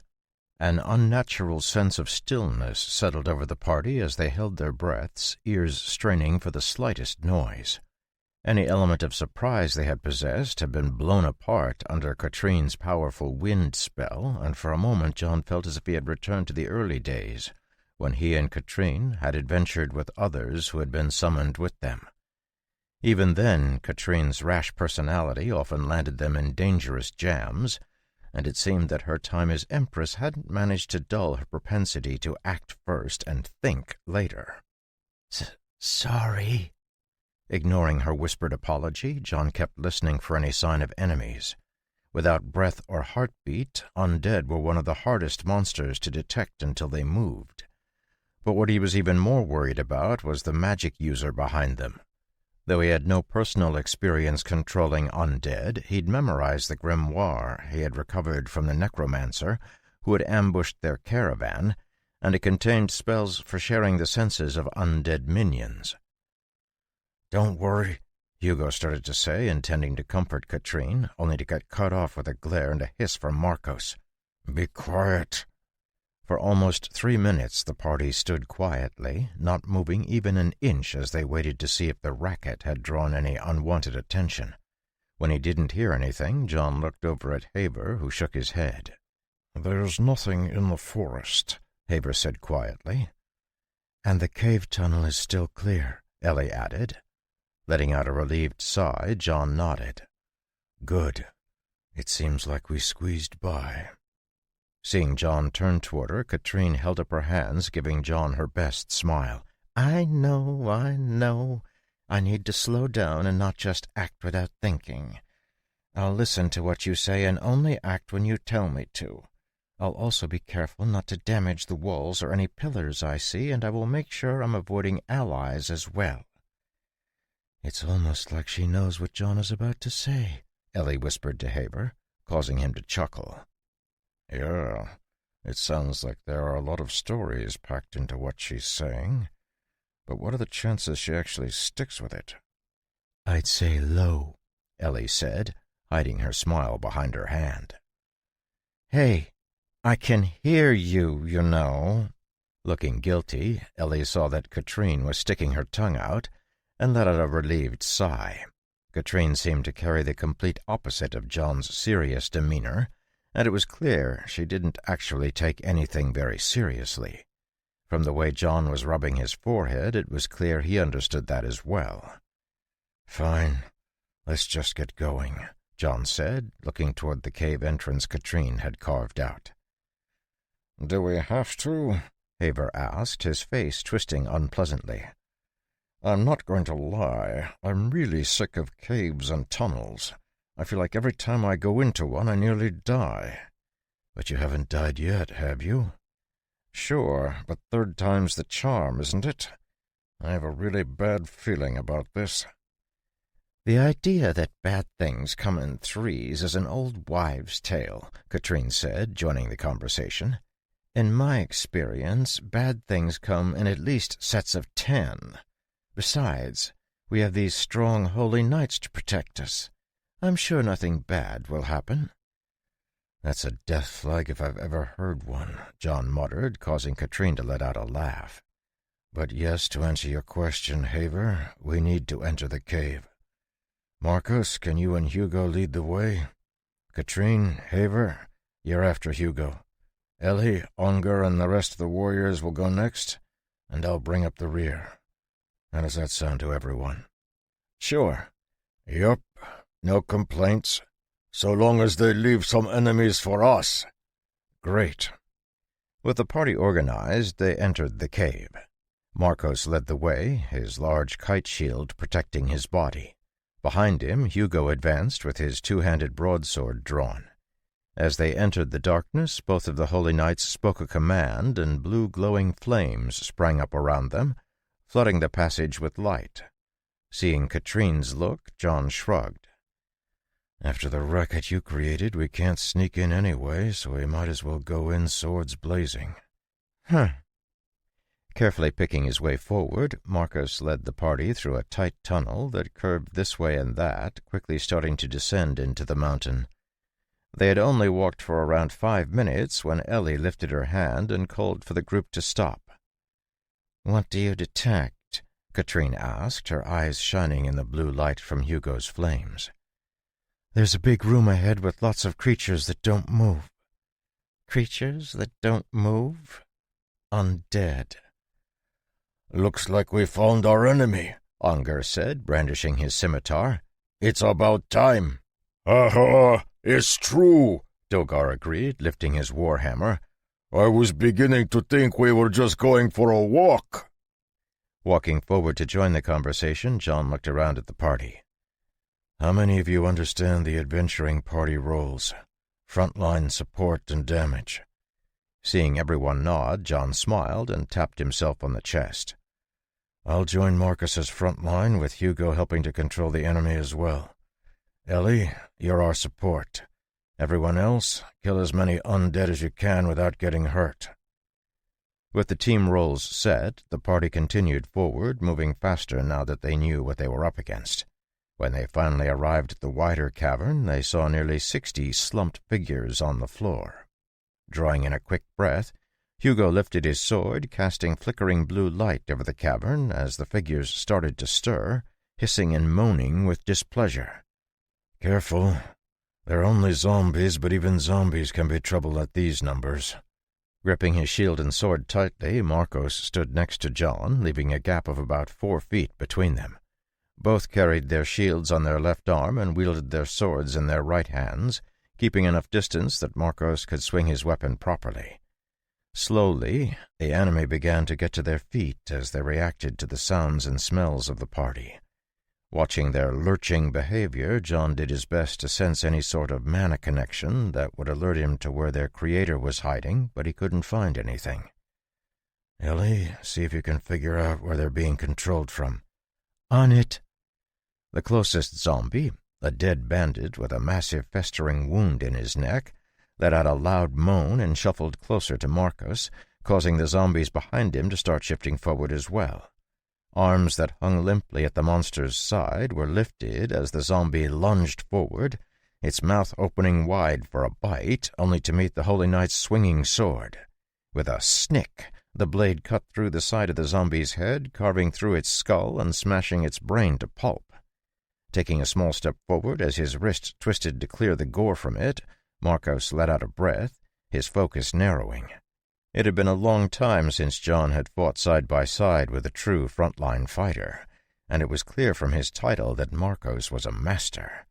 The Holy Knight put everything out of his mind besides his job of protecting the party. It was this single-minded focus that Thomas had noticed in Evan, and as John watched Marcos skillfully block another zombie, he decided to talk to the Holy Knight after they were back in the village. A shambling zombie lunged forward to attack John, but he thrust out his sword, using it to channel a dragon's breath spell. Crimson flames rolled out, charring the zombie and lighting the 3 behind it on fire. With unnatural shrieks, the monsters writhed, but the magical flames were tenacious and burned through their bodies quickly. Using his shield to throw another zombie aside, John saw Hugo's broadsword slice through it, gleaming with light as blue as the summer sky. The powerful blow cleaved the zombie in half, and with a flicker, Hugo's blade changed direction, skillfully taking the head off another zombie. Though John often found Hugo to be both stuck-up and incredibly naive, he had to admit the Holy Knight deserved his position and title. Hugo's attacks were skillful and showed both the incredible amount of practice he had put in, as well as the polish that could only come with use on the battlefield. Realizing that he may have to reevaluate the young knight, John stepped forward and nodded happily when he saw both Hugo and Marcos keep pace with him. With the 3 frontliners taking the brunt of the zombie horde, the Moritoi warriors spread to the sides, chopping up the zombies that rolled off John's and Marcos's shields with lethal efficiency. While they lacked the grace of the Holy Knights, their attacks were no less brutal, and rarely did they have to swing more than once to put a zombie down. It wasn't long before the entire room was cleared, and the party realized they had run out of enemies. Katrine, who had barely done a thing, let out a laugh and clapped her hands together. "Wow, that was awesome. It's such a pleasure to work with a skilled party." "It is," John nodded, his brow slowly furrowing. "Something wrong?" "No, I'm just curious why these zombies were just standing around here. I expected them to put up more resistance, but they were clearly just acting on instinct." "They weren't being controlled," Ellie said, walking over to stand next to John. "I couldn't find a connection to a controller like last time. However, I did find more zombies. There's another cavern nearby with at least twice as many zombies." "All right, let's go clear it.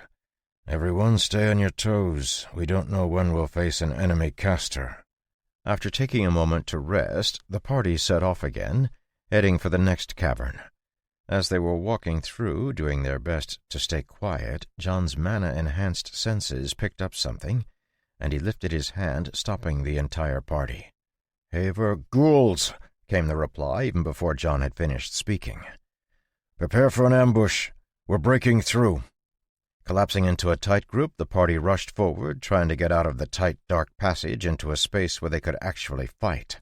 No sooner had they started to move when the clatter of stones alerted them to creatures moving silently overhead. With a horrible scream, 3 of the eyeless creatures launched themselves from the ceiling of the tunnel where they had been hiding and fell toward the party, their sharp teeth and claws glistening in the blue light. A soft clicking sounded, and the 3 monsters suddenly fell apart, their bodies separated into a dozen pieces. Blood rained down on the party as the grisly body parts fell to the ground to be trampled under their feet. Despite the swift deaths of the first 3 ghouls, a dozen more came out of the darkness, throwing themselves at the party with abandon. Lifting his sword, John slashed through a reaching claw and then spun, using the edge of his shield to slam the ghoul's head into the wall. Barreling forward, with Marcos at his side keeping in lockstep, John pressed through the crowd of ghouls that had appeared. He could hear the zombies in the cavern ahead starting to stir, and he knew they were about to face a serious fight. Behind him, Katrine continued to flick her fingers, the soft clicking causing invisible blades of air to fly out at the approaching undead monsters, while the Moratoi behind her cheered and struck out with their weapons.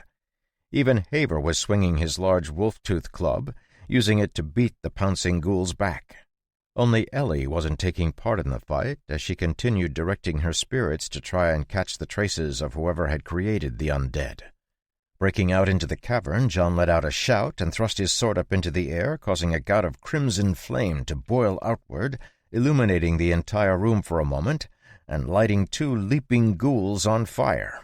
With screams, the monsters fell back, their blood boiling and skin blistering as they rolled on the ground.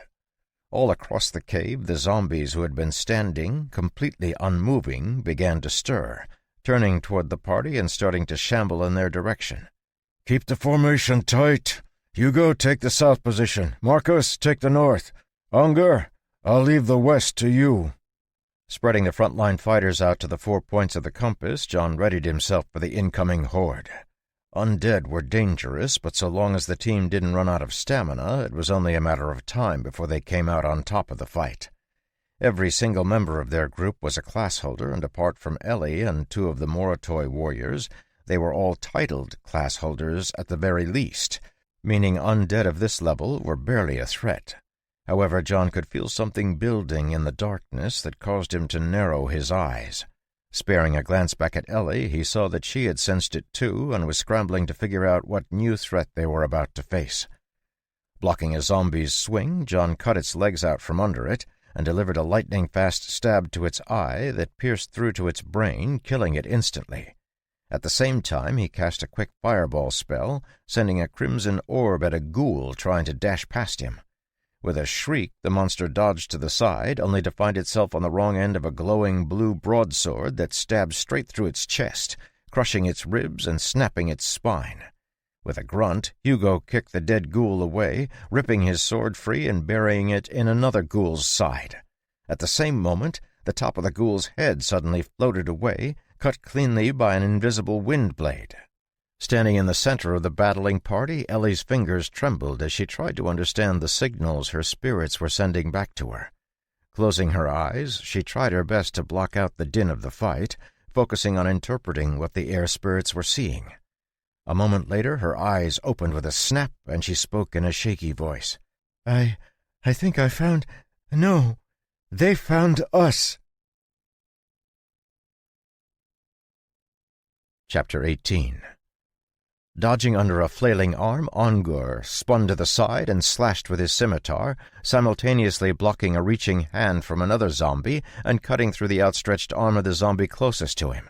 Around him, the warriors of the Broken Horn tribe cut, hacked, and smashed the zombies into pieces.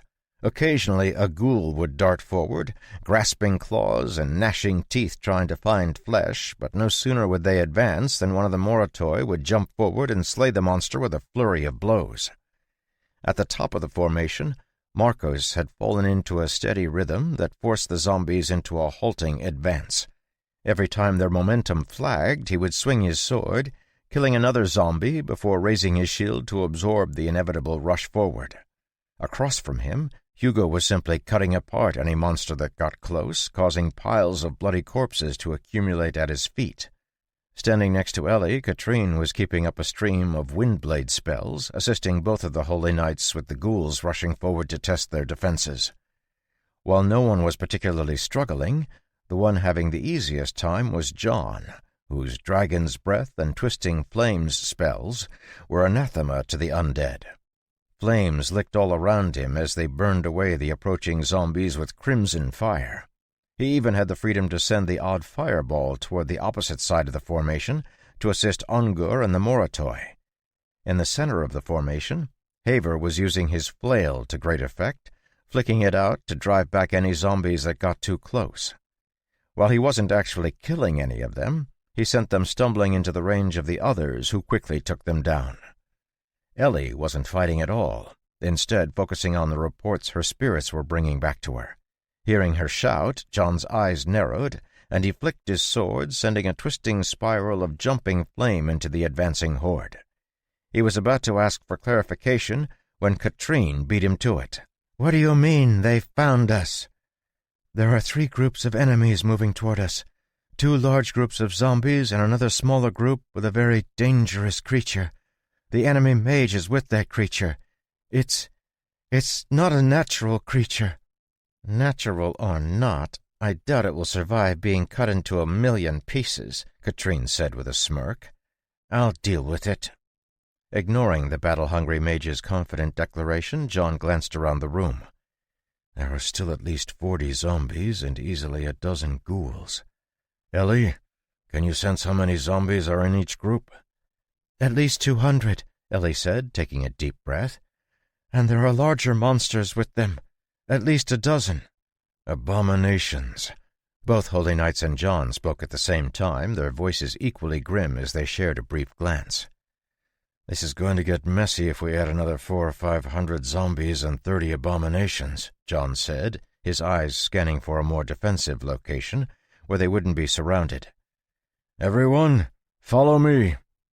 Letting out a shout, John charged forward, the entire group surging after him. Cutting his way through the crowding zombies, he quickly reached the wall and slammed it with his shield, sending cracks spiderwebbing out. Seeing Haver's confused look, Katrine smirked and flicked her finger, beheading a ghoul crawling on the ceiling. "He's testing for passages at our back. You only get ambushed by goblins coming through a wall of a tunnel once." "Knights to the front! Watch the sides! Katrine, keep the ceiling clear! Ellie, I need a timer on our new friends." As if they were granted wings by John's commands, the party reorganized faster than they thought possible, their bodies reacting even before they registered John's words. Taking his place next to Hugo, John sent out a gout of flame, scorching a zombie that still had yet to turn around. Behind him, Ellie mumbled under her breath, trying to estimate how long they had until the enemy reinforcements arrived. 30 seconds for the big group on the left, 40 seconds for the big creature, and 90 seconds for the other big group. They're all moving really fast." "Katrine, we're swapping. I want as many of those zombies dead as possible the moment they leave the tunnel. But save some juice for the big guy."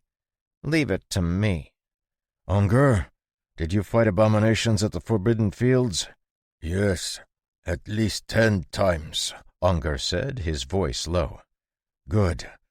Depending on how many there are, you might need to jump in and keep them busy. Marcos, defend this location. Hugo, you're hunting abominations. Can you handle them by yourself?"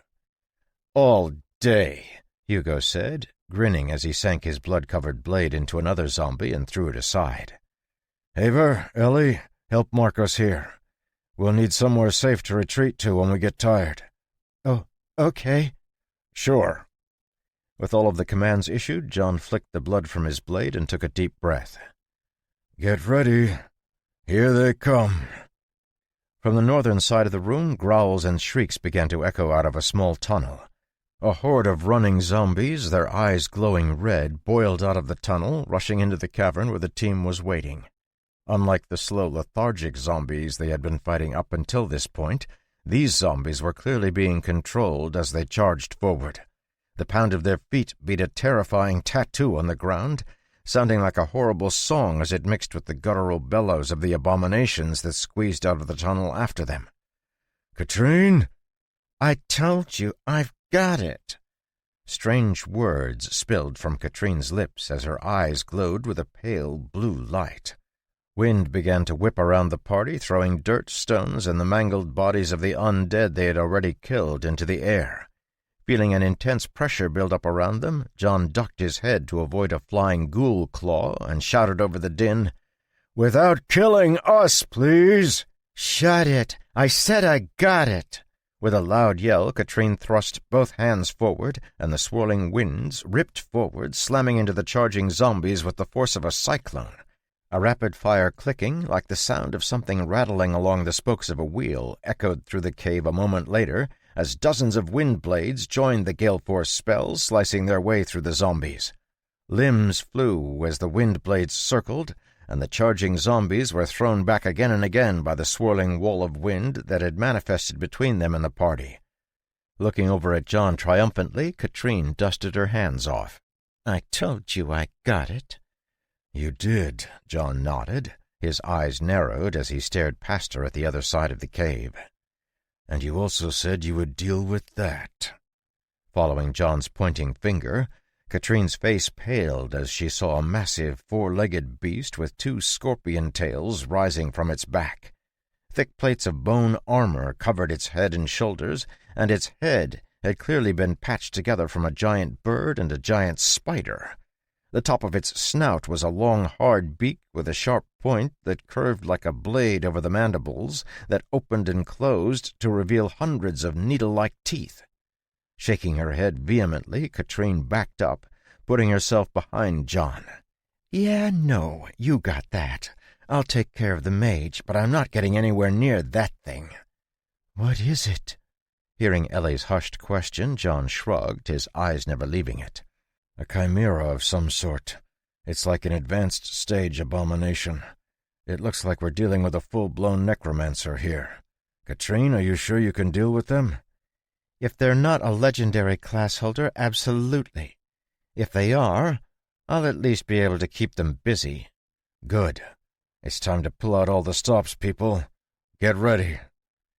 With a mental command, John shrank his magical shield down until it was little more than a buckler on his arm and drew one of the long daggers he carried on his back.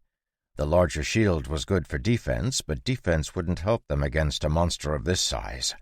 Looking around to make sure everyone was ready, he was about to charge when he heard a crackling voice. "Look what crept into my tunnels. It looks like a poor group of lost souls. Do not fear. I, Lethor, the Bone Carver, will guide you to salvation." Walking out from under the shadow of the chimera with a clatter came a wizened old man, leaning on a walking stick with a glowing skull clutched in his other hand. Bones from a variety of creatures and blades of various sizes rattled around on his belt as he came to a stop. On the side of his face was the tattoo of a skull and a figure 8, marking him as part of the group under the master of the skull.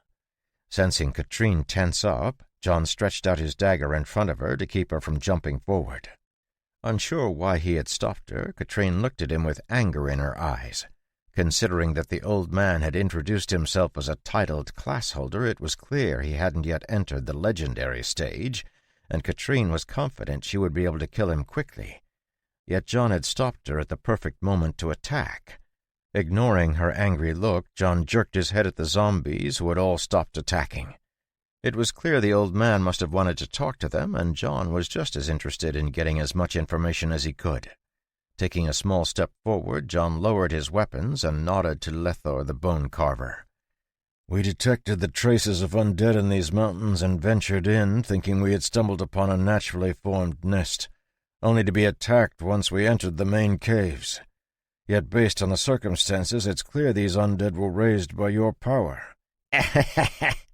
"That is a curious deduction you have made, Lost One. What makes you think they're mine?"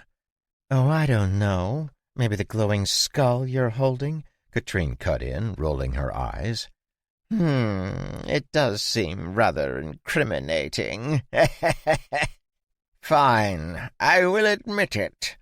All of these undead are under my command, and soon you too shall be added to my flock to serve the glory of my master. Will you do it willingly, or shall my servants strip your flesh from your bones inch by inch?" "What are you aiming for that requires so many undead?" John asked, looking around the room. "Raising this many undead must put a terrible burden on your soul. Not to mention it's a great way to attract unwanted attention." "Burden? No, it's no burden. In fact, it's just the opposite. I have gained an unlimited amount of power, wielded on behalf of the great eyeless one who controls life and death. Hear of his glory and tremble, mortals!" "You also serve the Master of All?" John asked, his forehead furrowing. Taken aback by John's casual use of his master's title, the bone-carver paused and pointed a bony finger at the party. "What do you know of the Master?" Sheathing his dagger, John reached into the pouch at his side and pulled out a ring, showing a mask with an infinity symbol where the mouth should have been. Seeing that Lethor was peering at it, clearly unable to see what it was in the darkness of the cave, John frowned and tossed it over to the old man. Unsurprisingly, Lethor didn't bother catching it, letting it hit the magical shield that sprang up around him. Sensing that it was the same darkness he had encountered with the other necromancer, John's eyes narrowed slightly, but he showed no surprise. The glowing skull had been more than enough of a clue that this old man served Kithoff, the Eyeless.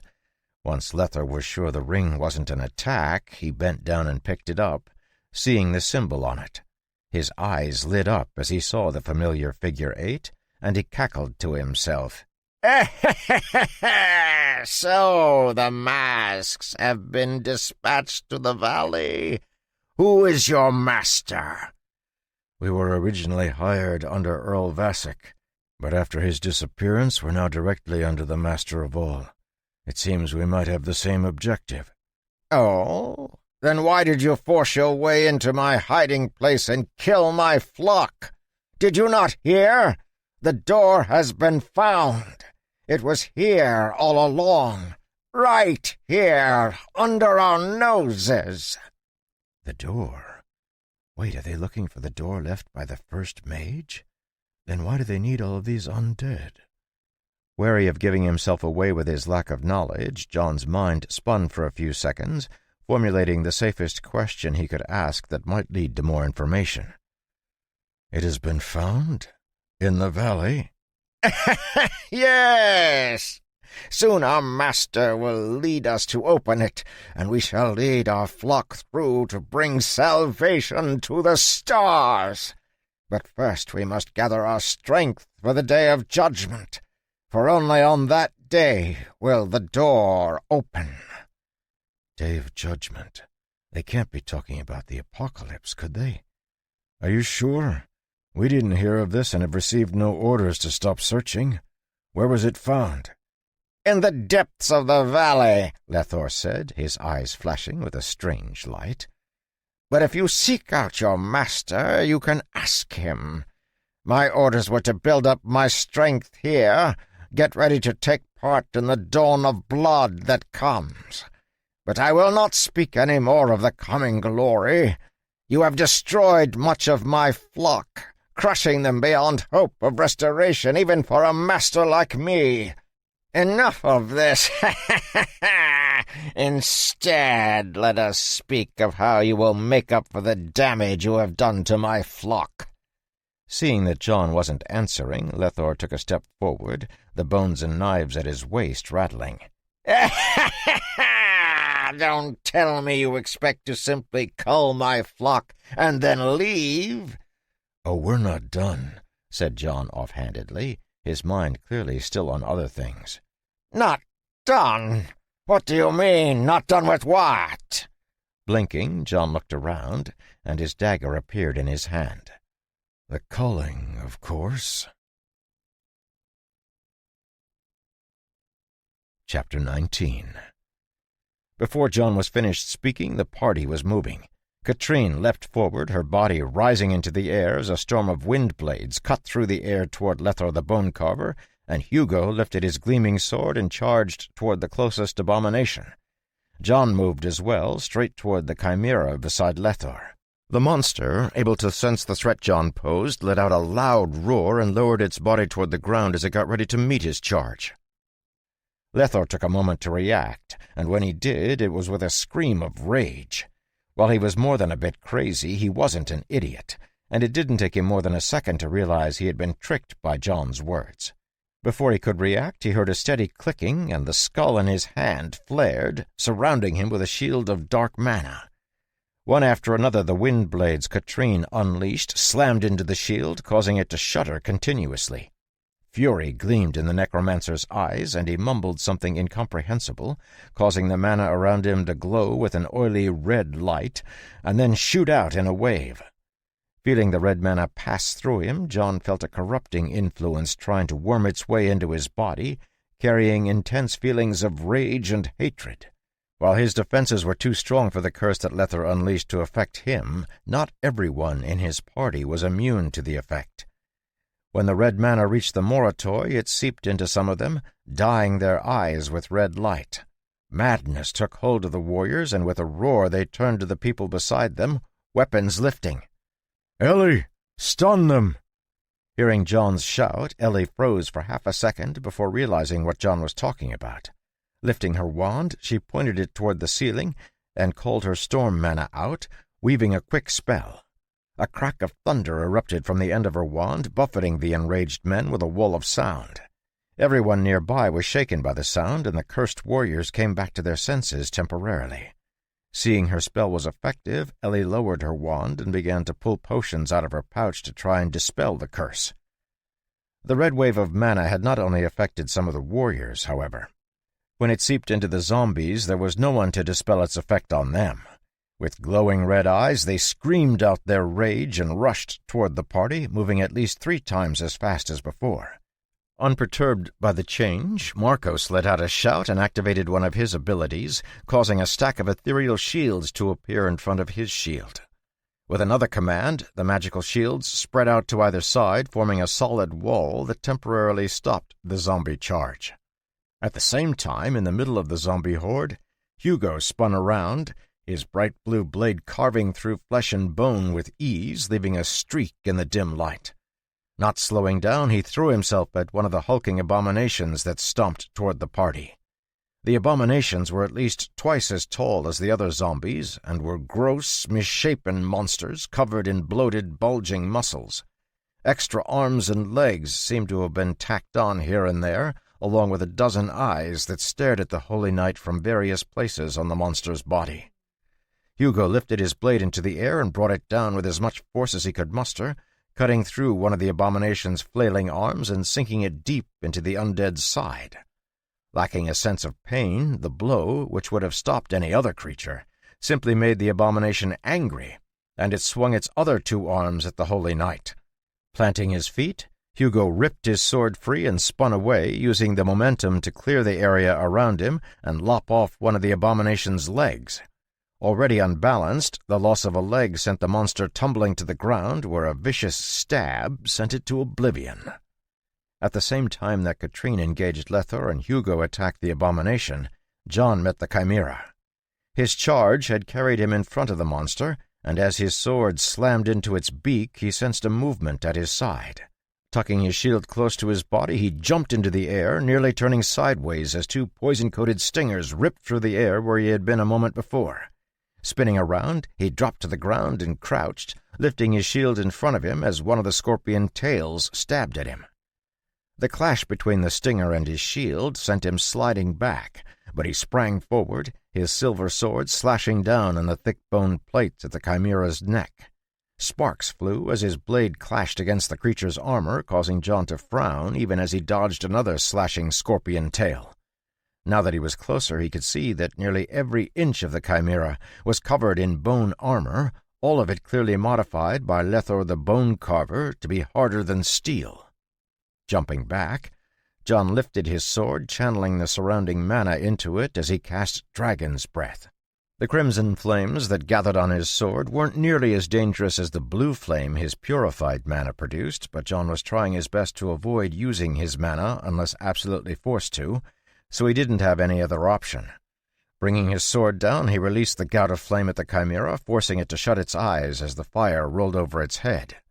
That didn't stop it from trying to skewer John with one of its stingers, but he batted the attack away with a swing of his arm and charged close, stabbing his silver blade into one of the joints between the armored plates. As the tip of his sword cut into the slightly weaker joint, the chimera let out a roar of pain and threw itself at him, trying to use its bulk to crush him to death. Dancing backward, John let out an annoyed snort, his dagger and sword parrying the monster's stingers. The chimera was truly a masterpiece of its type and was easily at the level of a legendary class holder. It boasted incredible defense and a strong attack, and combined with Lethor would undoubtedly be a formidable force. Realizing he was in for a long fight, John shook his head and kicked off the ground, dashing to the side as the monster tried to bite him in half with its curved beak. Not that far away, the bone carver was locked in battle with Katrine, trading spells back and forth as they tried to overcome each other's shields. Lethor, despite only being a titled mage, actually had a slight advantage since his dark mana shield was being supplied by the glowing skull in his hand. Every time it shivered into existence to block Katrine's attacks, she found herself growing more and more frustrated. It would have been one thing if Lethor had actually been skilled enough to fight her on his own, but watching her attacks bounce off a shield that was clearly a step above the legendary level was driving Katrine crazy. You shall pay for your lies! You shall pay for your insolence! Lethor cackled, his twisted fingers blurring as he cast another curse at Katrine. "Unlikely," Katrine said, sending out a swirling storm of wind that formed a spinning arrow. The wind arrow spell met the squirming greenish-gray energy of Lethor's curse, grinding it to pieces as both mages began casting their next spells. Even though it had won the encounter with the curse, the remnants of Katrine's spells splashed against the shield that sprang up around the bone carver, not even distracting him for a moment. Lifting one of the bones he wore on his waist, he tossed it out in front of him, his hand darting into his pouch and retrieving a slimy black potion that he poured over the floating bone. With a hiss, the bone began to dissolve, corroded by the black potion until it was pitted with holes. From these holes, smoke began to rise, gathering in front of Lethor, who muttered insanely and thrust out the glowing skull, causing the smoke to shudder. As Katrine watched, the shuddering smoke coalesced into a large, chattering skull with eyes that blazed with devilish light. Shooting toward her, the skull bit down like it wanted to take a chomp out of her. Sneering, she waved her hand, causing a wall of wind to slam into the skull, only to see it bite through her spell like it was nothing. Eyes widening with alarm, she flew backward, barely dodging as the skull lunged through her spell and bit down where she had been standing. Hearing the snap of the skull's teeth, a shudder ran through her, and she knew that, had she not dodged, she would have been bitten in half. Throwing another spell at it, she saw the floating skull chew through her mana like it was air as it shot toward her again. Flying away again, she formed a powerful wind arrow, shooting it at Lethor, only to see it bounce off the skull's shield. Beyond frustrated, she let out a furious shout. "Ugh! I hate necromancers!" Still tangled with the chimera, John's lips twitched. Unfortunately, he was having equally bad luck against the necromancer's monster.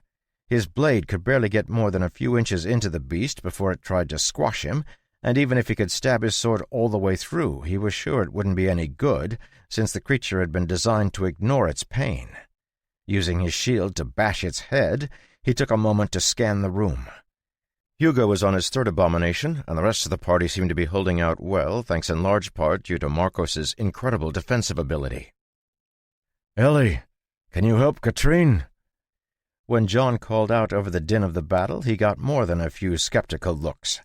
Hugo, Katrine, and even Lethor all looked at him like he was a fool, and even Marcus's and Ungur's foreheads creased in confusion.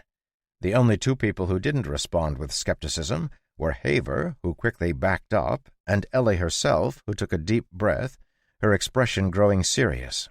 Swallowing, her wand rose, and she pointed at the necromancer in the distance. "Sigvald!" A piercing cry shook the room, causing every single zombie in the room to shudder to a stop, as two large lightning wings erupted from behind Ellie's back. Sparks of electricity arced through the air, grounding themselves on anyone nearby, causing the Moritoi warriors to scramble to safety. With a loud crow, Sigvald emerged from the tattoo on Ellie's back, his steel-like feathers glowing blue with lightning. Flapping his wings, he shot through the air, his gleaming claws spread out as he targeted Lethor the Bone Carver. Unlike the first time he had manifested, this time his lightning bolts actually hit his target, pounding away at the dark mana shield that sprang up around Lethor. Each bolt of lightning was as thick as a fist, and like punches from an angry thunder god, they smashed into the skull's shield, causing it to grow dangerously thin. Sensing that the shield was about to break from the lightning, Lethor screamed and called back the smoky skull to bite at Sigvald. The powerful bird let out an answering cry and turned in the air, his claws slashing into the side of the skull, even as he nimbly dodged its biting jaws. A burning smell filled the air as Sigvald's lightning-covered claws ripped into the skull, bolts of lightning still falling with every flap of his powerful wings. Given a moment of respite, Lethor cackled as he saw the dark mana shield begin to recover. But a moment later, that excitement turned to pure terror as he saw Katrine's outstretched hand. 6 swirling wind arrows were twisting together in front of her splayed fingers, forming a giant vortex of wind that screeched as the air ripped apart. About to activate his emergency escape spell, Lethor heard Ellie's voice above the sounds of battle that surrounded him. "Strike!" From the dark ceiling above him came the smell of burning ozone as a lightning bolt crashed down onto his head, spreading sparks as it splashed against the dark mana shield. Naturally effective against the dark mana, the arcing lightning ate away at the shield until it was nearly invisible. Like a stream of water pouring from a pitcher, the lightning continued to fall until, with a light cracking sound, the shield shattered apart. "Air cannon." Katrine's voice was flat, almost without any emotion as she spoke the activation words for the powerful spell she had woven together. The 6 wind arrows had blended together into a long, thin vortex that moved so fast that the last echoes of her words were drowned out by the earth-shaking explosion of the spell impacting the cavern wall on the other side of Lethor the Bone Carver.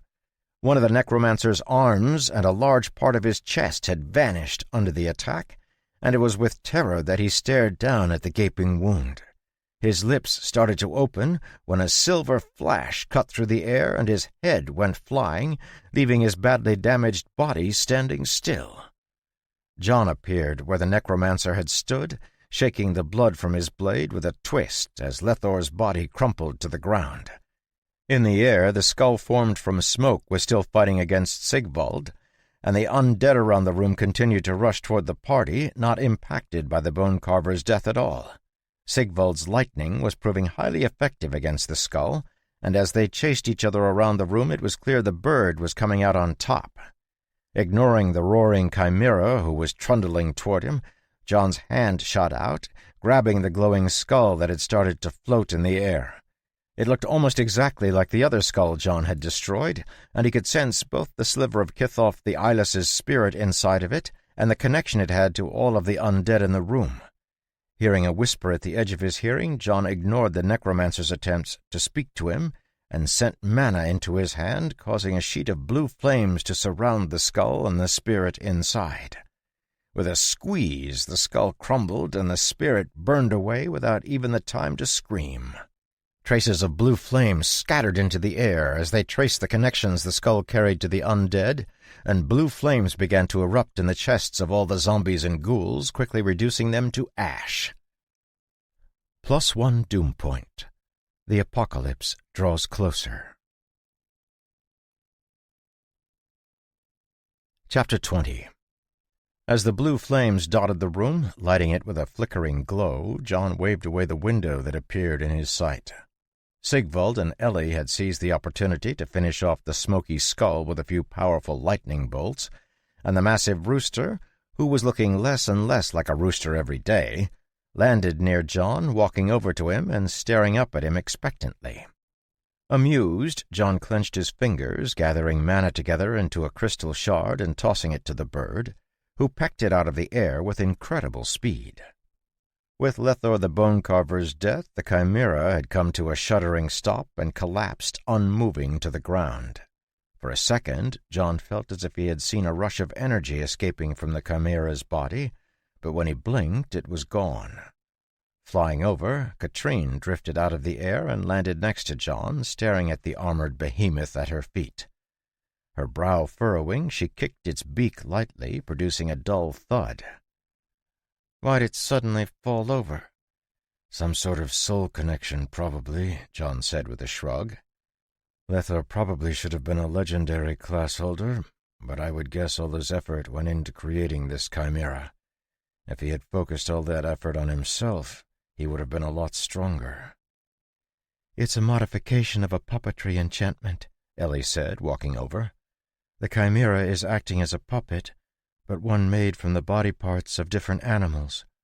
Normally the caster would use part of their soul to control the puppet, but he seems to have tried to use other people's souls, creating a perversion of the spell. When he died, his control over the other souls vanished and they scattered. Blinking at Ellie, Katrine was lost for words for a moment. This was the second time in a matter of minutes that the farm girl had completely shocked her. Turning to John, she pointed at Ellie. Okay, what? Are you going to explain this, or are you going to pretend that everything is totally normal? I don't know. Seeing you picking your jaw off the floor is rather amusing, John said, cracking half a smile.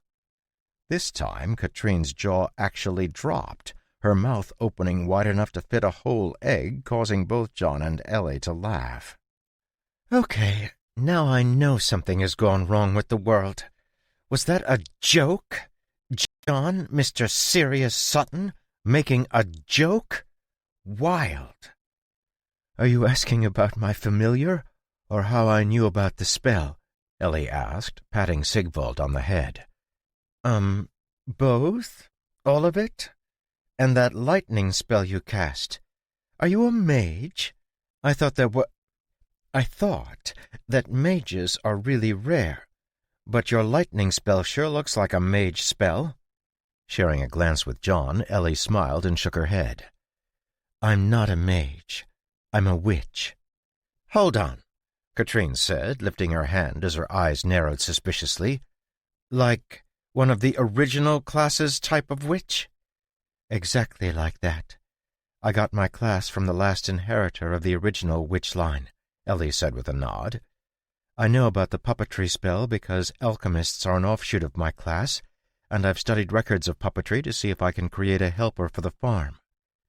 This time, Katrine really didn't have any words. Looking up at the ceiling, she let out a depressed sigh, causing John to laugh and pat her on the shoulder. I feel the same way. Can you imagine having an unbroken lineage? Ha! At least you had an actual master to teach you magic. Maybe, though that hasn't stopped you from shooting on ahead, Katrine replied, rolling her eyes as the rest of the party gathered. Staring at the chimera, then at Lethor's body, Marcos nodded, clearly satisfied with the way the fight had turned out. Next to him, Hugo was in a slight daze, his thoughts unknown, though every now and again he would sneak a glance at John. I would count this as a success, Marcos said, looking at John. Would you like to continue the hunt? No, I think we'll call it for now, John replied. We know the enemy is biding their time and building their strength, but for exactly what, I'm not sure. We also know they've found the door left by the first mage, or at least what they believe to be the door, and in the valley, no less. What did Lethor say? In the depths of the valley? That probably means in the tunnels under the valley, right? I guess we have more tunnel exploration in our future. We need to figure out where that door is so we can stop whatever plan they're cooking up. We'll need more people for that, Katrine said, looking at Marcos. I will inform the Ecclesia to send more people to the valley. Eivor, can you help with the search? John asked. Thinking for a moment, the Wolf King nodded slightly. Yes, though my wolves aren't nearly as good underground as they are in the open, but sure, I can help. Will you ask Rabia? Actually, that's a good idea. "Who is Rabia?" Katrine asked, looking between Haber and John with interest. A friend who's particularly adept below the earth, John said with a wave. All right, let's get this all cleaned up and get out of here. It didn't take the party long to search Lethor's body and then trace his steps back to the small cave he called home. It was messy and dirty, but the magical circles drawn on the table were the marks of an alchemy table, so John spent a few moments memorizing the marks on it, while Ellie directed everyone else on how to pack up the various ingredients scattered around. Once he had finished imprinting the spell circles in his mind, John carefully cut apart the table and bundled the pieces together to take with them. A few hours later, the party found themselves outside and back on their horses, heading for Fairford village. The whole trip had been much shorter than John had estimated, but he was more than happy to have additional time to spend on studying magic and running the farm. He'd take that over fighting crazy necromancers any day of the week. With the destruction of the magical skull, they had only gained 2 magical items: a grimoire similar to the Grimoire of Bones called Dark Alchemy that he had found in Lethor's room, and an enchanted iron knife made from a single piece of metal with a square spike on the bottom that had been on the old man's belt. John had also recovered the ring with the mask, as well as another ring with the symbol of the coiled snake. There had been other things, but most of them were dangerous potions or ingredients to make more of the potions. They had thoroughly burned everything they hadn't taken with them, apart from the Chimera's corpse, which John planned to strip at a later date. After arriving at the village, the party split up, and John and Ellie rode back to the farm along with Ongar and the Moratoi warriors. As they traveled, the warriors who had gone into the caves regaled the 4 warriors who had stayed outside with tales of the fight, and by the time they made it back to the farm, each one of the Moratoi warriors had faced at least 1,000 undead on their own. Sharing an amused glance, Ellie and John said goodbye to the warriors and headed into the house. "I'm going to take a shower," Ellie said, brushing back her tangled hair with a frown. That sounds good. I'll take mine once you're done. After that, we should head to the tower to meditate. I used my mana again, and it's got me nervous. "Oh, speaking of the tower, I noticed you haven't mentioned it to Katrine," Ellie said, looking at John squarely. "Is there a reason for that?" Mulling over the question, John shook his head. No, not really. Force of habit, probably. Knowledge, especially magical knowledge, is dangerous. Besides, telling her would be the same as inviting her, and I don't think I'm ready to share the knowledge Rabia has yet. "Are you worried she would turn against us?" Maybe. Magic has a way of twisting people. I mean, just look at Lethor. At one point he was an alchemist, but over time, as he sought power, he ended up a crazy old man hiding in a cave with thousands of undead. No human is immune to the temptation of more power, and when power grows, it tends to lead to suspicion. If I were to tell Katrine we were sitting on a nearly complete record of magic, we would either have to share it with her or fight her for it. And even if we share it with her, there's no guarantee it would turn out well, since she might think we were holding something else back and turn on us." Biting her bottom lip, Ellie's forehead furrowed as she thought about what John was saying. "But aren't we doing what you're worried about Katrine doing?" What do you mean? "It sounds a lot like you're suspicious of her and jealous that she might take the knowledge of the tower and use it against you." Freezing, John felt like a bolt of lightning had just shot through his head. Thanks to mental model, it wasn't hard to replay his words in his head, and with growing horror, he realized Ellie was completely right. Rubbing the back of his neck, he smiled ruefully. I guess you're right. That's really hypocritical of me." "I'm not saying we should tell her," Ellie said, still frowning. "I'm just wondering if we have a good reason not to. Rabia's desire is to share her knowledge, and the more people we have working on problems, the quicker we can make progress. So I think it's worth weighing the pros and cons. And besides, even if she were to go off the rails, I'm confident that you could deal with her." True. I think you're right. we need to consider it more carefully. Thanks for saying something. Of course. It's easy to be blind to what we're doing, Ellie said, her frown transforming into a smile. I'm going to grab a quick shower. Heading out to the barn, John checked in with Thomas to make sure everything was okay, and then took a quick trip to the tower, dropping off all the materials and potions they had recovered from Lethor's lair. He also gave the book they had found, Dark Alchemy, to Rabia for her to catalogue in the library. While he was reassembling the alchemy table, Ellie arrived, her hair still wet from her shower, so John left her to work on the table while he went back to the house to shower. It often felt like there was at least 36 hours of work to squeeze into the 24 hours they had, and time passed quickly on the farm. Each day was full to bursting, and before he knew it, John was standing in front of a waving field of golden wheat, ready to be harvested. "Would you like me to run the reaper, sir?" "I don't mind doing it," John said, turning down Thomas's offer. "If you wouldn't mind following behind with the basket, I want to try out the threshing spell." "Of course, sir." Taking a moment to look over the thresher he had made for the last time, John tested each of the pieces to make sure they worked. It was a simple affair that consisted of a large basket where the wheat stalks would be collected, a round drum with protruding teeth that could spin when the wheels moved, an enchanted filter to separate out the wheat seeds, and a hopper for collecting the seeds. The basic idea was that the spinning wheel would act as a beater, separating the seeds from the stalks, and the magical filter would spit the seeds out of one side and the stalks and husks to the other. The enchantment on the filter was an ingenious piece of work Ellie and Rabia had come up with, and after testing it a few times, John was ready to give it a try in the field. Satisfied that everything was working as intended, he lined it up and took a hold of the reaper, beginning to push it forward as Thomas followed with the thresher. All the farm workers had stopped what they were doing to come out and watch, and they were joined by the Moratoi, who were quite curious about the whole process. Seeing a row of wheat vanish under the blades of the reaper and transform into a trail of broken stalks and a bag of seeds, Mrs. Clark, who had harvested many times, nearly fainted from shock. Beside her, the others were just as dumbfounded. The efficiency of the two machines was unbelievable, even if John wasn't completely satisfied. Walking back along the row they had just harvested, he crouched to examine the crushed and chopped stalks that had been left behind, noticing the seeds that were scattered among them. Walking over to join him, Ellie crouched down next to him and poked one of the seeds. "It looks like the filter will need more adjustment."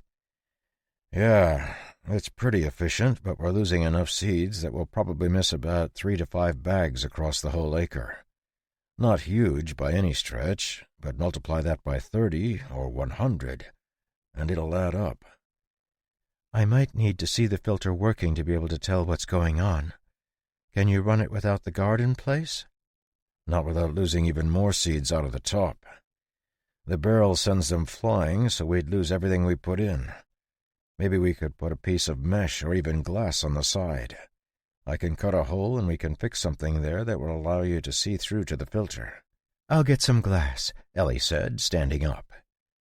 Watching her hurry off, John couldn't help but smile, a deep sense of peace permeating his mind and body. With a start, John realized he had never been happier. Ding! Active quest complete. Completed quest. Grow wheat. Food is important not only to you, but to everyone in the world. Learn to grow wheat that will survive in any environment. Reward, minus 15 doom points. The apocalypse retreats. Reward, +1 skill point. New quests generated. Feed the nations. Reclaim the Forbidden Lands. Chapter 21.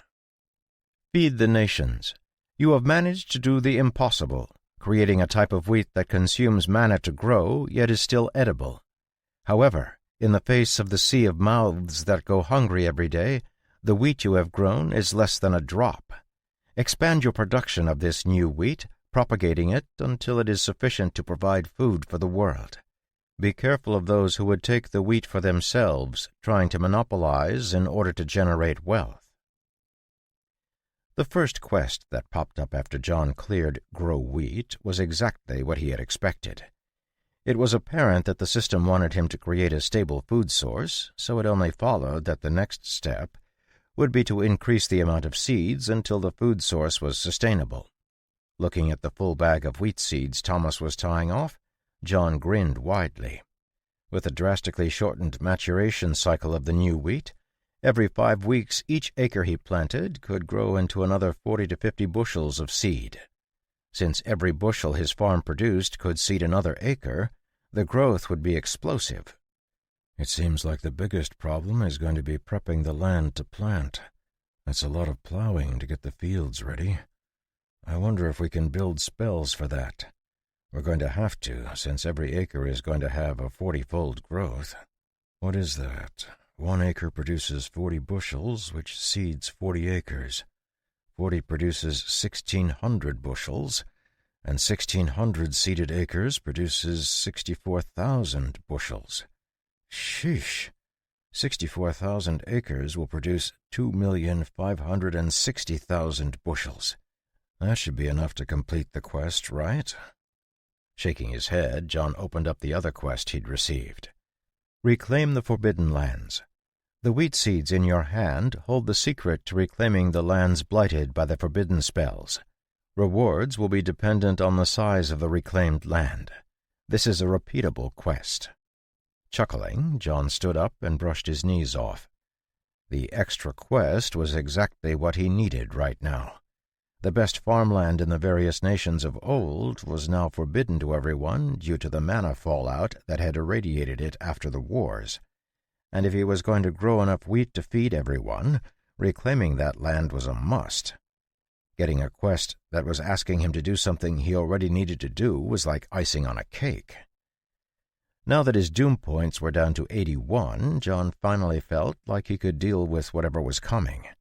19 seconds was practically a lifetime to him, and since he no longer had to worry about the doom point he gained each week thanks to Rabia's meditation technique, he felt as if he had a bit more breathing room. "It seems we missed some seeds, sir," Thomas said, bringing over a new bag to attach to the thresher. That it does, but that's okay. We just need to adjust the filter. Ellie wants to see it in action, so we'll be adding a window to the side. "I see.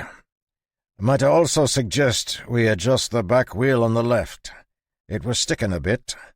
"Sure. Let me check it out." Lifting up the machine, John turned it onto its side and took a look at the offending wheel. It didn't take him long to realize that the rod holding the wheel onto the machine was slightly bent, which caused the wheel to rub against the metal side of the machine as it turned. Gripping the wheel, John bent it slightly and then tried spinning it. Seeing that it was still a bit stiff, he bent it a little more and then spun it again, nodding when it moved cleanly. Leaving the cart on its side, they waited for Ellie to come back with a sheet of glass she had retrieved from the tower. After sizing it up, John pulled out the metal knife he had taken from Lethor and placed the edge on the metal side of the thresher. The knife, which looked like it had been made from a pitted metal and made John think of meteorites for some reason, had a 6-inch-long blade that was shaped almost like a cleaver. The tang was square, but it had been turned repeatedly to make a spiral handle before straightening out and tapering to a spike. Overall, the knife was 12 inches long and fit John's hand nicely. Not sensing any dark mana on it, John had been curious about its use and had tried activating it in the Shadow Tower. To his amazement, it had turned out to be an excellent carving knife, and when mana was inserted into the blade, it cut every material he'd tried it on like butter. Metal and stone proved no challenge for it, and it left nice clean marks wherever it passed. Both sides could be used, and John had taken to wearing it on his belt. Gathering mana from the air, he saw the knife's edge change to a bright silver and drew his hand down, forming a neat cut in the metal side of the machine. 3 more cuts allowed him to take a large square part of the side out, and, after cutting a few tabs out of the sheet, He spot-welded them back onto the sides and bottom of the opening. Turning the machine right side up, Ellie slid the pane of glass into the slots and peered through at the inert spell. "That should be good. I can see how it's working, and hopefully that will help us refine the spell. For now, let's adjust the weight slightly. I think most of the seeds it's missing are larger." "Sure. That's the 6th line, right? And you want it heavier?" "Yeah, so that it accepts larger seeds. Just a hair, though." After making the adjustment, John and Thomas ran the two machines down the next row, while Ellie followed along, watching as the drum spun, breaking apart the wheat stalks fed into it from the basket, and then flinging them out of the chamber onto the angled filter. Any wheat stalks that hit the filter simply passed through, but the seeds and any tiny pieces of chaff that were under the weight restriction on the magical filter bounced to the side, where they entered the hopper with the bag. Over the next 4 hours, John and Ellie continued to tweak the filter, even changing it out twice until they were getting 99% of the seeds into the bag, along with minimal amounts of chaff. As they tested various options, they had finished harvesting the new wheat and had moved on to the 34 acres of regular wheat. Before the day was over, they had perfected their thresher and also harvested every single stalk of wheat they'd grown. Looking at the 41 bags of special wheat seeds they had ended up with, John let out a satisfied sigh. "We need a name for this wheat." "Sutton," Thomas said, "for Sutton Farm." I thought about that, but honestly, I'm not sure I want my name on it." "What's wrong with having your name on it?" "I guess nothing, but still it makes me feel weird to think people will be eating it. No Sutton." "What about Golden Grace?" Turning to look at Ellie, who had suggested the name, John tapped his chin. "It's poetic, but also a bit strange. What's your thought process?" Leaning down, Ellie picked up a handful of seeds, letting them run through her fingers like drops of molten gold.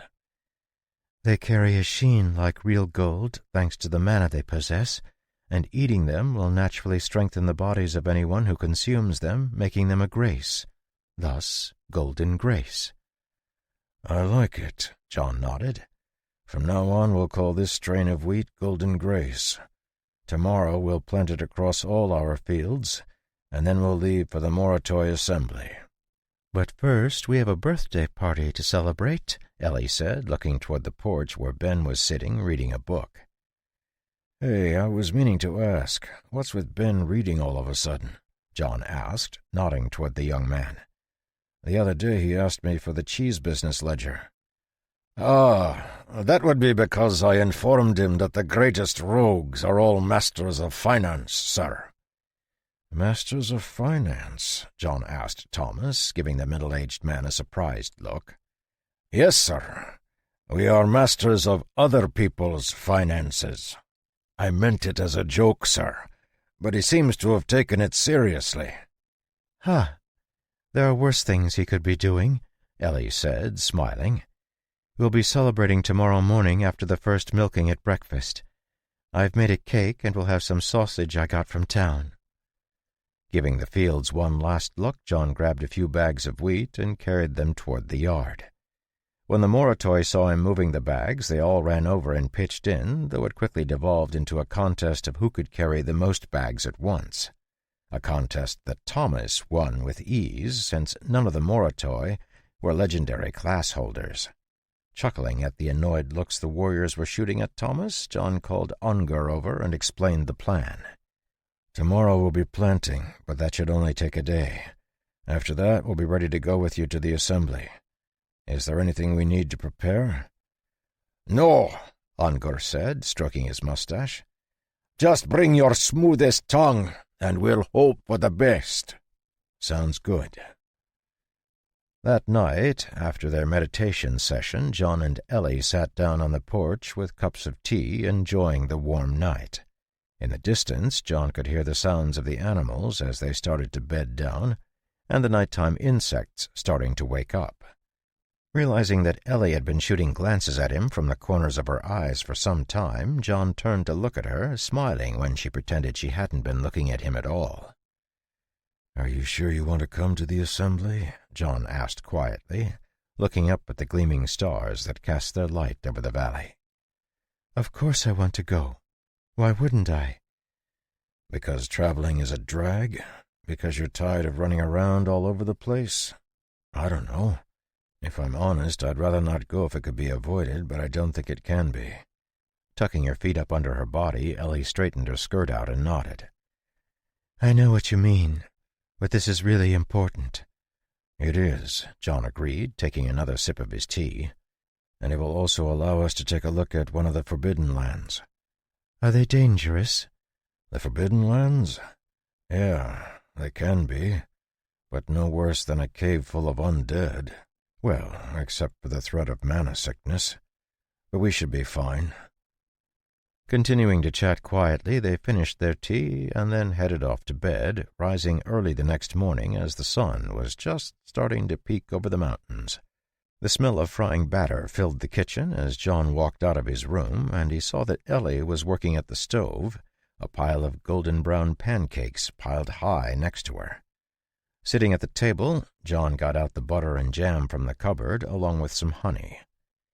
It wasn't long before the door opened and people started to troop in. Ben and Evan were first, clearly exhausted from their early morning exercises. Seeing the pancakes next to his sister, Ben's face lit up and he collapsed into his seat, dramatically flopping his head onto the table.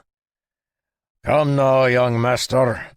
The training wasn't that hard," Thomas said, entering the kitchen after Mrs. Clark and her daughter. "Not that hard. It was torture," Ben cried, his head popping up off the table as he stared at his teacher indignantly. "I thought you said today was supposed to be an easy day because it was my birthday." "No need to shout, Ben," Ellie said, bringing a stack of pancakes over to the table. "Go wash up." "I already did." "Then do it again. You still have dirt on your cheek."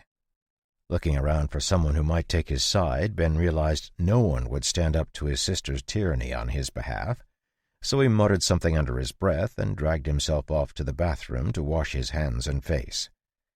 The original table had been replaced by a longer rectangular table, so everyone had a place, and John took his seat at one end after helping Ellie carry over the large pan of eggs that had been warming in the oven. Once Ben was back and everyone was seated, John looked around the table and gestured for everyone to start. "So, Ben, how does it feel being 12? Feeling different?" Grabbing a stack of pancakes from the pile, Ben paused slightly and then shook his head. "No, I feel exactly the same as always. For some reason I thought it would be a bigger deal, but it feels like just another day." "That's often how it is as you get older," John said with a shrug. "It's difficult to see how things are changing when you're in the midst of the change, especially when the changes are gradual and progressive. But one way that you've changed is that you're taller than you were when I first arrived. Almost 6 inches taller. More muscle, too." Looking down at his arm, Ben unconsciously flexed it, nodding his head happily. Picking up the jam, Ellie passed it to Mrs. Clark and smiled across the table at her brother. "Another way that Ben has grown is that he's more helpful around the farm. In the past he could help with tasks, but now he can handle a lot of them on his own." "And he does a good job, too," Thomas added. "I almost never have to follow up with the tasks I give him because he takes his time and does the work right the first time." "See?" John poked Ben in the arm. "You are different. It just doesn't come all at once.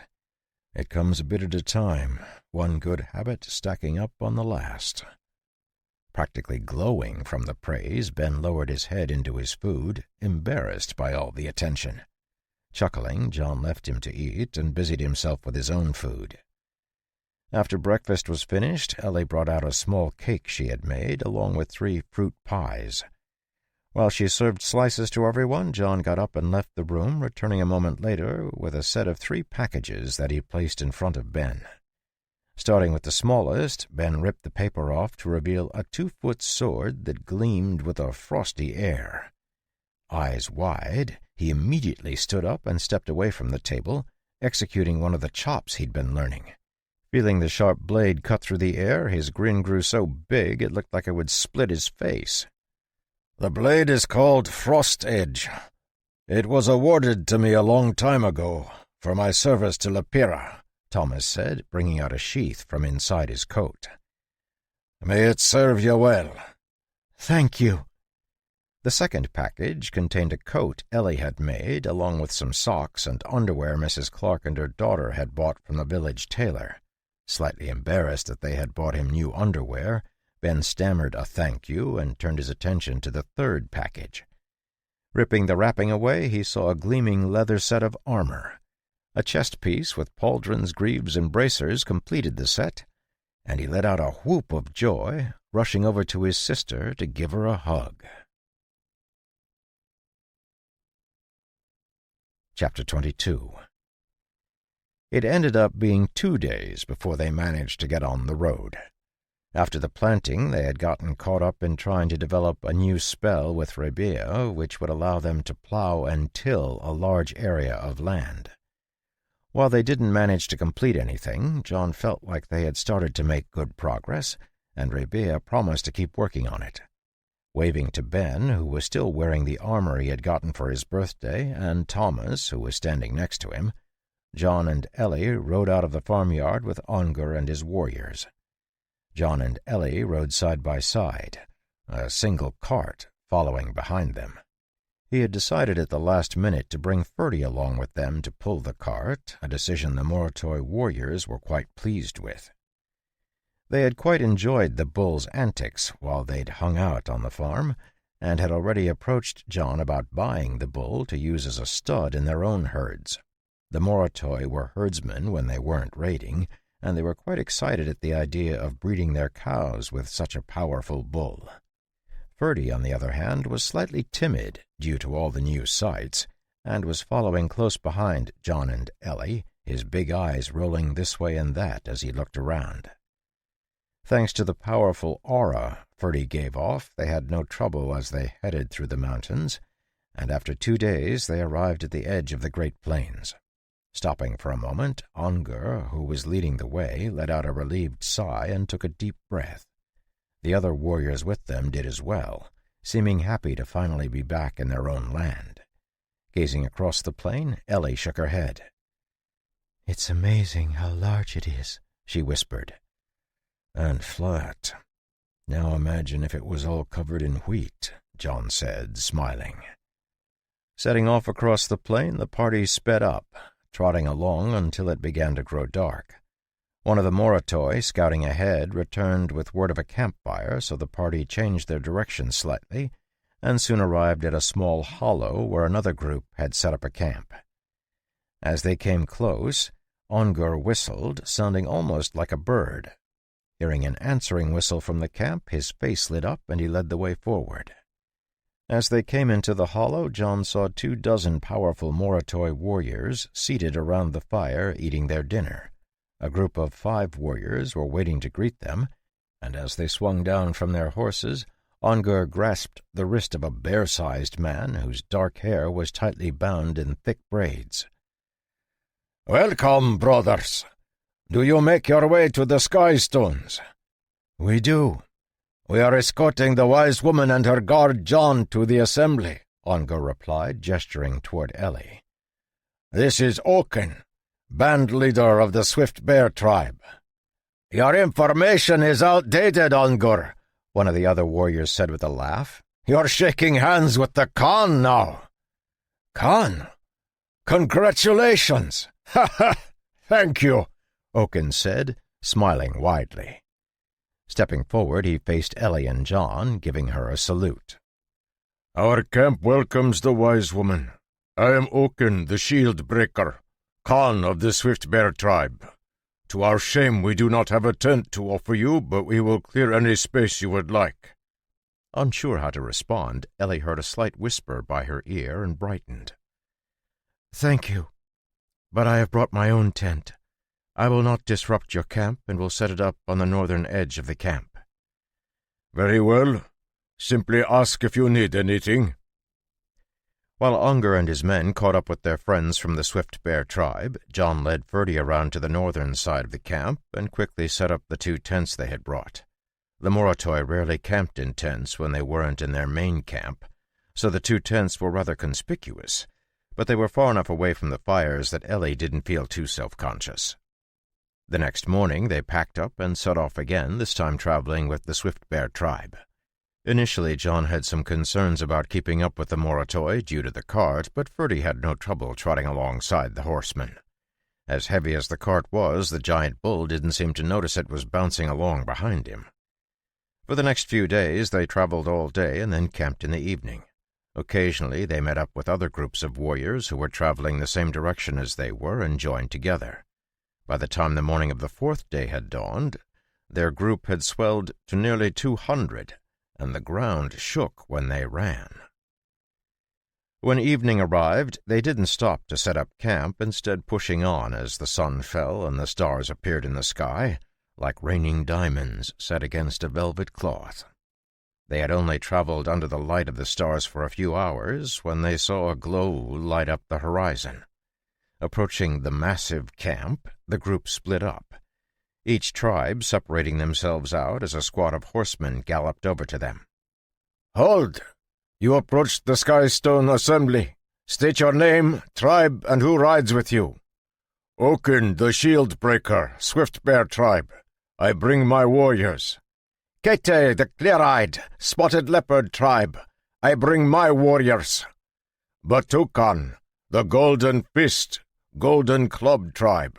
I bring my warriors." "Angar, the Moon Sword, Broken Horn tribe. I bring my warriors and honored guests of the 5-tribe alliance." Directing his horse over to Unger, the horseman leading the squad looked over John and Ellie carefully, his eyes widening when he saw Ferdy. Seeming slightly nervous, he looked at Unger for a moment before nodding. "You may go in. Unger, will your honored guests set up next to your tribe?" "Yes, we will camp in the 5-tribe alliance's area." "Very well, I will inform the wise women." With a wave of his arm and a shout, the squad wheeled their horses around and rode away swiftly, continuing to patrol the surroundings. Giving John a slightly strained smile, Unger led the way into the large camp, winding between the staked-out camps of the various tribes. As they walked their horses forward, Unger would occasionally stop to greet different groups, proving that his connections were wide. Trailing after him, Ellie and John attracted quite a bit of attention, but no one came over to talk to them, only staring from afar. Eventually they made it to the center of the giant camp, where they found Zayat, the Slaying Wind, Khan of the Flying Eagle tribe, waiting for them with the other Khans from their alliance, and an old woman who leaned on a cane with a carved bird on the top. "Welcome, honored friends," Zayat said, spreading his arms wide. "Welcome to our camp." Next to him, the old woman took a small step forward and spoke softly, causing Zayat to close his mouth quickly. "My greetings to you, wise woman Ellie. I speak for my sisters in saying that your presence honors our tribes. We have heard of your wisdom from the whispers that drift in the air. I am Saransi, wise woman of the Flying Eagle tribe." "Thank you. I am Ellie of Sutton Farm." "My sisters have prepared a feast. Will you join us?" "It would be my pleasure," Ellie said, not needing a prompting from John this time. She had been interacting with the Moratoi for a few weeks now and found herself much more comfortable with the way they comported themselves, so she didn't hesitate to swing down from her horse and toss the reins to John. With a smile at him, she followed Saransi, quickly vanishing into the nearby tents. Watching the 2 women disappear, Zayat smiled and shook his head. "Welcome, brother. We've been looking forward to your arrival." "I am honored," John said, jumping off Merlin. "Where should I set up our tents?" "Come, I'll show you to your place." Ellie did not return until the morning sun was just starting to rise in the sky, and as she collapsed into bed, John told Ferdy to keep watch while he went in search of Zayat and Unger. He found them in the Alliance's main tent, along with Saransi and another middle-aged woman who wore the dress of a wise woman. "Morning." Jumping up to greet John, Ongar quickly introduced him to the middle-aged woman. "This is Chaka, the wise woman of the Broken Horn tribe." "It is my honor," John said, bowing his head toward Chaka. "Likewise, I have heard that you hosted my husband well, and for that I thank you." "Husband?" John asked, looking over at Ongar, who was nodding happily, his face red. "Unfortunately," Chaka said dryly, causing everyone else to laugh as Ongar's expression deflated. Once John was seated and food had been served, Saransi spoke up, fixing John with a hard gaze. "It is amazing to see one not from our tribes who knows our traditions so well. Tell me, do you know what you will face in the coming days?" "Roughly, but I wouldn't mind a crash course," John said, shrugging. "Crash course?" "A quick explanation." Very well. Through the test of blood, the Khans of our alliance have made a deal with you. After examining the results of this deal and discussing it at length, we, the wise women of the alliance, have decided to honor this deal. However, it is only our alliance that has made this choice. There are over 500 tribes among our people, and without a consensus among them, it will be impossible for your suggestion to be carried out. Many of our people do not believe there is a threat that can destroy us when we are united. So if you would have us change our path, you must convince everyone. We have, at Zayat's request and against our better judgment, called for this assembly to give you the opportunity to make your case." Looking over, John was surprised to see the firm expression on Zayat's face. The Khan had clearly gone against the wishes of the wise woman of his tribe, a feat that was as brave as charging into an enemy army without any support. In fact, John had heard his friend mention that it would be more preferable to simply strip naked and jump into a snake pit than contradict a tribe's wise woman, but Zayat had clearly done that. "Thank you. I believe it is the only path forward for your people," John said calmly, his gaze returning to meet Saransi's. The wise woman's eyes narrowed and her lips twitched into a frown. "That is what Zayat said. Tell me, what makes you so sure?" "Because the resources of this world are starting to vanish, and with every drop of blood spilled, this world takes a small step toward destruction. Alera has started to deploy troops to our border, and the Ecclesia is starting to move.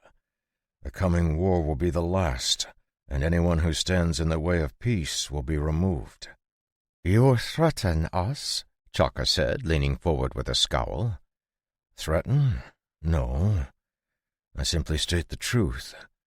There are evils in this world that would see it bathed in blood, but the eternal flame will not tolerate it. The only path to survival is to put down your enmity with the other people of this world and engage in trade." "Then what? Would you have us beat our swords into plows?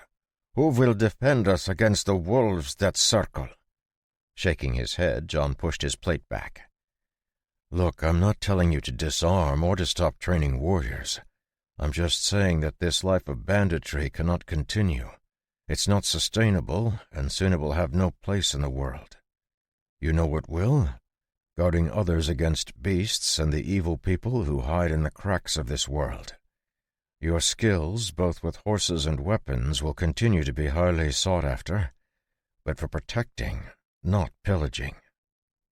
After a moment of silence, Saransi sighed and smiled slightly.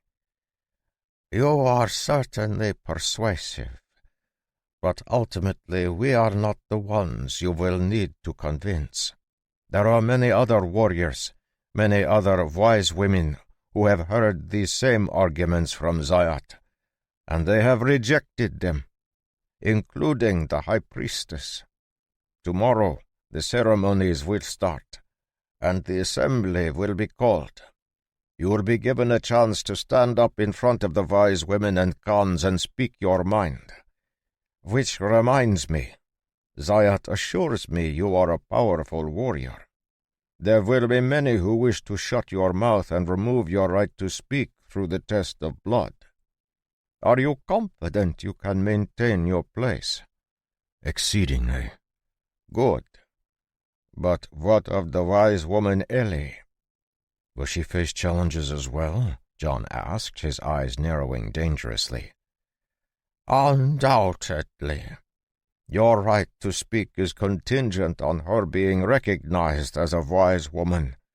Some of our more, warlike sisters will challenge her to prove herself, with both spells and wisdom. Even though she's not part of your people?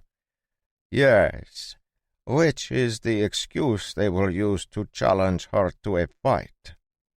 Are any of them legendary? Are they at the level of a greater Khan? There are a few of them, yes, but it is unlikely they will challenge her, since she has yet to reach even the level of a Khan, Chaka said, looking between John and Saransi. But there are those who might ignore the difference and throw away their honor to fight her. Remaining silent for a moment, John nodded.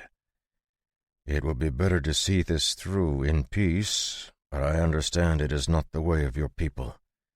We will face any challenge that comes and count on the honor of your people to make them fair. Giving him a worried look, Saransi let out a sigh.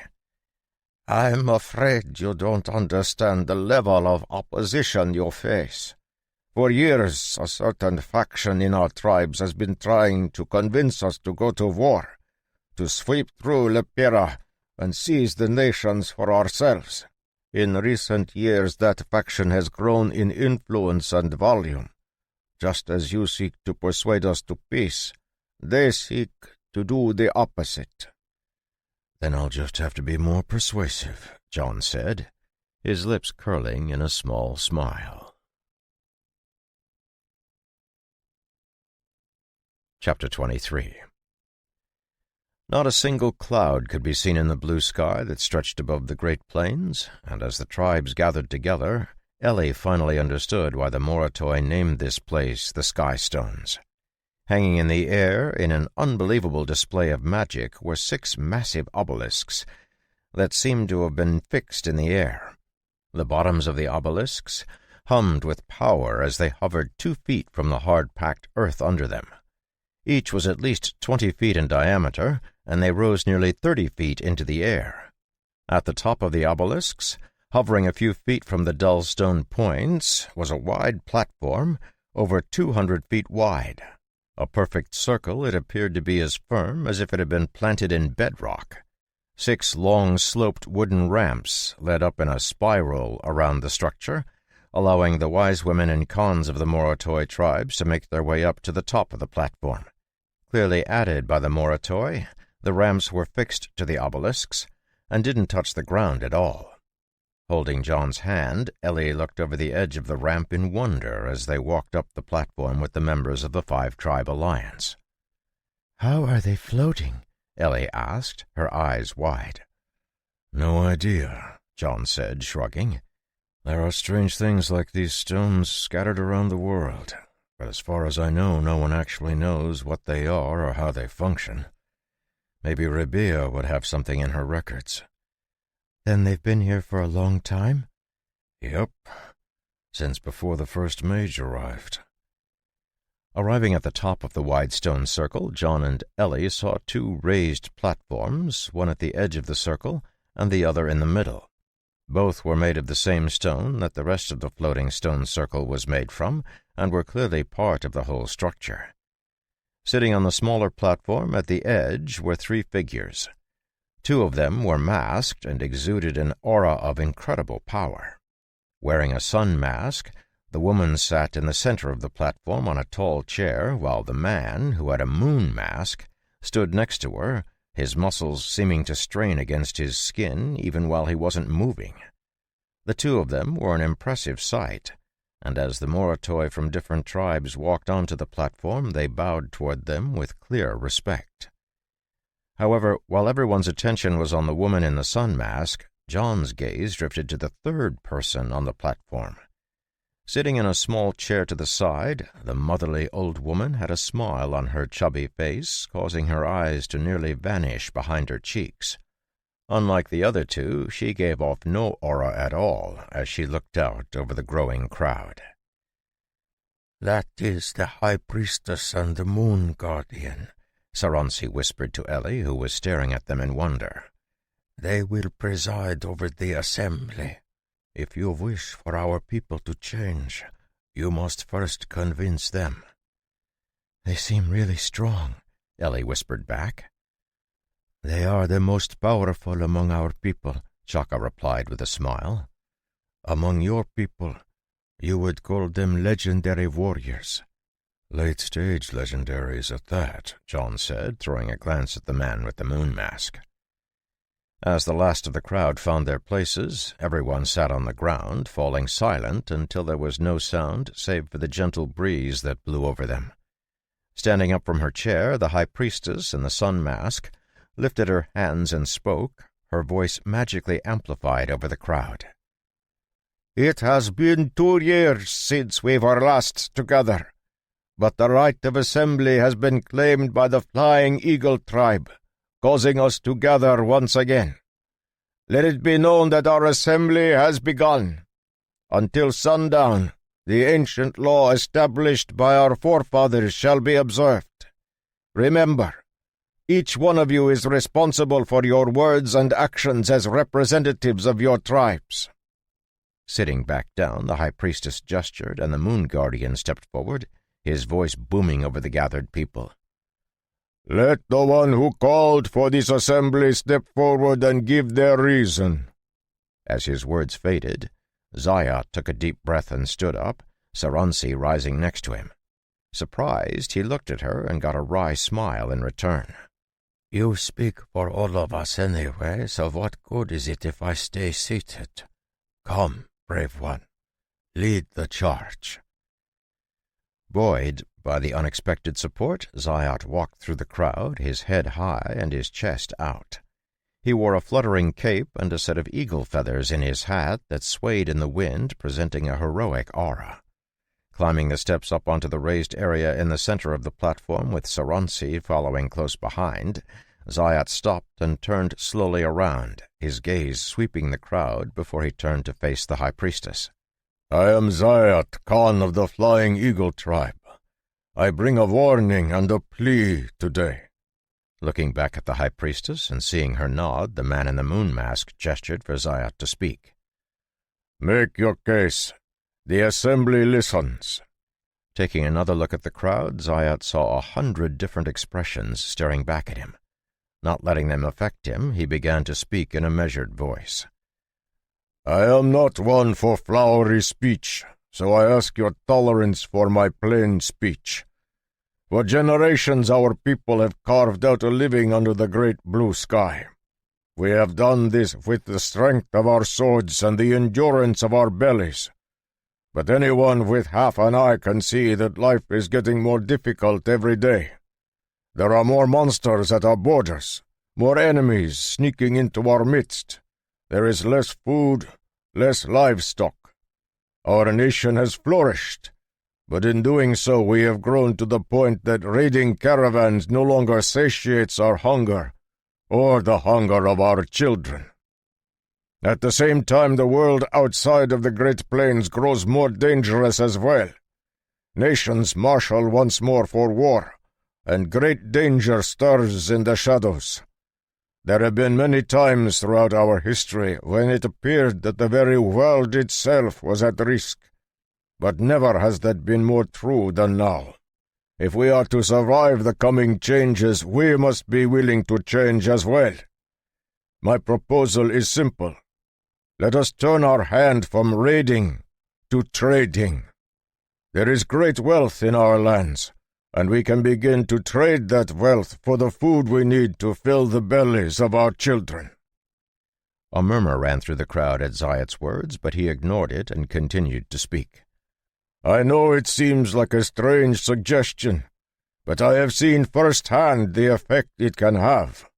A few months back, members of our 5-tribe alliance entered Kingsmouth and returned with bags of wheat. We have been eating bread ever since, and still have enough for the next few months." This time the murmur erupted into an uproar. Jumping to his feet, a stocky Khan pointed his finger at Zayat's face and spat. "Lies! The guards of Kingsmouth would never let one of our people inside their vaults." "I know it sounds unbelievable, but it's the truth," Zayat said, not seeming to care that he'd been called a liar. Next to him, Saransi pulled something from under her cloak and held it up. It was a simple loaf of bread with a dark crust. As she held it up, the crowd fell quiet again, staring at her. "I made this with my own hands, from wheat we traded for, not wheat that was seized." While they could call Zayat a liar without consequence, not a single person on the platform dared accuse the wise woman of lying. To do so would be to plunge their tribes into a blood feud with the Flying Eagle tribe. Taking advantage of the silence, Zayat bowed to the high priestess. "If I may have permission, I would bring my honored guests up to testify. They are the ones who gave us this opportunity, and they would offer the same opportunity to everyone here." Leaning forward slightly, the high priestess seemed to think about it for a moment before nodding. "Very well. However, according to the ancient laws, you will be responsible for every word they utter. So be it." Feeling Unger's nudge, John got up with Ellie, and the two of them made their way to the stage. Many of the gathered Khans and wise women hadn't seen them earlier and were surprised to see foreigners in their midst, causing another wave of murmurs. When they got to the platform, they walked up to join Zayat on the stage. Ellie stood quietly by Saransi, while John faced the high priestess and her moon guardian. "Thank you for the honor of speaking before the assembly. I am John, blood brother of Zayat and the Khans of the Five-Tribe Alliance. I would extend the same invitation I gave them to everyone else here." Pausing for a moment, John gathered his thoughts and then began to speak in a slow, calm voice. "As Zayat has spoken of, the world has begun to fall into chaos. All around you, the nations plot, raising their armies to invade each other. The nation that claims the Great Plains, Lapira, is no different. While her reasoning for marshaling her forces is different, that doesn't change the fact that she is beginning to do so. This will be the final war, the last conflict of this kind in this age. It will only end when the world is unified under the Ecclesia or cast into ruin. In this world of war, there will be no escaping the flames. My name is John. Some time ago, I was crossing the plains with a caravan of wheat from my farm when the Five-Tribe Alliance arrived, and, in good Moratoi tradition, requested we share our goods with them. Instead, I offered them another option: escort us to Kingsmouth, keeping us safe from the bandits that roam the Great Plains. Hearing a laugh sweep the crowd, John smiled slightly and continued. In return, I offered them a chance to put down the bloody blade and seize their spoils in another way, through trade.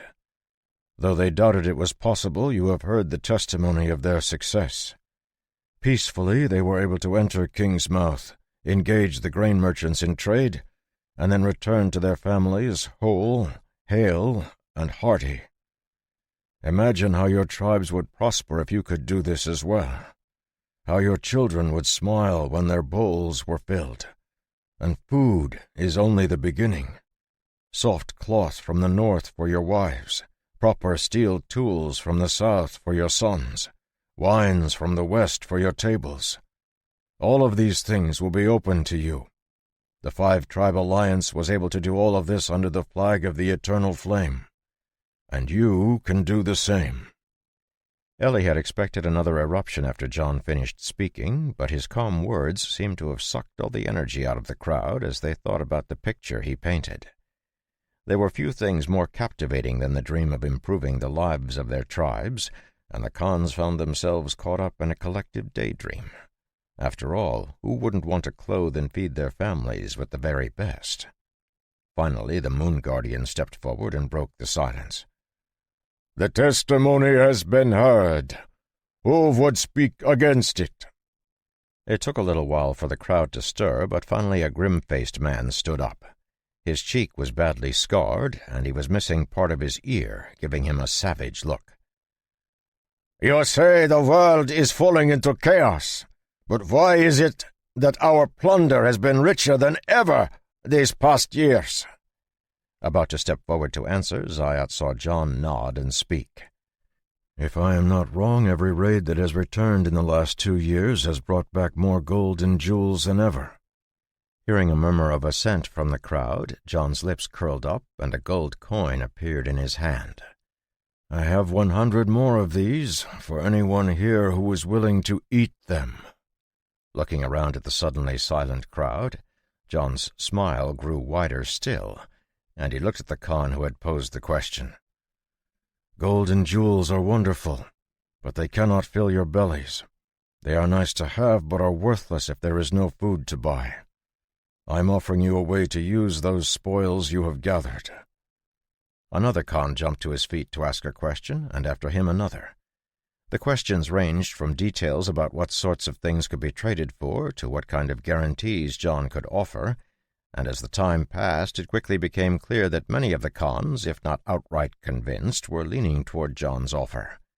It was hard to argue with food, and every one of them knew just how tight their belts had been recently. Just when Ellie thought they might actually pass through the assembly without any real conflict, a woman stood up. Unlike most of the other wise women present, she wore her hair in a tight braid like a warrior, and her eyes sparkled with barely suppressed anger.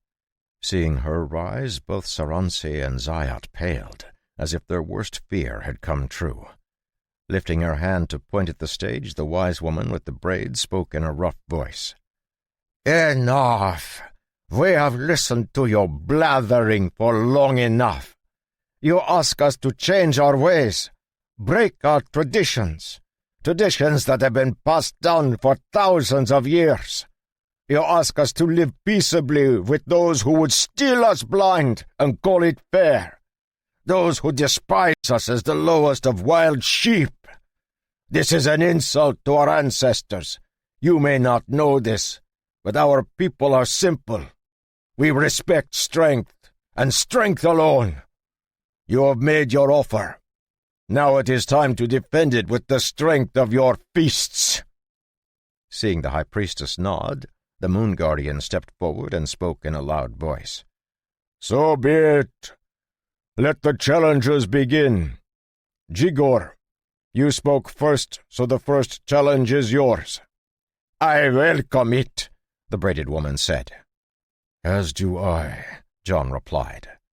With a laugh, Jigor shook her head. I am not challenging you, warrior. I am challenging her, Jigor said mockingly, her finger pointing at Ellie. Chapter 24. The cloudless sky seemed especially blue, and from her position on the stage, Ellie felt like she was floating in a pool of water since she couldn't see the ground. Across from her, the wise woman who had challenged her had mounted the stage, a hooked staff with a sharpened edge held in her hands. Wetting her lips, Ellie glanced over at John, who, after much resistance, had been persuaded to step off the raised platform and was now standing at the edge staring at Ellie's challenger. There was something about his look that Ellie found funny, and with a light laugh she felt herself relaxing. A challenge has been called, the man in the moon mask spoke solemnly, and might shall determine the right to speak. Will this be a challenge of craft, of fist, or both? Let her use everything she has to defend herself, Jigor said, tapping the end of her staff on the hard stone with a thud. In that way she might last a moment longer, and not completely embarrass herself. Down below the stage, some of the anxiety bubbling up in John's chest eased at Jigor's words. He'd been afraid that the wise woman would demand a challenge with just weapons, denying Ellie the opportunity to use her spells.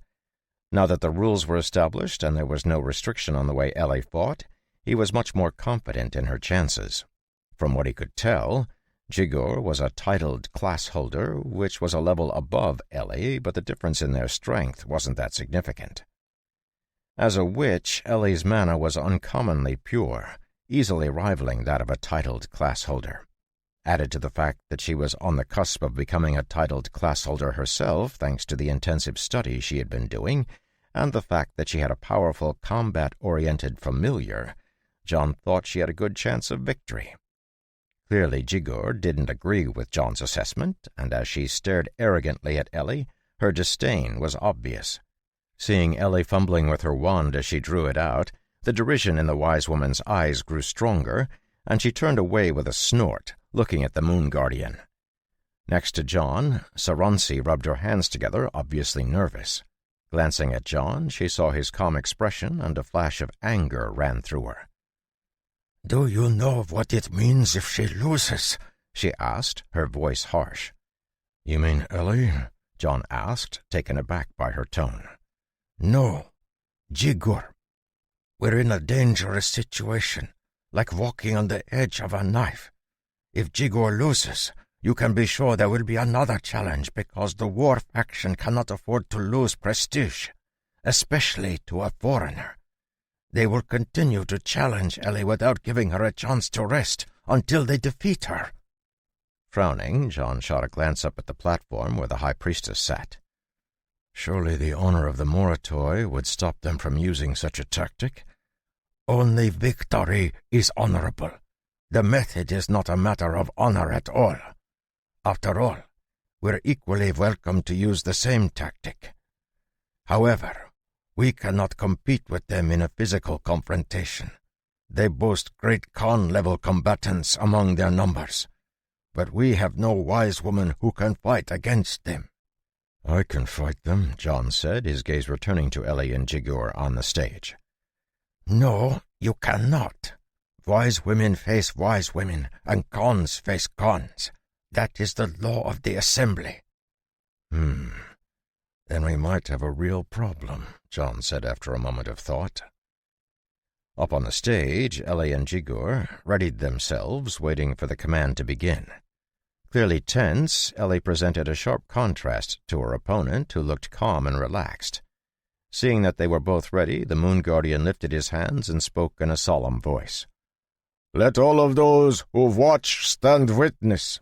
Wise woman Jigor of the Torn Branch tribe challenges—" Here the Moon Guardian paused, realizing he didn't know Ellie's title. "I am Ellie of Sutton Farm." Nodding, the Moon Guardian continued with his introduction of the fight, his voice slightly uncertain. "She challenges the representative of the Five-Tribe Alliance, Ellie of Sutton Farm. Begin." As soon as she heard the command to start the fight, Jigor dashed forward, her hooked staff rising up above her head to slash down toward Ellie. The hook on the end of the staff was thick, measuring about 4 inches.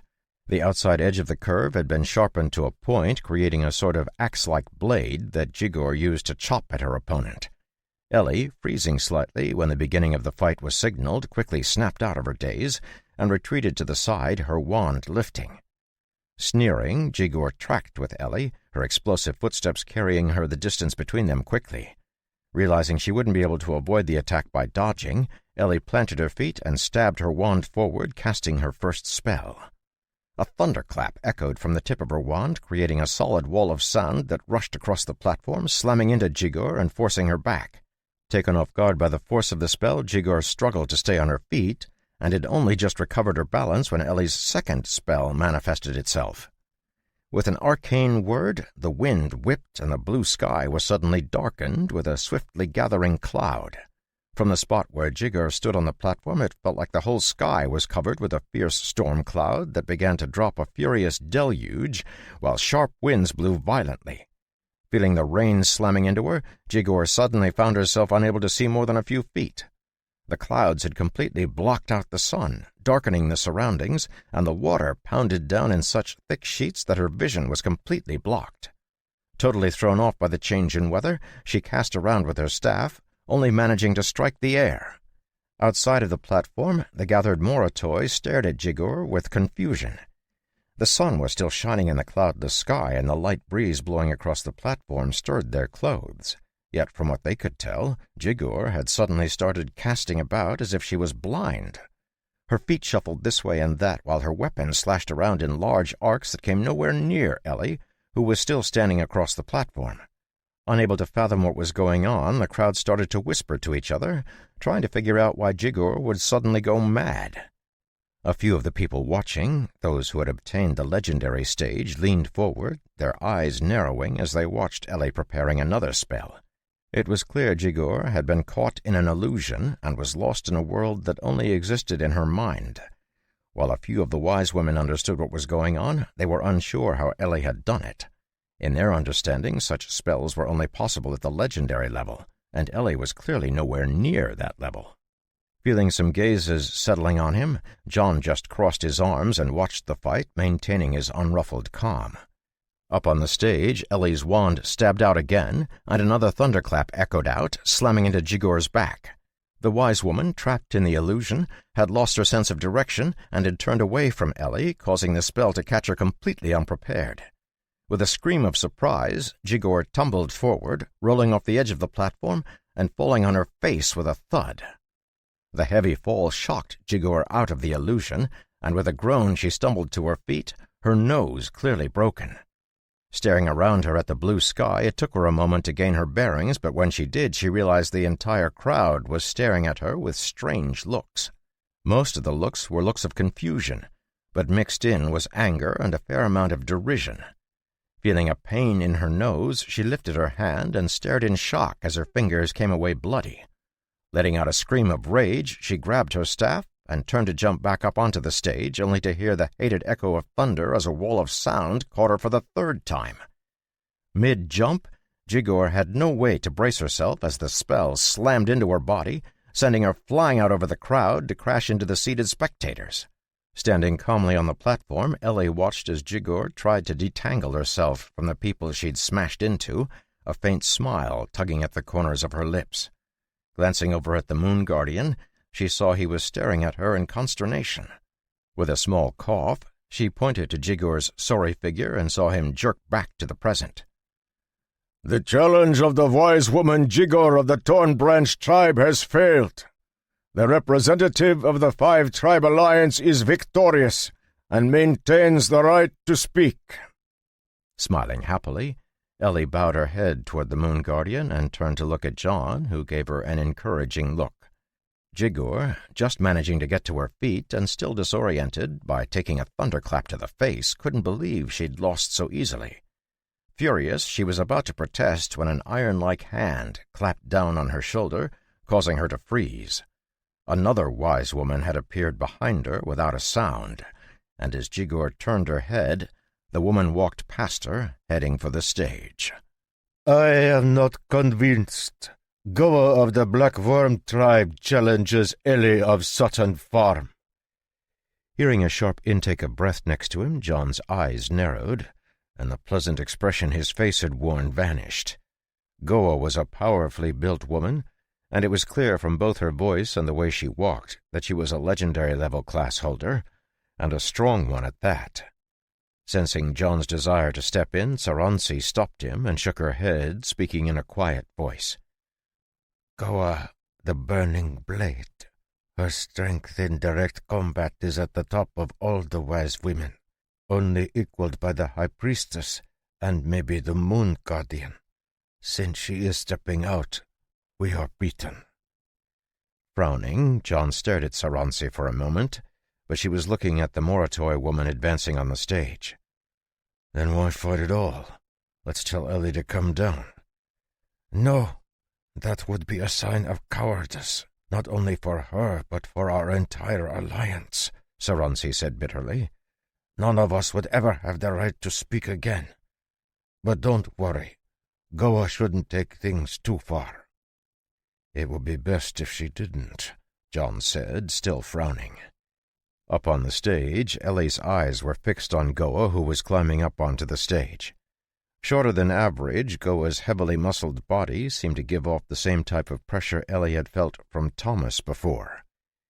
It caused the air to turn viscous, making it hard for her to catch her breath. Seeming slightly surprised that Ellie was still able to keep her feet, Goa smiled, her thin lips spreading into a vicious grin. You aren't bad, but it would be better for you to crawl off the stage. I cannot always control myself once I start fighting. Sneaking a glance at John, Ellie saw that his attention was on Goa, and she suddenly felt slightly nervous. Closing her eyes, she shook her head and turned back to face Goa. Even though she was clearly outclassed, Ellie was determined to at least give it a try. She could always give up if she lost. Having made her decision, she opened her eyes and stared defiantly at Goa, gesturing for the wise woman to come. Letting out a booming laugh, Goa reached behind her back, pulling out 2 short daggers with wide blades. Clashing the 2 daggers together, sparks flew through the air, igniting the air around the blades and causing them to burst into flame. Let all those who watch stand witness, the Moon Guardian said. Wise woman Goa of the Black Worm tribe challenges Ellie of Sutton Farm, the representative of the 5-tribe alliance. Begin. Unlike Jigur, Goa didn't react at all when the Moon Guardian announced the beginning of the fight, instead watching Ellie with an amused smile.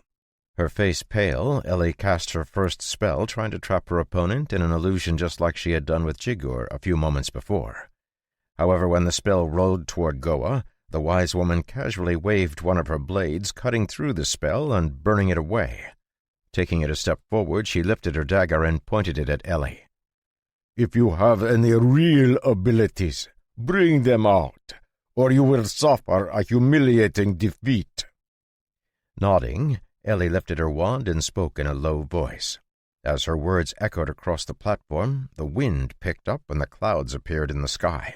This time the clouds were real, and as they darkened, Goa let out another loud laugh and looked up at them. Not done, Ellie also summoned Sigvald, calling out the lightning bird to hover over her head. With a sharp cry, Sigvald flapped his wings, causing lightning to snake down from the gathering clouds, landing on his metallic wings and forming arcs of electricity that jumped between his feathers. Staring up at the large bird, Goa lifted her burning blades in front of her body and nodded. Good. This way, you will be able to put up at least a token resistance. Come, let us fight.